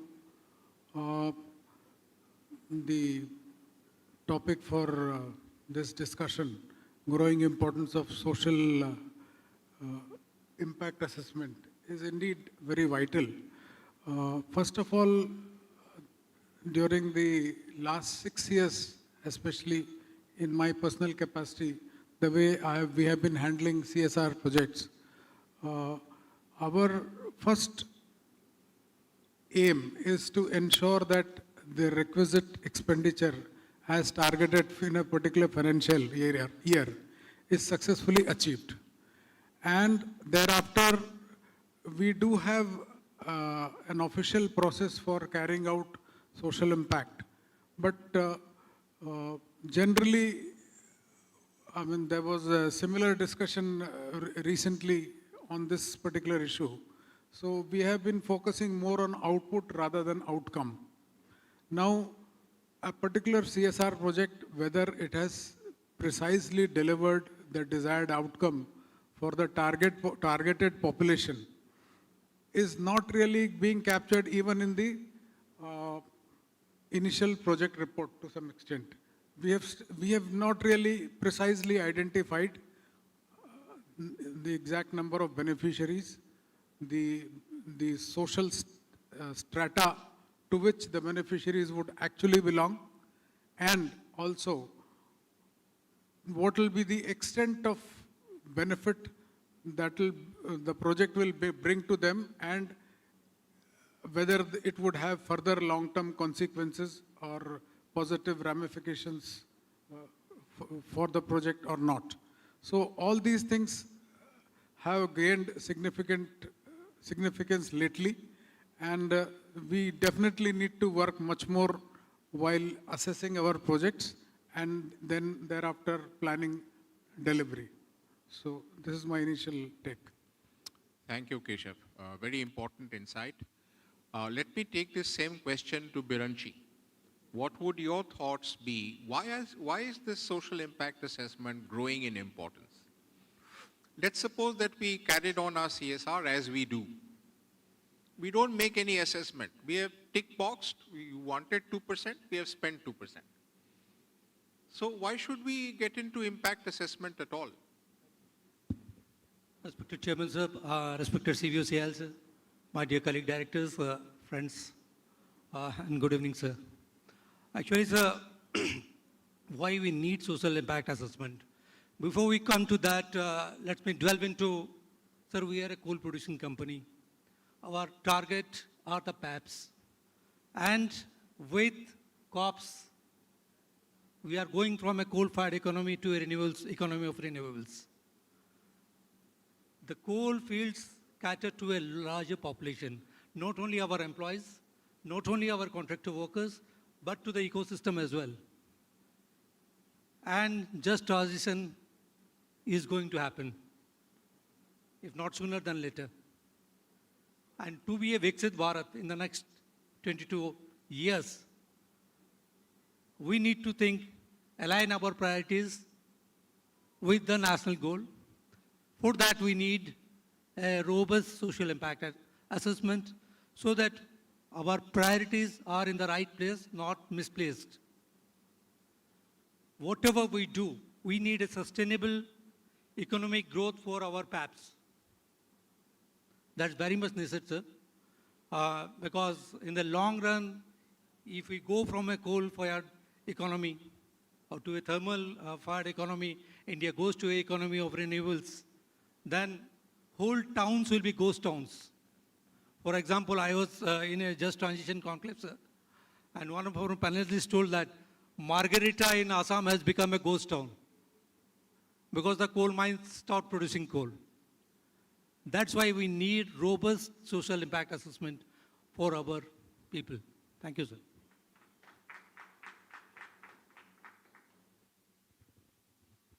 So to you, Manish, let me put it this way. When we were having short duration projects, many of the pressures that come on the public sector is, there's a pressure, mera ye, just dig this well for us, make one community hall for us, make 1 kilometer road for us. I mean, this is the typical type of things that come. These are short-term projects. Most out of obligation, we fulfill that need. There is hardly any scope for social impact assessment. Social impact assessment involves two things. One, writing the project report with clear indicators. What are the objectives of that project? Who are the beneficiaries? What is likely to be the outcome of that project? And it has to be written in such a way that the outcomes are also measurable. Because of the large number of projects and because of the general atmosphere, political atmosphere in which we function, we're not able to do this for all our projects. But now slowly the trend is turning. We're trying to look at longer projects, durable projects, sustainable projects. And it is in that context, I think, that this SIA is growing in importance. Would you agree with that? Thank you, sir. First of all, good afternoon, Chairman, sir. Chatterjee sir, everybody present here. Sir, there is no denying that we should not disagree with that one. 10 years down the line, I think CSR is 2.0 right now. First 10 years was only concentrating on the investment, what are the amounts we are incurring, how we are meeting the targets, 100 crores, 150 crores. Now the time has come that the results should also be reflected about it. Whether you call it impact, whether you call it result, the bottom line is that we need to know what we have achieved it. Sir, just taking for clue from what you have said, sir. Roads are built, we can't measure it, that is very true, sir. The place where I work, it is in Singrauli, remote. Road is one kind of a gift given to the villages, sir. You can measure it. So we have a mining industry, sir. We have a lifespan of on an average 30 years. You can measure it, sir, with that way. The villagers are coming to the town, selling their foods, vegetables, interacting with the other peoples. Their social life stigma is also improving. So in that way, we can measure it. There is no denying about it, sir. And in mining parlance, we used to say, we have got a social license to operate. For initially, there is a stiff resistance. They don't want to enter it. Gradually, with the help of the CSR, the times comes, ideally, they won't allow you to leave it also. So in that case, the bits of pieces of this infrastructure developments definitely help, and they have got the impacts. Though not measurable, but it can be seen from the smiles of the persons there. Not all the data are empirical. The behavioral factors are also with there, sir. I agree with that one. No, Manish, I couldn't agree with you more. In the end, the outcomes that we're looking at would be both qualitative and quantitative. You know, when you assess a project, and in the second phase I will talk about this, when we make an assessment, what should we measure? We'll come to that in a bit, and you have already given a pointer in that direction. Coming to you, Mr. Behra, I just wanted to again emphasize the same point, that how important is it that we assess our own work? At the end, you need a report card. No, student can attend all the classes, but if there is no report card, he will not be able to know where he is going. So why is that so important? Thank you, sir. Respected Chairman, sir, and respected Dr. Bhaskar Chatterjee, sir, and Sivaraju, sir, all panelists here and all CBO, sir, all directors present here, and all the participants. So first of all, coming to the point, why it is required to assess the impact. So first of all, the basic motto or basic purpose of this whole exercise is a kind of inclusive growth. Inclusive growth is the important aspect here, because when there is we are going to set up an industry or any business, it is going to disturb the social structure of that area. We need some land, and we are going to disturb so many things. And sometimes, say, PSUs or coal companies are giving employment to the project affected person, but in some cases, people are not, business houses are not offering services. So to make them economically eligible for the future, the main purpose of giving this assessment or the CSR policy background is that only. So why assessment is required? Because as a mandatory provision, we are spending so many things and it is mandatory. Sir, you have made a very bright and very good policy. So I am delighted to being part of this whole conclave. Some of my doubts have also been cleared by your basic remarks in the beginning of your address. So, when there is a mandatory provision to spend some portion of your earning for the society, and whether society is actually getting their benefit and the intended purpose is fulfilled or not. That is the main story or main aim of the government and also for the company, because we are a responsible business house. And we should also know that whatever we are spending, whether we are getting that benefit or not. For our basic purpose also, you are analyzing whether my business activity is giving me the result or not. So any social activity which I am doing for the society at large, whether that benefit is actually accruing them or not, and in return, what benefit company is getting from out of that. So, social impact assessment is essential, and it is should be made mandatory in because this scheme, this policy has almost completed its journey for 10 years. So now the real impact and real social upliftment happening in and around the society has to be measured, and it is measured with some yardstick and some standard also be there. That is my opening remark, sir. Excellent, Beura. So let me come back to you, Keshav. In the second round, let me try to understand. Now, let's say you take yourself away from the CSR head position. Take yourself out of Mahanadi Coalfield altogether. You have come in with the idea of assessing a few projects of the last financial year and to give to the MCL leadership an idea of how their programs have gone. Now, you're not going to do social impact assessment for all their projects. Let's say 3 projects have been given to you.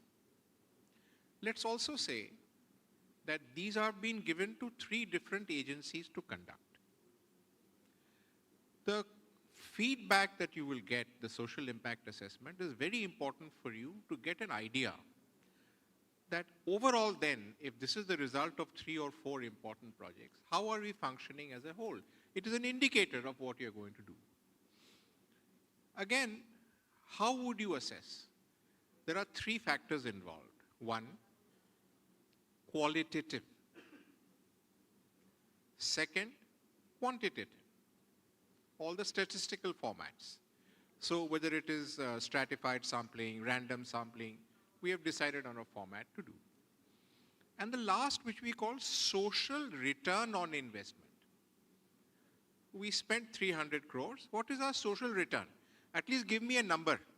Because in the end, if I know I have got 80 marks in geography and 30 marks in history and 40 marks in maths, end of the day, in a scale of 1 to 10, how did I measure up? Then only I'll know overall where I stand. So given all of these things, in the totality of how you will capture it, how important is it to have a format or a template which captures this? Certainly, sir. I mean, that's essentially the crux of today's discussion, in fact, as to how to capture qualitatively, quantitatively, etc. So basically, all these things would certainly depend on the nature of project. For example, if we are doing some intervention with regard to, let's say, eradicating TB, so we have normally, with the help of district administration, we identify a particular area where we want to address this problem because of high prevalence. So we have a targeted population where we carry out the distribution of, let's say, nutritional supplements or and other things and other interventions. So having done that, as an agency, first of all, the agency would, let's say, has a list of, say, 1 lakh persons or 10,000 persons. So out of that, they, in a scientific manner, for capturing the right kind of samples, the way they do it for, let's say, elections. So in something similar sampling technique has to be put to use.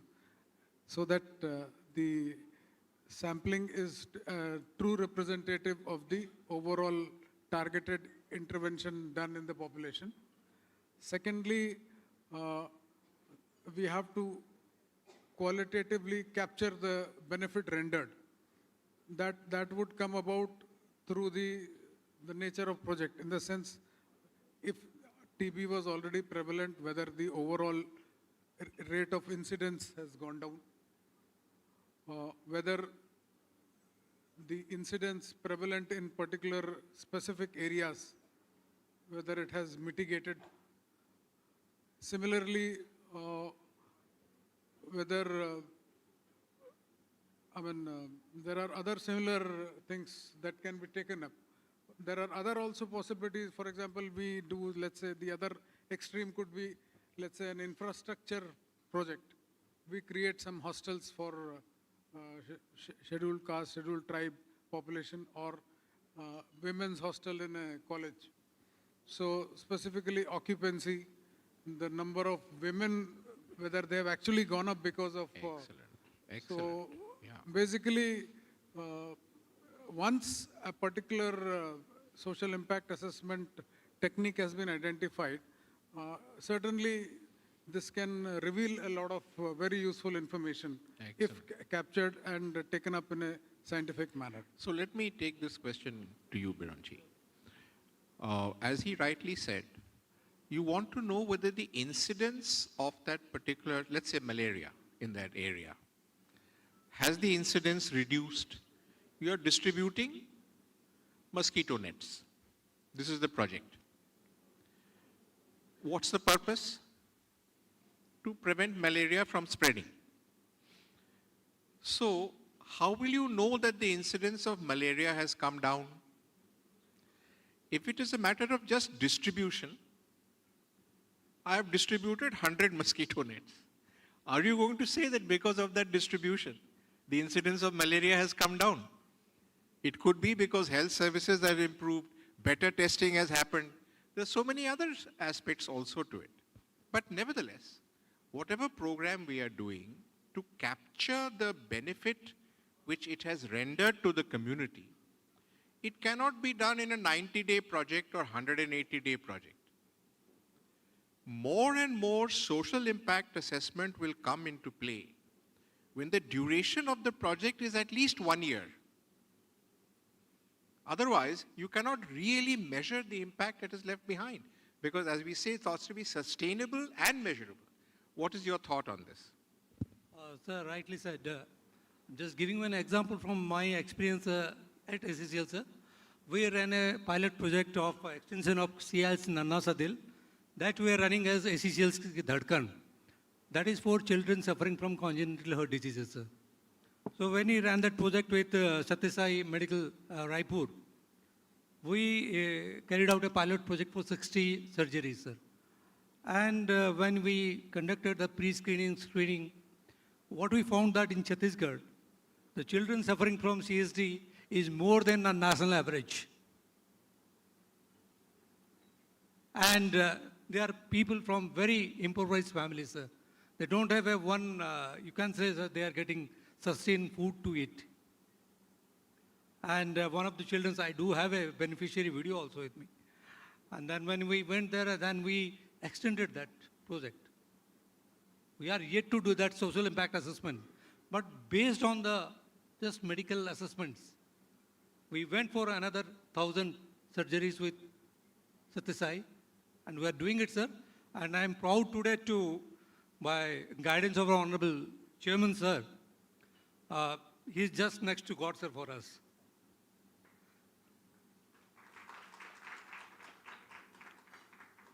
Yesterday, my CMD sent me a paper clipping that one of the children at Bilaspur is suffering from CSD. Just do it, find out her, what is the... मैं तुरंत sir उस बच्ची को contact किया, but she has already been screened at Satyasai, and what she is having one sore foot. They want to clear that one first before we go for the surgery. So that is the impact. People are now coming to us that ACCL should do this screening. So that is the impact. And once we do this, sir, the community as a whole will have definitely trust on us. One more thing, sir. We at ACCL have started vaccination for our own female employees, female children, dependent female children in between 9 to 26 years for cervical cancer. Vaccination, sir. And that is totally done by a platform. We have developed a platform, just like that it was COVID's platform, how to assess all these things. And in the long run, sir, we have a vision that in the long run, when we complete this vaccination process for all our female employees, in the second place, we are going from 26 to 45. That's more, up to that we can go. But these people, they will develop herd immunity, and at some point of time, the people in ACCL as well as the area surrounding where they are staying, they will develop herd immunity towards cervical cancer. That's it, sir. Very good point. And that's the question I'm going to take to you, Manish.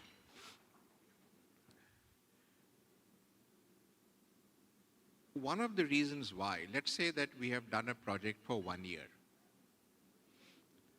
Should we continue that project in the next year?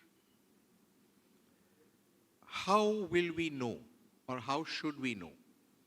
We will know if we have done some assessment of that project and we feel that it is creating impact, but by continuing it for another year or two, the impact will be multiplied. At the end of the day, every project needs some momentum. When we start a project, we're not very sure how it will develop. Short-term projects we do and forget. But for longer duration projects, we need to know. He talked about phase 2. So we started phase 1. We saw excellent results. Now we want to go to phase 2. If we have the benefit of a social impact assessment, which is done, let us say, in about 90 days' time, we can take a very informed opinion that this is going well. Let's proceed. Would you agree with that? Definitely, sir. Sir, the impact of anything is not like a flash flood. We need time. We need the things to be get absorbed in the ambience. And for me, the CSR should be that tool only. Not to be the short-term targets and all that. It should be a long-term. Then only you can really assess what is the social impact of that one. And if you allow me to digress a little bit, suppose we construct a school, sir. Infrastructure is there, but there is no teacher. What will be the social impact? Nothing, sir. So now, sir, the time has come that we should think the CSR project in a holistic manner. Let us take in that way only, sir. Not in a silo manner that we have to construct one infrastructure, give some computers and all that. We need to look into the fact that whether that is school, the whole cycle completes or not.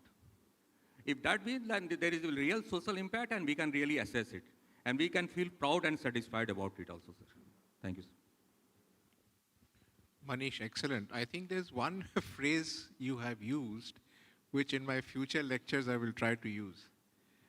CSR result is not like a flash flood. Very beautifully put. End of the day, it has to be long term. Now, Mr. Behra, turning to you, the essence of all this is, what are we trying to capture? We're trying to get a feel of how we are doing. And in the end, these social impact assessments are selective. We are choosing a few projects, those above 1 crore. And they are not the majority of the projects. So it allows us that in the flagship projects, in the long-term projects, we reflect. We get time to think. We get time to plan. We get time to execute. But I have also noticed that many agencies, when they come to me and they say, sir, we go to the field. But the organization has not maintained the documentation well. They've been at it for 1 year. Where are the photographs? Where are the reports? Where are the feedback from the beneficiaries? That documentation is absent. All we get is hearsay evidence. Humne suna, a lot of people are paraded in front of us that we beneficiaries are very happy. So we don't get a chance to really objectively assess how real impact was created or not. So to you, don't you think that now, particularly for flagship, should we not document the entire process well? Yes, sir. So for any kind of assessment or any kind of improvement or any kind of furtherance of that activity needs the credible data, qualitative data, data analysis, and further use of that data. So credible in this sense, so what are the, who are the beneficiary and who are monitoring that beneficiaries? Say, for example, say last year we have given some 50 e-rickshaws, 50 or 100 e-rickshaws, 500 e-rickshaws to the physically challenged people in one of the district of Sambalpur district. And that scheme was so much popular, and now from government side there is a request, he gave us 5,000. So we are extending that. So it's a government is himself, if there is the project is good and it is appealing to the people's representative also, they themselves will come to you and say, can I give us more? It is benefiting. So this year also we have already sanctioned some mega to extend it to all over Odisha. I mean to say that qualitative data collection, recording of the data, keeping it, creating a portal or AI-based data analysis, which project is giving more benefit, which project is more acceptable to the people. This data analysis will help us in doing the furtherance of this CSR, as because MCL is having, say, funding is better in MCL. So for MCL, it is very important to have that kind of data analysis. And we are also doing that, sir. We are having a BAP project, that is livelihood project for agriculture product. They are growing mangoes and vegetables, and they are earning per month, I think, 10 to 15,000 rupees per month. So this data we are collecting, and we are also. So coming back to you, Keshav, this is a quick fire round because I've been asked to quit the stage by 4:30, and so don't want to overstep my time. Just say in 1 minute. We have now, to some extent, learnt a lot in these 10 years how to select a good implementing agency. We have learnt a fair bit in these 10 years. The due diligence, track record, what have they done with us, and so on. The time has come to also think, how do we select a good evaluation agency?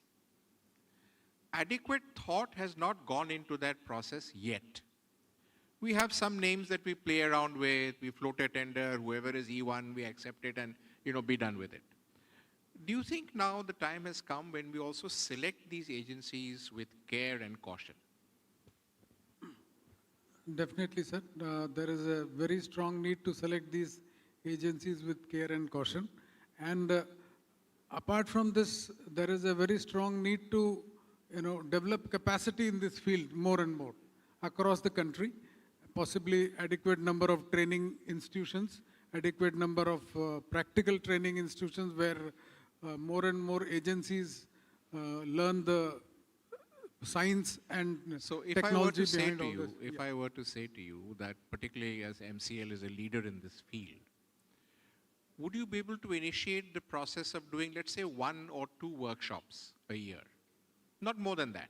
That would be a wonderful idea. In which we could invite specialists in this area, get their thoughts, at least if not for the nation, we can prepare some format for our own organization. Definitely. And that would help us to really improve the quality of our projects. Over to you, Biranji. At AGCL, we have started the process and we have already done SROI for our last 23-24. And sir, to be honest, I'm sharing that. For every 1 rupee we spent, we got an SROI of 9.9 rupees, sir. That part is excellent. But I think, Biranchi, you would be the first one to agree with me that SROI is not the only way of measurement. Yeah, but because in many ways, there's a certain amount of subjectivity to it. So we will, through the process of these workshops, come Sir. to develop a good format for Right, ourselves. sir. But it is a beginning, sir. But this is a great, great revelation. Manish, what are your thoughts on this? Sir, it has to be there. There is no denying about it. But the point is, sir, do we quantify and assess all the things in the empirical manner? There are a lot of CSR activities we do. Are we able to quantify all the things in an empirical manner? It is in the same way when that my mother, my father loves me or not. How can I empirically say that way? There are some things which are subjective, sir, which can be thought of, which can be felt about it, sir. That's what in that context I have just in my first of the line I have told, sir. It is, suppose we are building a road in a remote area. We can quantify it in a lot of manners. The communications has improved. By the way, that way the girls are going to the schools, nearby schools. The vegetables are coming to the market. They are getting the good prices for that one. So a lot of issues are there and a lot of variables are also there, sir. So there is no denying about it. I couldn't agree with you, Manish. And that's why the qualitative aspect of the project, you may call it subjective, you may call it qualitative, whatever you like, is to me equally important with the quantitative part. And at the end of the day, we have to take stock of both. And the utility of a road is not measured that it has helped us in 365 days. That road is going to help that community for ages to come. Even if it gives into disrepair, we can repair it. It has got a long-term life. So all of these factors need to be captured in the kind of, I would use the word holistic. If we get a holistic assessment of what we have done, then we can give it a strong support. Over to you, Behura. So the idea is how to holistically capture and what is the result that we would get from that? Sir, regarding this holistic approach of capturing the data and analyzing the data, so we can have interactions with industries, other industries, and making our people interactive with other people and the people, those who are working in this field for so many years. Those who are dealing with assessment studies and government, of course, government is also monitoring these things and social optimum parameter they are regularly checking because it's a credible parameter for their own governance also. So taking help of these agencies and creating an in-house infrastructure, creating an in-house system of this technology-driven data capture and analysis, I think will help the business. So that brings us to the end of this current session.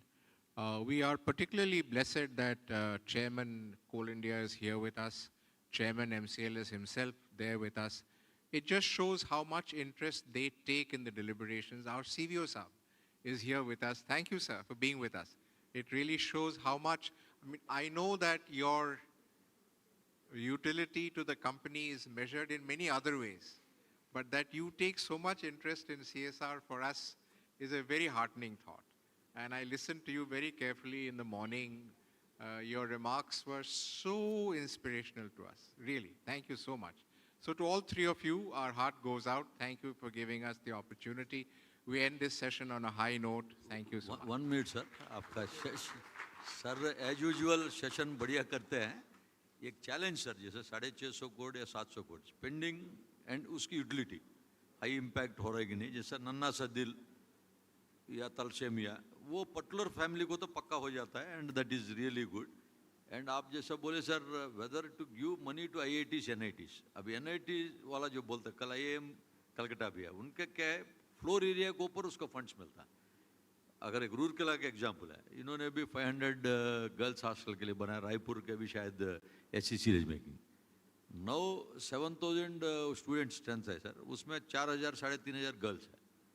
Now the director बोलता है कि हमारा एक room में 4 girls are there. मतलब growing as we have to have 500 ये, whether we have to dip into it, हमको जाके ये करना है. अगर करते हैं 45 crores, इट इज 100% यूटिलाइज्ड. मतलब वहाँ पर रूम अवेलेबिलिटी सब तो उनका फिक्स्ड स्ट्रेंथ है, that is there. Similarly Bombay IIT किया, that way we are contributing, but it is not for the rural mass.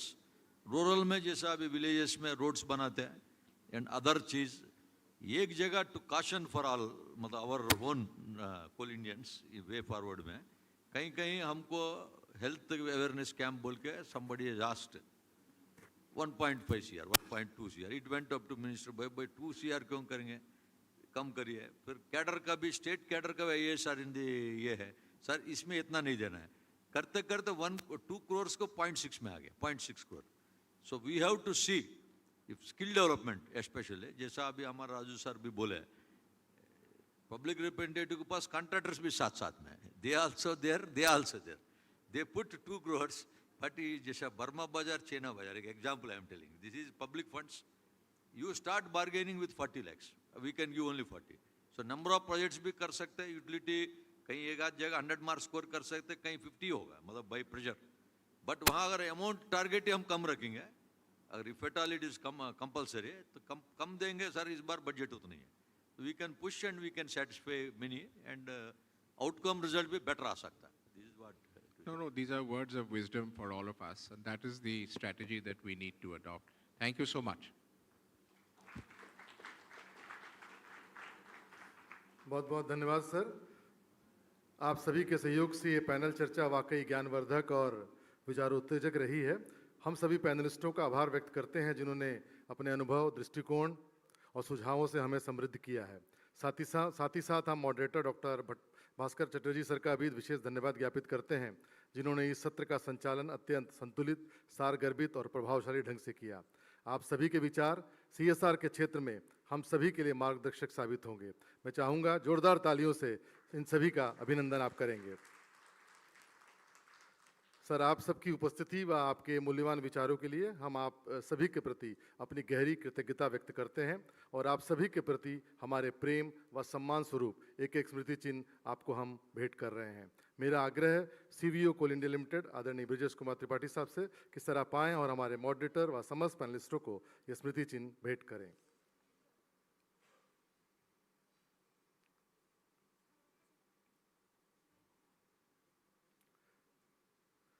सर्वप्रथम सर आपसे आग्रह है कि आप स्मृति चिन्ह भेंट करें हमारे moderator doctor Bhaskar Chatterjee sir को. जोरदार तालियां प्लीज सदन में.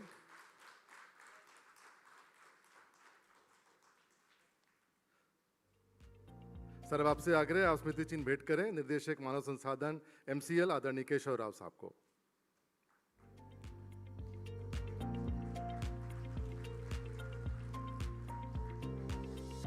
इसके बाद आपसे आग्रह सर आप स्मृति चिन्ह भेंट करें निर्देशक मानव संसाधन नॉर्दर्न कोलफील्ड्स श्रीमान मनीष कुमार साहब को.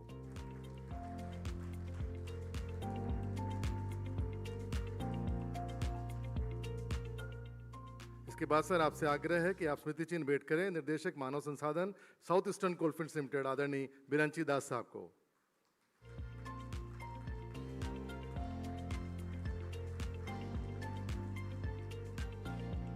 इसके बाद सर आपसे आग्रह है कि आप स्मृति चिन्ह भेंट करें निर्देशक वित्त MCL आदरणीय AK बेहुरा साहब को.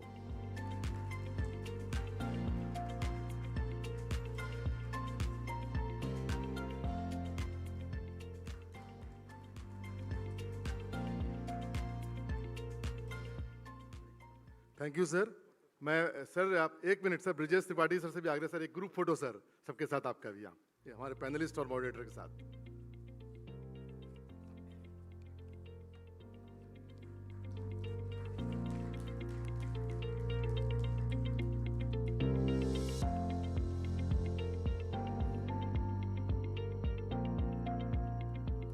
थैंक यू सर, आप सभी का बहुत बहुत धन्यवाद। जोरदार तालियां मंचासीन हमारे मॉडरेटर्स और हमारे समस्त पैनलिस्टगण के लिए। Thank you sir, thank you Tripathi साहब।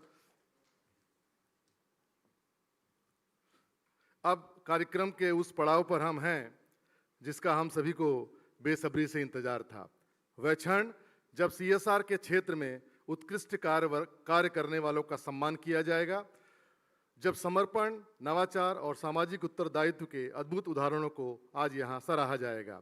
कहते हैं पुरस्कार केवल एक सम्मान नहीं बल्कि प्रेरणा का स्रोत होते हैं जो आने वाले कल के कार्यों को और भी ऊंचाइयों तक ले जाते हैं।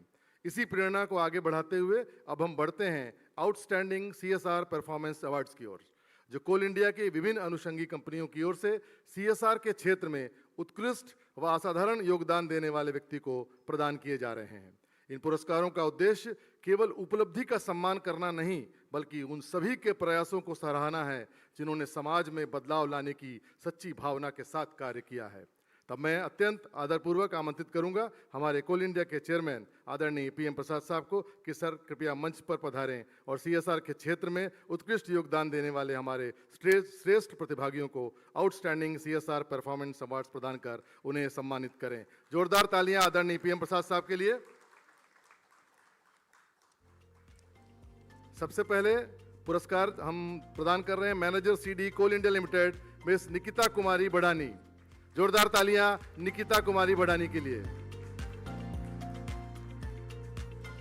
Outstanding CSR performance award for Coal India limited manager CD miss Nikita Kumari Badani. CMD MCL आदरणीय सर कावले साहब से मेरा आग्रह है सर मंच पर आने कष्ट करेंगे। त्रिपाठी सर से भी मेरा आग्रह सर आप भी आ जाइए मंच पर।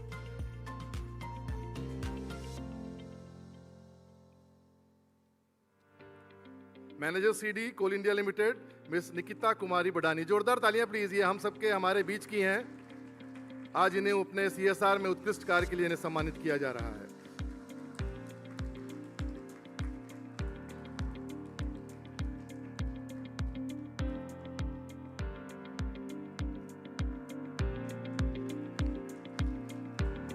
इसके बाद manager CD from CCL Shri John Amit बोडरा।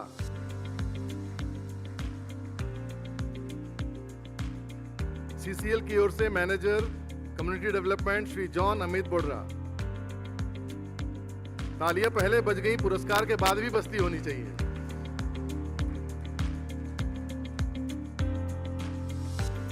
इसके बाद नॉर्दर्न कोलफील्ड्स लिमिटेड से मैनेजर CD श्री अमरेंद्र कुमार।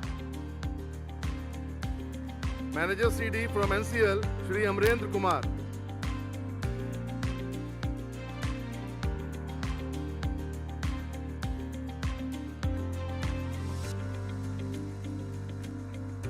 इसके बाद SECL से manager CD miss Kiran देहंगा।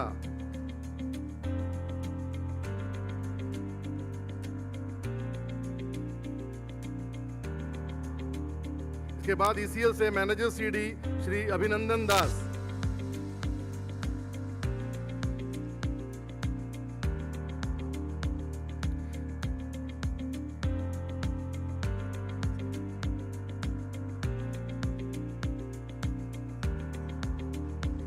Manager CD from SECL miss Kiran Dehanga. जोरदार तालियां प्लीज। नारी सशक्तिकरण का युग है और एक नारी स्टेज पर है। इसके बाद from ECL manager CD Shri Abhinandan Das.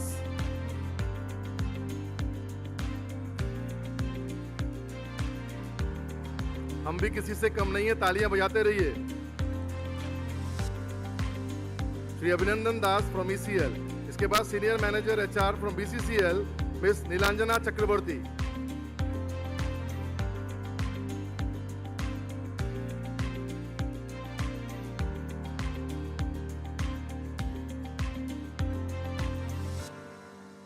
Nilanjana Chakraborty, Ms. Lina Chakraborty, Senior Manager HR from BCCL. Next, Sri Hari Pillai, Sir, Manager CD WCL. Ladies and gentlemen, please give a big round of applause and encourage our awardees. Sri Hari Pillai, Manager CD WCL.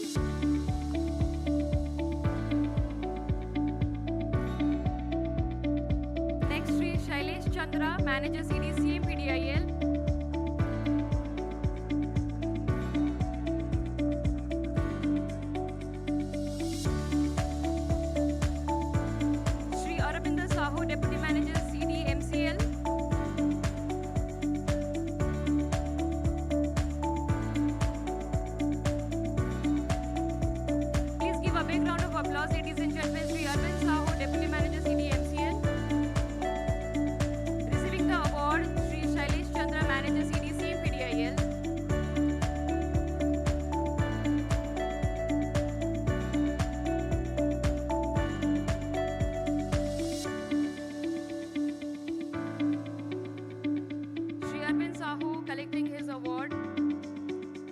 Next, Shri Rohit Singh, Deputy Manager, CD, MCL.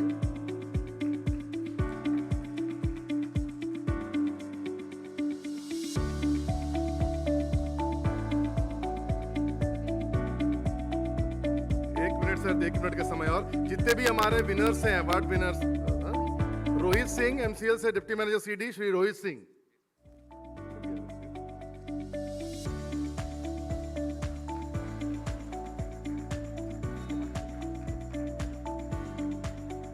मेरा आग्रह जितने भी हमारे prize winners award winners हैं आप सभी आ जाएंगे एक समूह चित्र के लिए ग्रुप फोटो के लिए प्लीज आप लोग जल्दी जल्दी आ जाइए प्लीज जितने भी हमारे अवार्ड विनर्स हैं 10 अवार्ड विनर्स हमारे गेस्ट के साथ अपने अवार्ड्स के साथ अपने कप के साथ लेके आइए ताकि हमेशा आपकी जिंदगी में भी ये यादगार बनी रहे।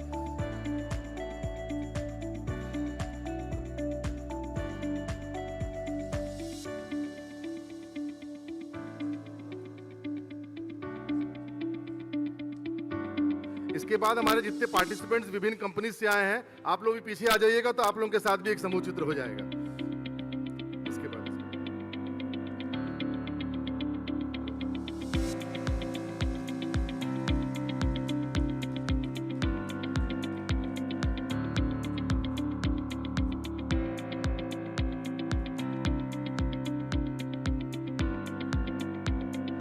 आप लोग आप नेक्स्ट पार्टिसिपेंट्स प्लीज जितने भी पार्टिसिपेंट्स विभिन्न कंपनी से आए हैं आप लोग जल्दी आ जाइए प्लीज।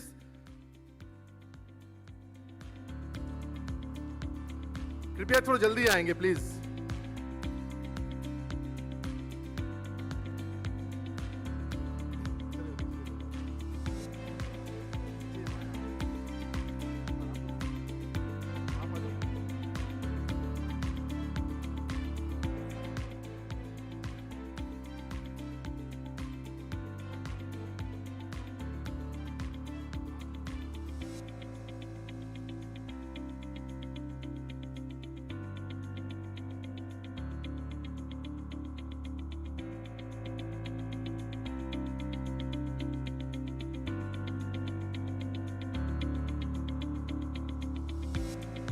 एक बार जोरदार तालियां हमारे पार्टिसिपेंट्स हमारे विनर्स हमारे गेस्ट सब एक साथ हैं ये अनमोल क्षण है।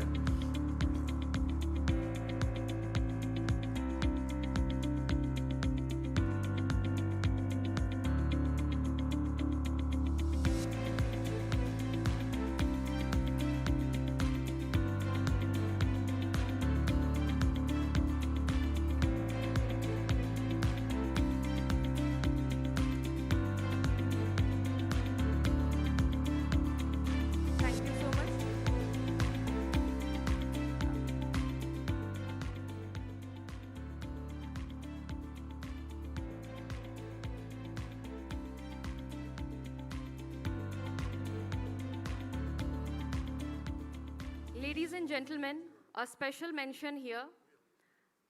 CSR तभी सफल होता है जब दृष्टि के साथ साथ मजबूत स्ट्रेटजी, फाइनेंशियल प्लानिंग और टेक्निकल इम्प्लीमेंटेशन और ट्रांसपेरेंसी हो. And ladies and gentlemen, in Mahanadi Coalfields Limited, this alignment has been made possible through the collaborative efforts of the 3 pillars. First, it is the CVO sir, Shri P.K. Patel sir. Please give a big round of applause for sir. For his large number of systematic improvisation in various processes, including the CSR work. Our DF sir, Shri A.K. Behura sir, please give round of applause for sir for his contribution in expediting CSR approval and monitoring processes and ensuring compliances with a special drive for timely expenditure of the CSR funds. And our DT sir, Shri S.K. Jha sir, for his exceptional liaising with the state government officials for the CSR project which has helped in strengthening our relation with the state government as a whole. And for this, I request our dignitaries, chairman sirs, our CVO, CIL and CMD sir to felicitate our esteemed dignitaries, our CVO sir, our DF sir of MCL and DT sir to kindly come up on the stage. CVO sir, Shri P.K. Patel sir, A.K. Behura sir, DF MCL, S.K. Jha sir, Director Technical MCL, to be felicitated by our Honorable Chairman of Coal India Limited, Shri P.M. Prasad sir, Shri Brajesh Kumar Tripathi sir, CVO CIL, and Shri Uday Anand Kaule sir, Chairman MCL. Please give a big round of applause, ladies and gentlemen, as we felicitate the pillars of the MCL family.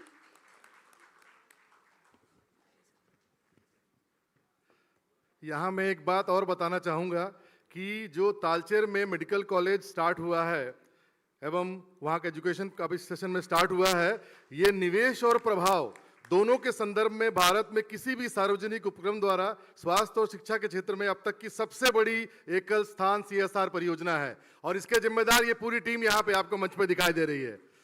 जोरदार तालियां please, इसके लिए तालियां इतनी कम। Thank you, thank you.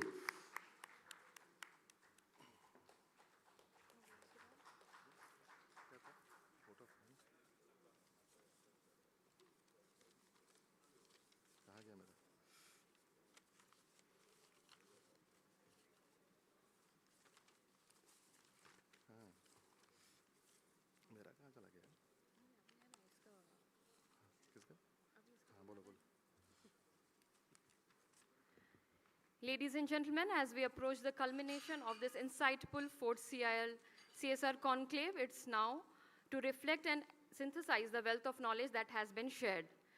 And for this crucial task of capturing the essence of our collective discussion was entrusted to Ms.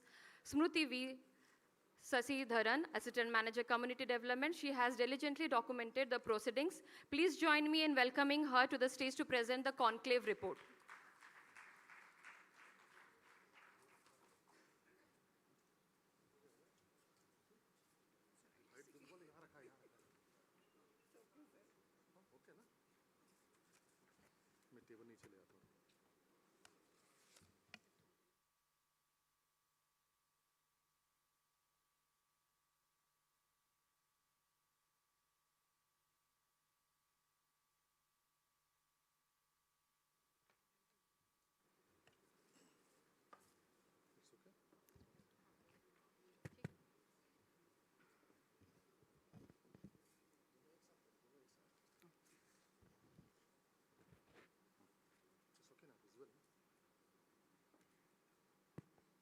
The honorable dignitaries on and of the dais, esteemed speakers of the day, respected delegates of 4th CIL CSR Conclave, my dear colleagues, members of the event management team and supporting staff, a very warm good evening to all. Without further ado, I shall take up the responsibility which is entrusted to me to present the brief report of today's conclave proceedings. The day's proceeding began with a formal inauguration ceremony, which was succeeded by a welcome address by Shri Uday Anand Kaule sir, CMD MCL, who highlighted the crucial role of Coal India and MCL in national development, not just through production, but by creating lasting social impact through CSR. He invoked the principle of Vasudhaiva Kudumbakam, reflecting the shared vision and inclusive and sustainable growth. Following this, in his address, Sri B.K. Tripathi sir, CVO CIL, spoke on the breakthrough shift in the philosophy of Coal India from a Mulyavan, wealth-based, to a Mulyampe Adharit, value-based company. He differentiated growth as a quantitative expansion, progress as growth with ethics and discipline, and success as progress with humility, responsibility, and strong value system. After this, we had an address by Sri Vinay Ranjan sir, Director HR CIL, who underlined the leadership values of which driving Coal India's success, which is pro-employee, transparent, and which focus on continuous renewal of organizational culture. He cited the examples of first PR conclave, creation of a separate CD cadre, and timely cadre promotions. He also stressed stronger community connect, branding, and resilient livelihood system under CSR initiatives. After this, we had the video message from Sri Satish Chandra Dubey sir, Honorable Minister of Coal, Honorable State Minister of Coal, who appreciated the wide-ranging CSR initiative of Coal India and extended his best wishes for the conclave. Delivering the keynote address, Sri P.M. Prasad sir, Chairman Coal India Limited, he emphasized the importance of various CSR initiatives which is being undertaken, including our flagship programs. He also focused on the need of improving branding and visibility to position us and ensuring the profitability and performance of the company so that we can do more meaningful CSR work. He encouraged broader participation from industry and stakeholders in future conclaves and highlighted the diversification into activities like renewables, and he also spoke about the skill development programs which we are carrying out under the CSR initiatives. And he also pointed out that how the CSR initiative should align with the national development agenda.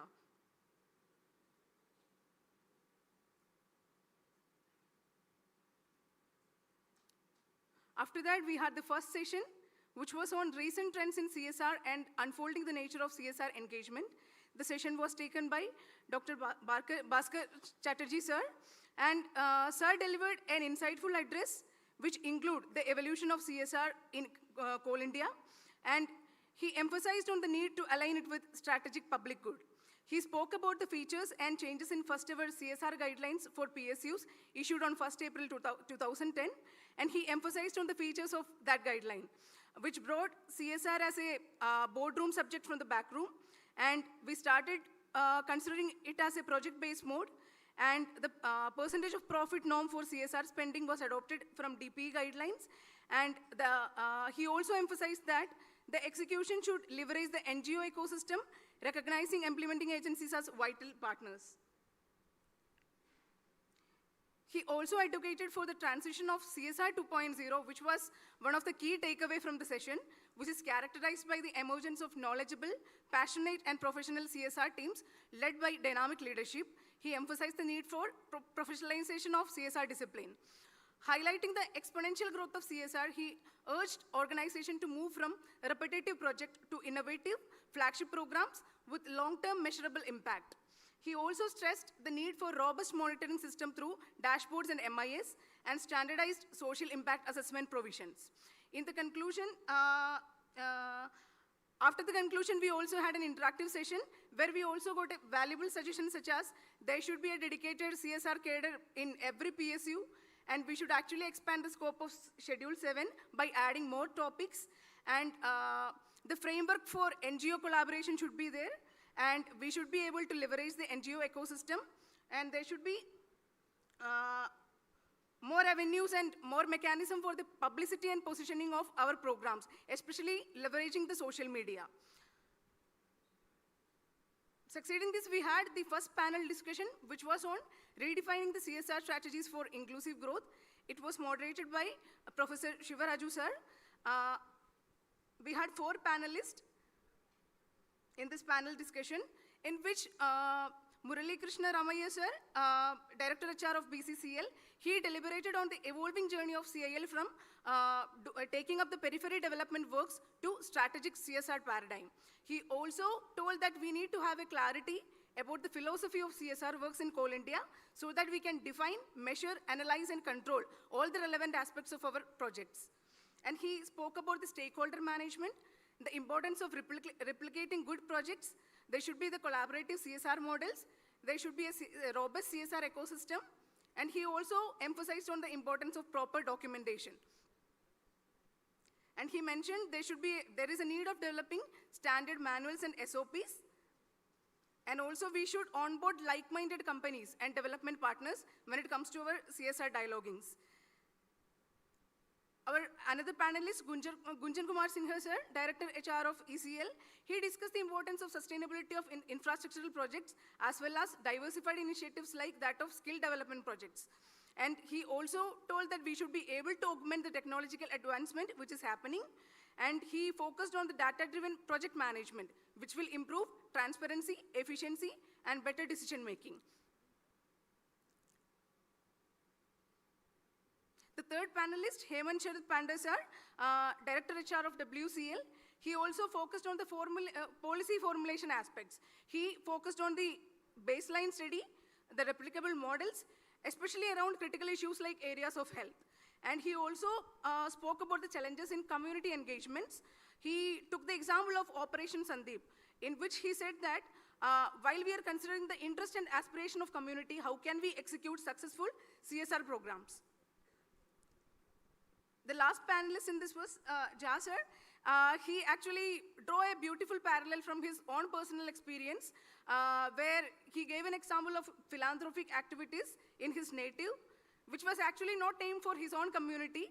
Just like that, the CSR fund of Coal India is also not directly meant for the well-being of our own fraternity, but rather than we should be focusing more on the deserving sections of the societies making the best out of our CSR fund.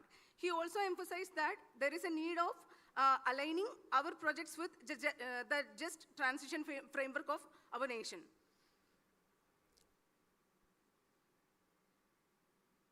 As a concluding remark, the moderator spoke that how should we stay relevant with meaningful and professional works which ensure sustainable development paradigm in the current scenario. Post-lunch, we had the second session. It was led by Professor Shivaraju sir, and the session was on No One Left Behind, Need for Scientific Approaches to CSR. The session highlighted the importance of adopting scientific and evidence-based approaches in CSR planning and implementation. In a world marked by structural inequalities, it is essential to clearly identify and define target beneficiaries and communities through scientific tools such as surveys and impact assessment. These tools enable objective data collection, measurement of change over time, and assessment of a long-term outcome. Scientific verification ensures objectivity, prevents duplication, and support consistent tracking of progress in long-term missions. Integrating technology and data analytics was emphasized as a vital to strengthening the process in today's context. He also focused on how to effectively capitalize India's demographic dividend as an example to build a thriving and resilient society, supported by continuous scientific analysis and adaptability to social and economic transitions.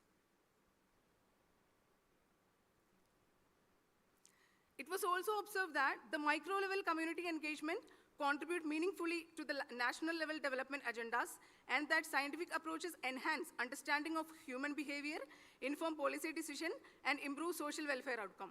The session also stressed that scientific inquiry must guide evidence-based decision-making, adoption of global best practices, and the transformation of corporates from business entities into agents of sustainable social change.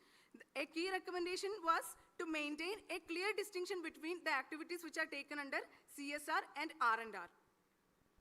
After this, we had the second panel discussion of the day, and the topic of the panel discussion was growing importance of social impact assessment of CSR project, and the session was moderated by Dr. Bhaskar Chatterjee sir, in which we again had 4 panelists, in which Sri Keshav Rao sir, Director HR of MCL, he emphasized that while achieving the requisite CSR expenditure milestones and targets, the real focus must be also on objectively capturing the actual impact of these initiatives. Establishing a robust framework for systematic assessment and monitoring of CSR outcomes and impacts should be there.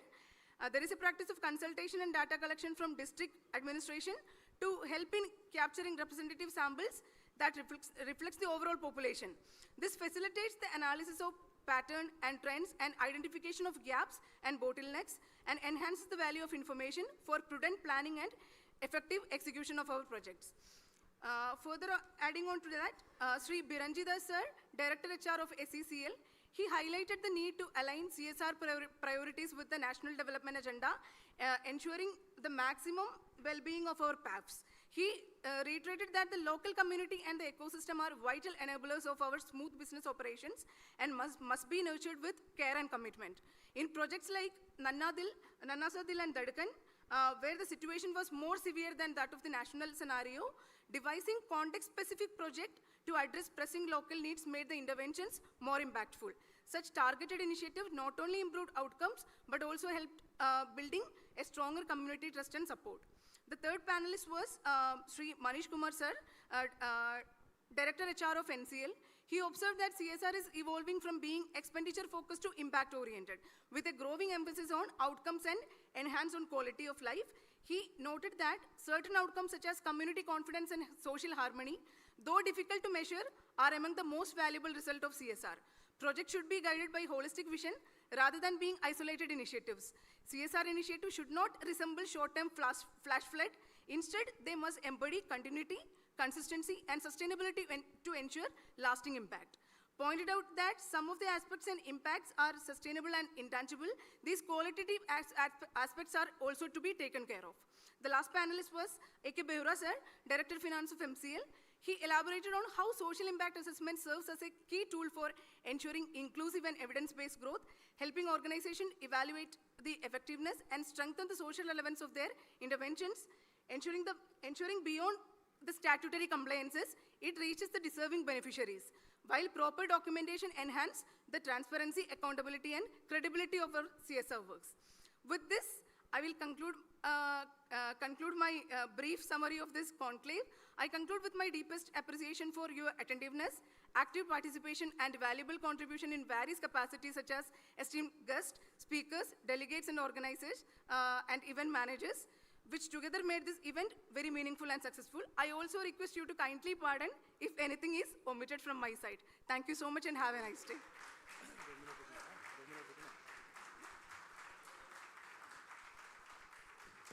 स्मृति, आप 2 minute stage में बने रहना, इन तालियों की आप हकदार हो। निश्चित तौर पर आपने इनके द्वारा जो आज सुझाव आए हैं उस पर आपने इनके रिपोर्ट को पढ़ा, लेकिन इसके पीछे की जो मेहनत है उसकी सराहना करना आवश्यक है। हर एक वक्ता को बिल्कुल एक एक बातें उसकी सुनना और तुरंत उसको लिपिबद्ध करना और उसके बाद उसको तुरंत माइक के जरिए बोलना, ये कोई साधारण व्यक्ति का काम नहीं है। तो जो तालियां बजी, मैं चाहूँगा जोरदार ताली बजनी चाहिए। और स्मृति ने ना सिर्फ आज इस आयोजन में बल्कि इस पूरे जो आयोजन की तैयारी में भी असाधारण कार्य किया है, तो इस असाधारण कार्य की सराहना के साथ साथ स्मृति चिन्ह से उनको एक सराहना भी होगा। चेयरमैन सर, आपको एक ही देखिए रोज बर्ड दे रहे हैं, प्लीज आप जाके स्वीकार करो। इट्स अ बिग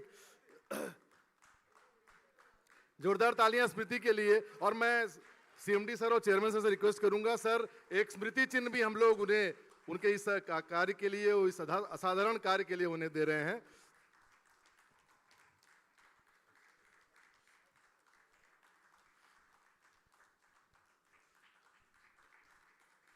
ये बहुत बड़ा सम्मान है कि हमारे आज के मुख्य अतिथि, हमारे कोल इंडिया के मुखिया PM प्रसाद साहब, हमारे दोनों ही अतिथि, हमारे वक्तागण दोनों आपको सम्मानित कर रहे हैं। रियली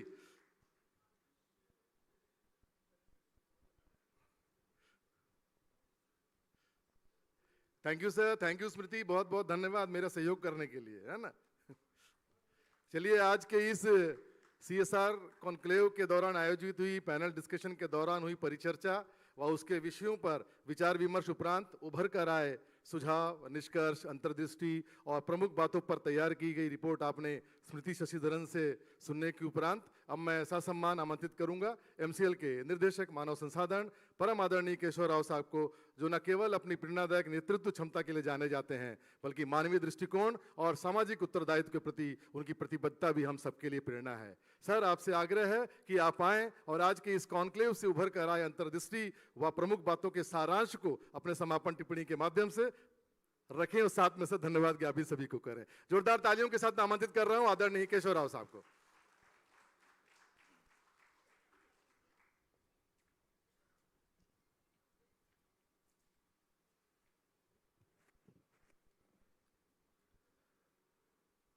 शुभ संध्या।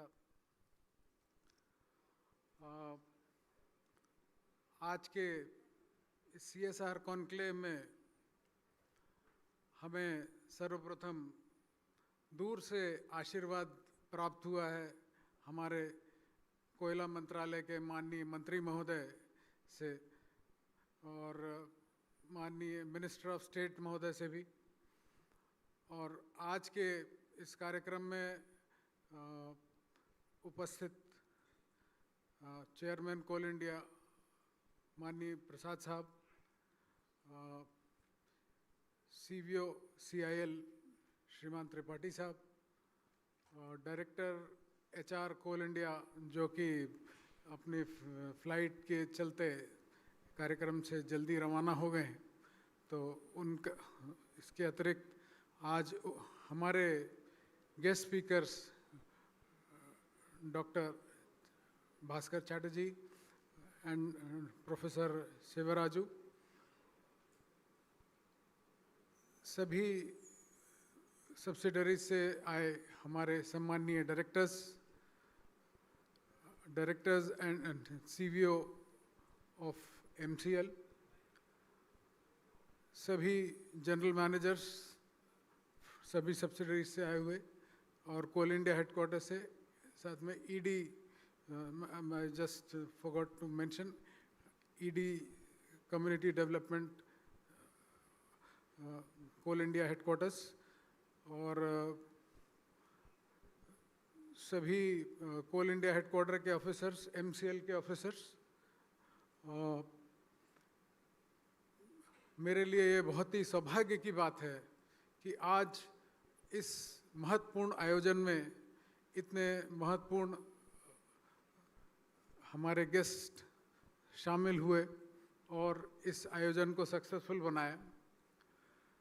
हम तहे दिल से धन्यवाद करना चाहेंगे हमारे माननीय मंत्री महोदय का, जिन्होंने अपनी शुभकामनाएं इस कार्यक्रम के लिए भेजी। हम धन्यवाद करना चाहेंगे माननीय मिनिस्टर ऑफ स्टेट महोदय का, जिन्होंने अपनी शुभकामनाएं वीडियो मैसेज के माध्यम से भेजी।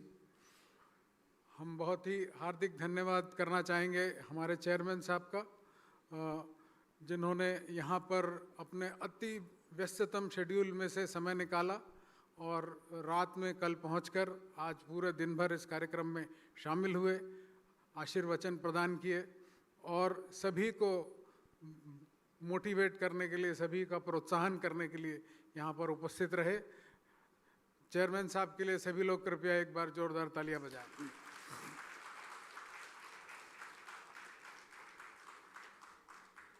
साथ ही हमारे कोल इंडिया में विजिलेंस टीम का मोटिवेशन बनाए रखने में ट्रांसपेरेंसी, एफिशिएंसी, सिस्टमिक इम्प्रूवमेंट और अन्य कई प्रकार के इम्प्रूवमेंट्स में जो योगदान रहता है, उसमें उसकी लीडरशिप में हमारे CVO कोल इंडिया त्रिपाठी साहब का बहुत महत्वपूर्ण रोल है। तो सभी आपकी उपस्थिति भी कल से यहाँ पर है और पूरे समय आप कार्यक्रमों में शामिल हुए, आपका बहुत बहुत धन्यवाद। सभी कृपया CVO कोल इंडिया त्रिपाठी साहब के लिए ताली बजाएं।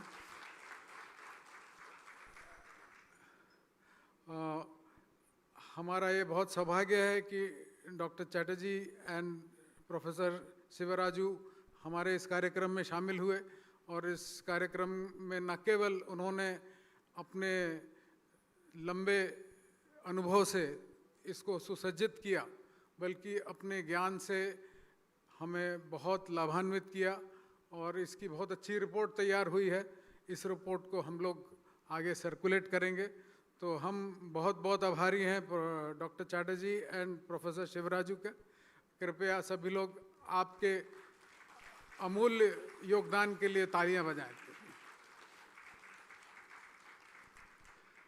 मैं बहुत बहुत धन्यवाद कहना चाहूँगा हमारे सभी डायरेक्टर HRs जो विभिन्न सब्सिडरी से and ED/CD from coal India जो यहाँ पे सभी इस कार्यक्रम में शामिल हुए। आप सभी के लिए जोरदार तालियां बजाएं प्लीज़।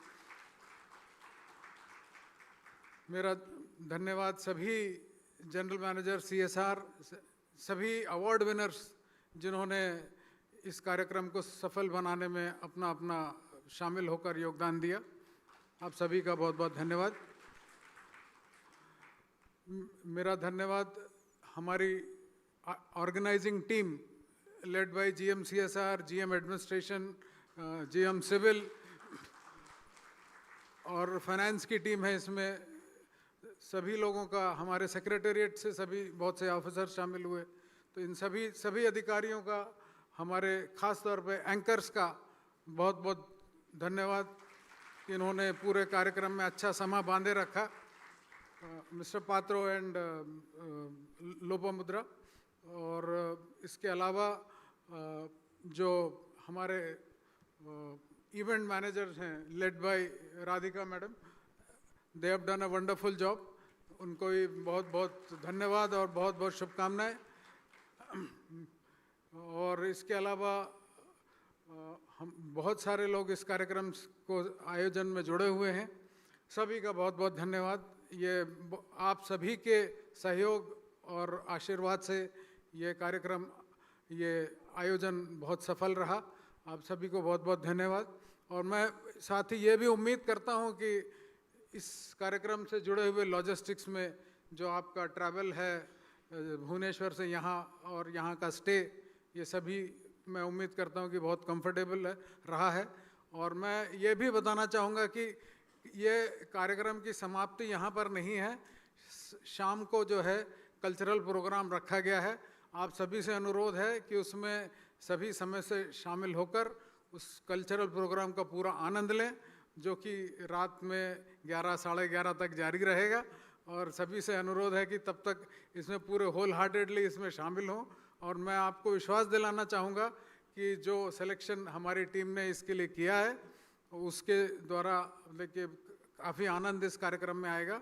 इसके अतिरिक्त कल जैसे यहाँ पर चेकआउट होगा तो कल भी जो है जो लोग यहाँ पे तारा तारिणी मंदिर है वहाँ जो भी जाना चाहें उनके लिए व्यवस्था की जाएगी।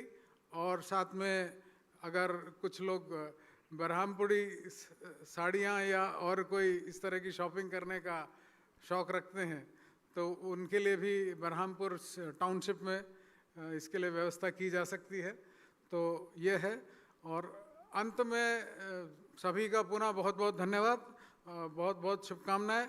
और इस कार्यक्रम का अंत करने से पहले मैं आप सभी से अनुरोध करना चाहूँगा कि एक छोटा सा सरप्राइज कार्यक्रम वाटिका लॉन्च में रखा गया है हमारे अति परम आदरणीय चेयरमैन साहब के लिए।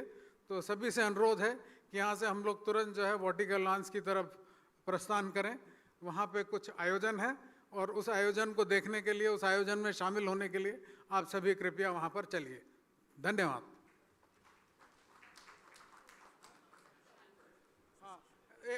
एक मिनट, एक आवश्यक औपचारिकता, एक आवश्यकता उसको हमको पूरा करना चाहिए।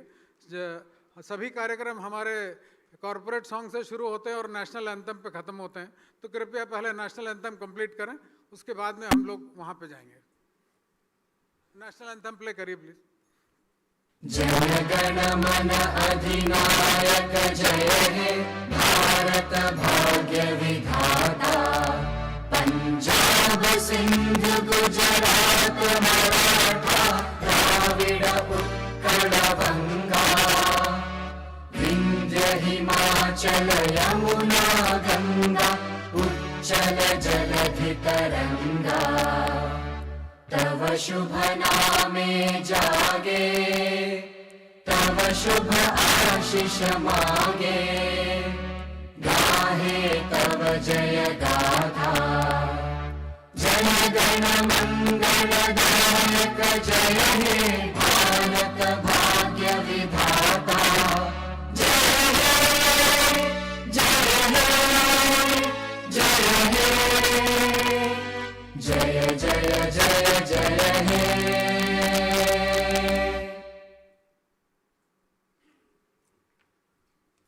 आप सभी का बहुत बहुत धन्यवाद, शुक्रिया।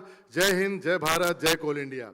और जैसे कि राव साहब ने बताया, हम सभी अब वाटिका लॉन में एकत्रित होंगे। वहाँ पे एक सरप्राइज आयोजन, वाटिका लॉन हमारे जो टी पॉट रेस्टोरेंट के सामने जो स्विमिंग पूल है उसके बगल वाले में ही वाटिका लॉन है, आप वहाँ सभी पहुँचेंगे। उसके बाद शाम को 7 बजे हम एक सांस्कृतिक संध्या के साथ आज के इस दिन का एंड करेंगे और एक संगीत के माध्यम से और मनोरंजन के माध्यम से आज की